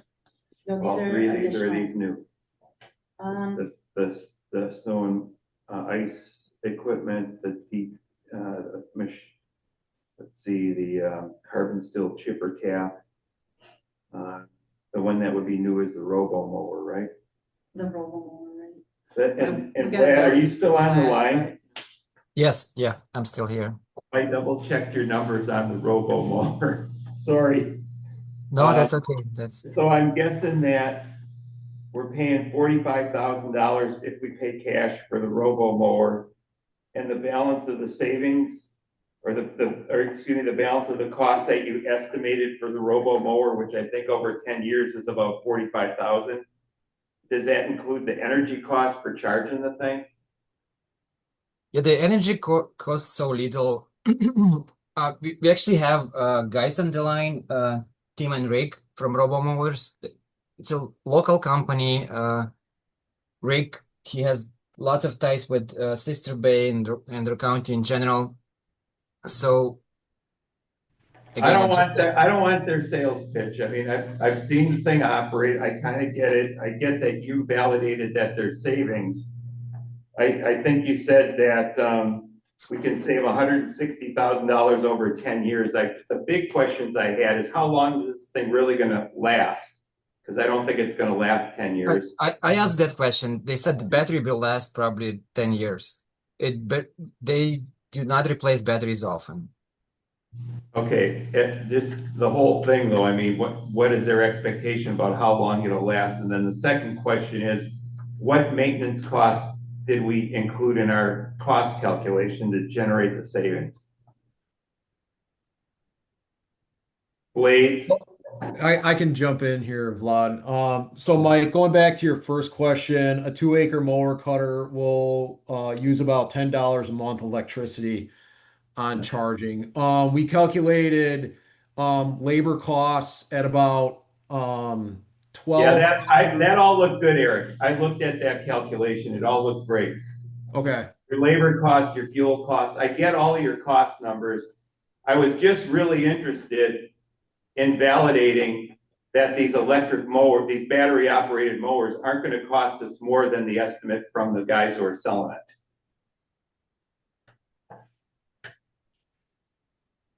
Um, Well, I have a bunch of questions.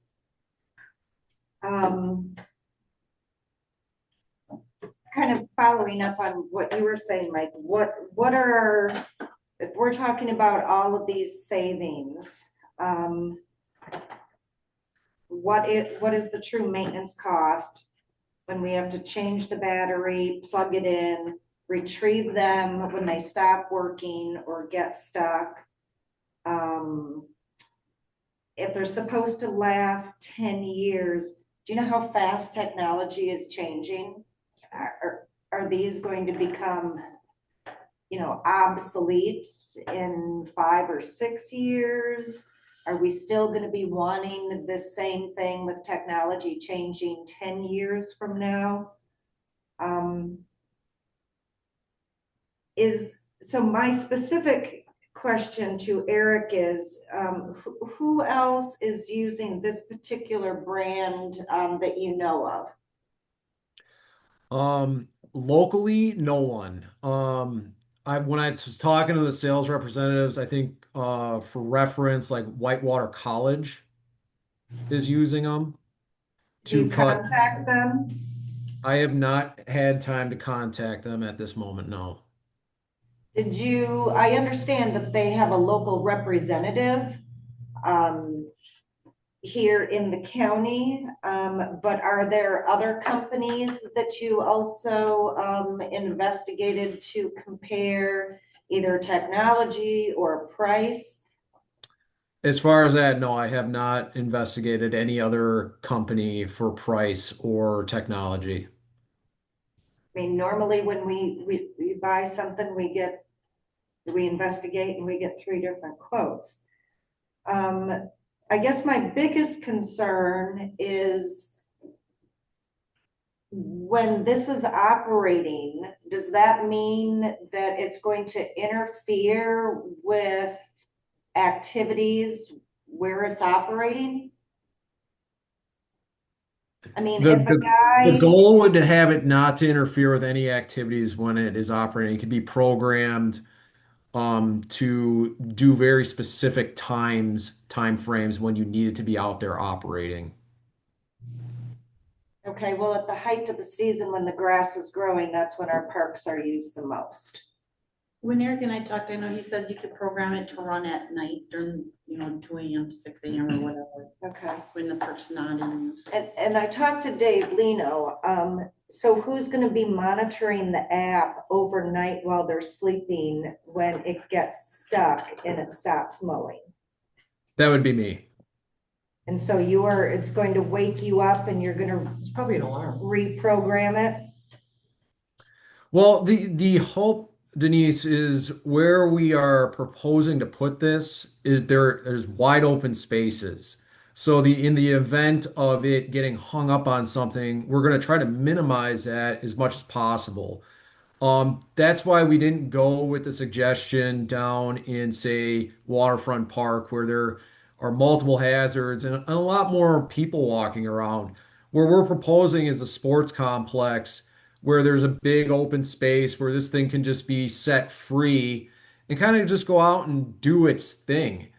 And that's kind of like the plan where it just kind of goes and those facilities aren't used as heavily throughout the day or anything, even, in the early morning if it's got to catch up for whatever reason to go out and cut. And these things are very programmable.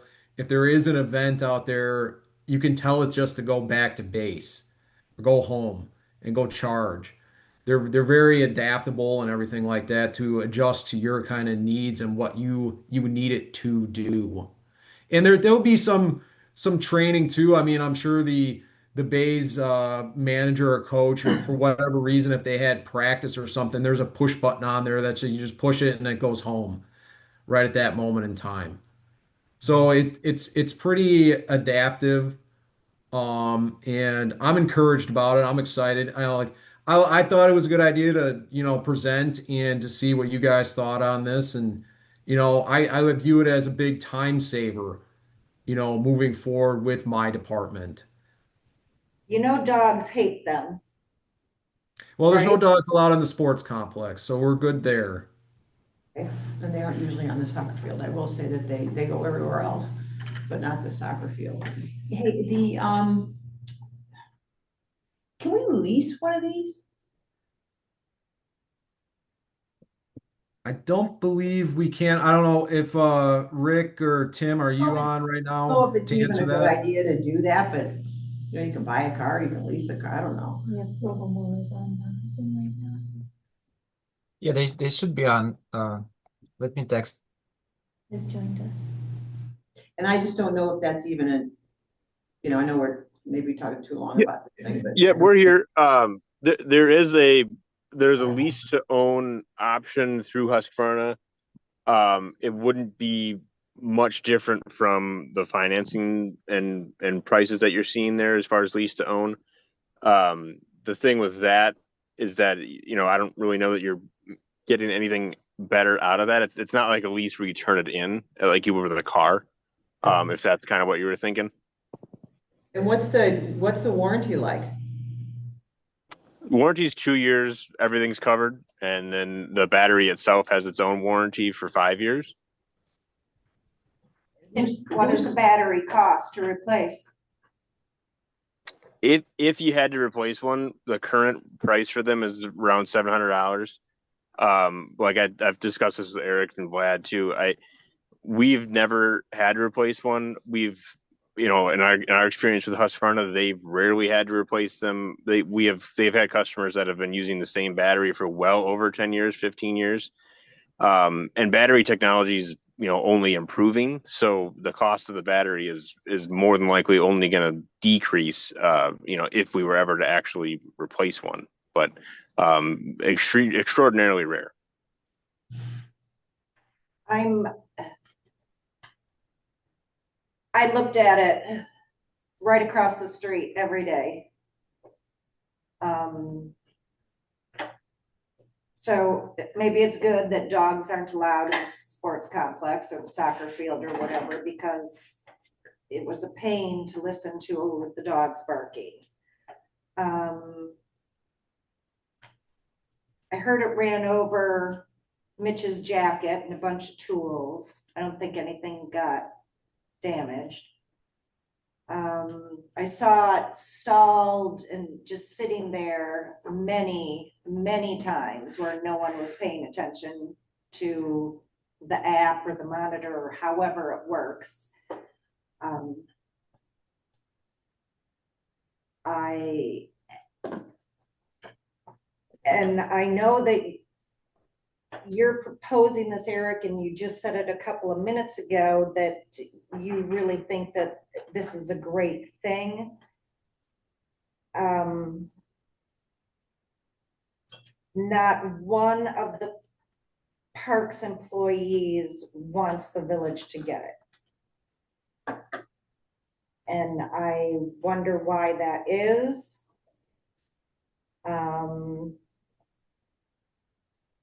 So basically, I want more information. I want to hear about two other companies. I would want references. And is this something, Julie, that you're thinking that we add to the CIP or we just budget for? Because that is a huge dollar amount. You did CIP. If it's in the CIP right now, he's suggesting it for the CIP. To put it into the CIP. Yeah, but I mean, so the questions that we're asking, I think, Eric, are pretty fair in terms of, are there other, municipality like ours that have used them, and what's their experience, and we'd love to talk to them. And are there other manufacturers or something? And I also was wondering about where, like, I guess our guys would repair them if something happened? Or, I mean, it's not like you don't have to take them anyplace, it's easy enough to repair. As far as the maintenance, Louise, it's cleaning underneath and then replacing the blades. Okay. The batteries would probably have to be replaced by a robo mower themselves. Okay. Why? Oh, it's quite, I guess this is pretty custom to that. Lower. I don't know, we'd have to ask. I'm kind of where Denise is on my skepticism of these, because I think the cost of maintenance and operation could be inflated by our support costs, especially in the beginning. But I want to compliment Vlad and Eric because, man, the savings potential this has in terms of driving a productivity initiative, this thing's got less than a 2.5 year payback if it were perfect. I think the question is it as perfect as it looks in the numbers? Too good to be true. That's what But I'm. even yeah. if it's slightly off, But if they said they have 10 years experience, then if we could get that data or get some without anything being proprietary, then let's get it. Well, I want to compliment the guys because I think they're doing the right thing. These are the kinds of things that have caused them to run their budgets so well over the last couple of years. So thank you. But I am a little nervous about the technology and kind of the issues this could have with the community. I do think it would be smarter if you ever do experiment with something like this, doing something like the baseball fields or areas that they're fenced in where you can run them at night and they're not going to be the distraction would be the best way to use them. And it sounds like that's how you calculated your savings here. Is that correct? Correct. Yeah, because where he's Mike? doing them, we're not terribly, they would be. Yeah, I'm you sorry. know how long it takes the guys to cut a ball field? Probably not that long. 20 minutes. Yeah. Eric, is that right?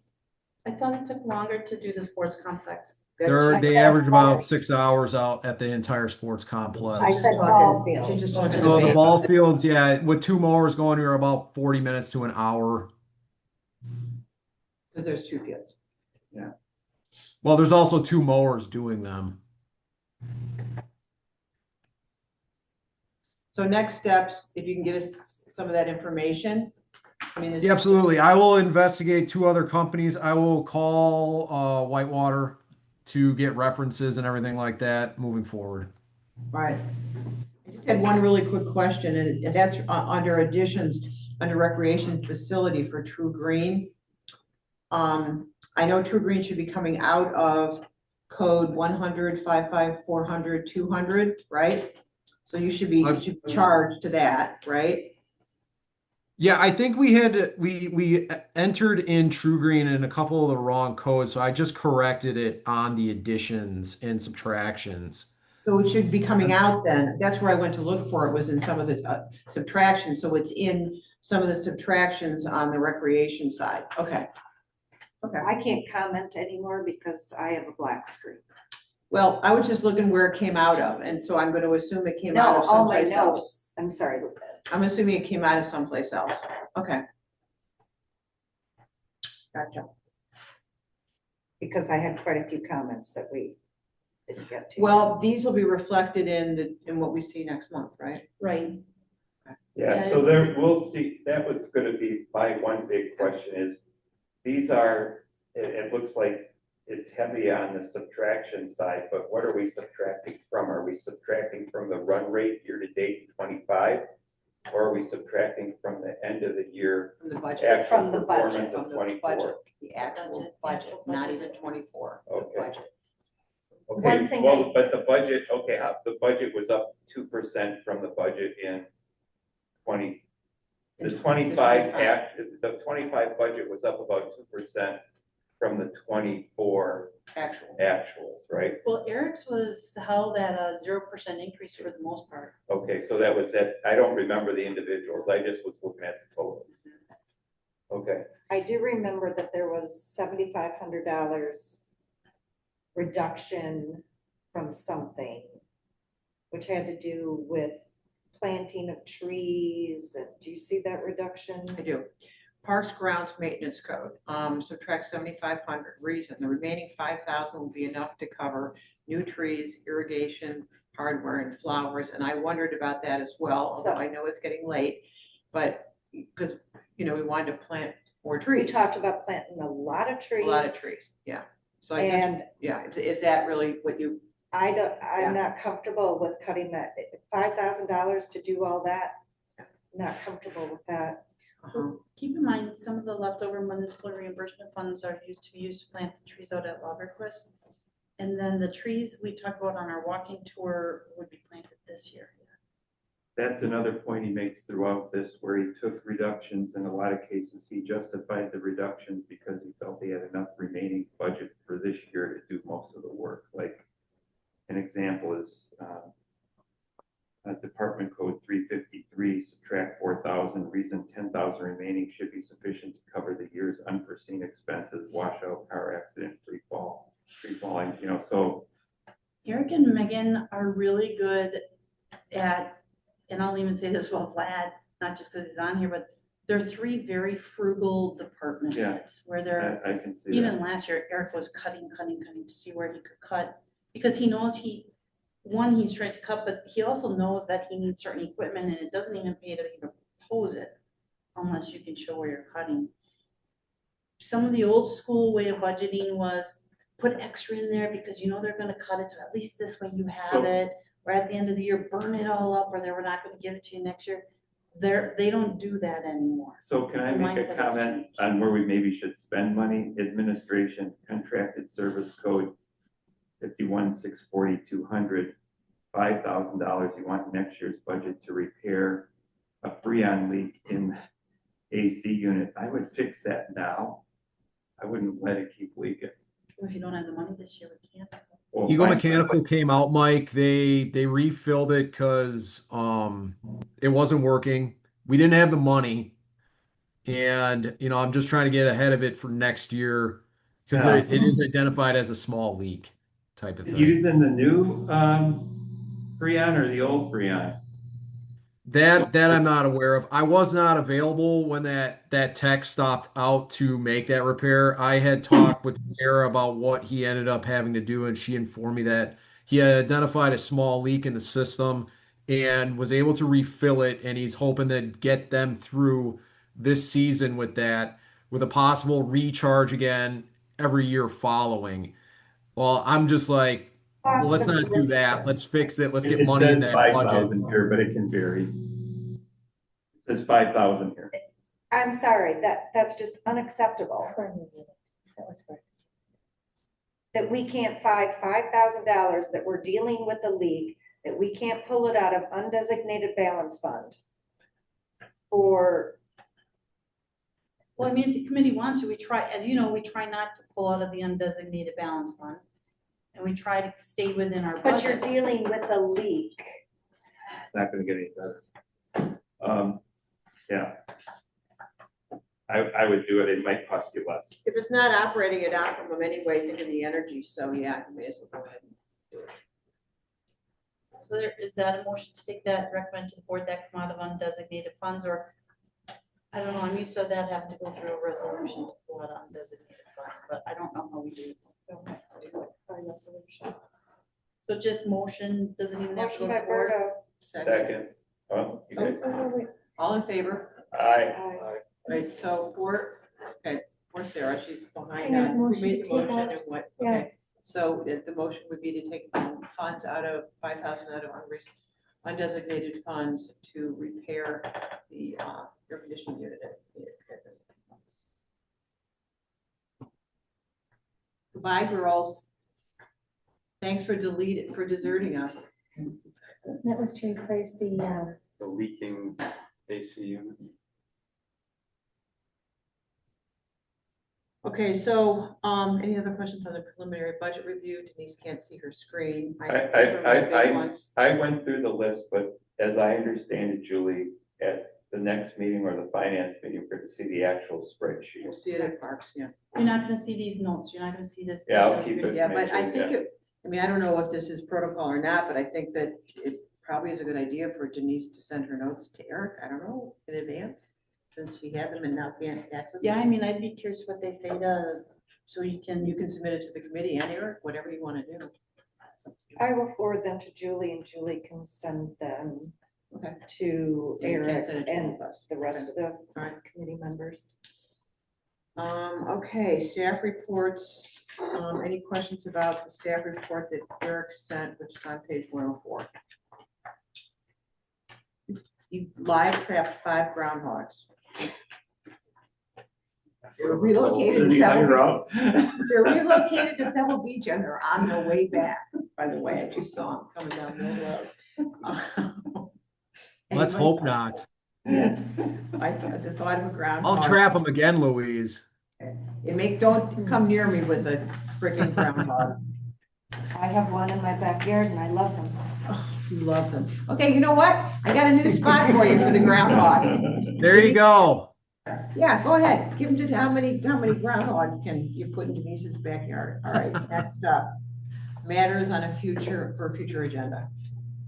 Or refer to a committee official or employee. Well, it sounds like the whole issue of, Where there's several follow-up things, yeah, right? several follow-up items. So one was, I'm gonna go down the list, hold on. Long days, that's their thing. Operating agreement we'll wait and see what comes of that with the attorneys. That's not it. That's not. So the other thing is getting the appraisals, right? For comparison for the Knowles Nelson encumbrance. Well, but no, I'm talking about the lease agreement with. Oh, the post office, I'm sorry, yeah. Yeah, getting appraisals for that. Let's see, also, I think getting, for the binocular order was to also. I promised information. You're gonna take a look at that. I'll build a Mike will little take a look at that. Let's see, Knowles Nelson, taking a look at, we need to schedule a meeting and see if the, next meeting, see if the DNR can come in. Highway crosswalks, that's the DNR was to me, DOT. And, I made you do that. yeah, coming in to talk with us, stop sign request was passed. Street repairs was done, grant opportunities, we already did that. Okay, and then, that's all I have, I think. The budget, of course. And we have to schedule a walking tour at Pebble Beach. We That talked should be about doing scheduled. more walking tours more often, and my suggestion was to do Pebble Beach next. So, I've never Drive down been to the Pebble Beach. infamous road we just discussed. Motion to adjourn. Second. All in favor? Aye. Thanks, everybody. Schedule one. I guess not till September. Julie, how long do you think utilities is gonna last tomorrow? You haven't even read the packet. Have a nice evening, With that Yeah, you agenda? too. Oh, Jerry, wait. But there's 106 pages I have to read. Yeah, tonight. Yeah, I've got the whole Excel budget in there. There's You're welcome. 3 You're welcome. funds. I might be able to find a t-shirt. You want a t-shirt? Sure. Oh, so I think she's we got may the have- whole budget. I got and and the the CIP and every page of the CIP. I got that too. Because I know it is. I have to go down to the hospital tomorrow. Oh, We'll do it again. so your dad? At a certain time? No. For me. Yeah, time. Yeah. So I've been awake since 4. Yeah. Yeah, I'm gonna go home and read 106 know. pages.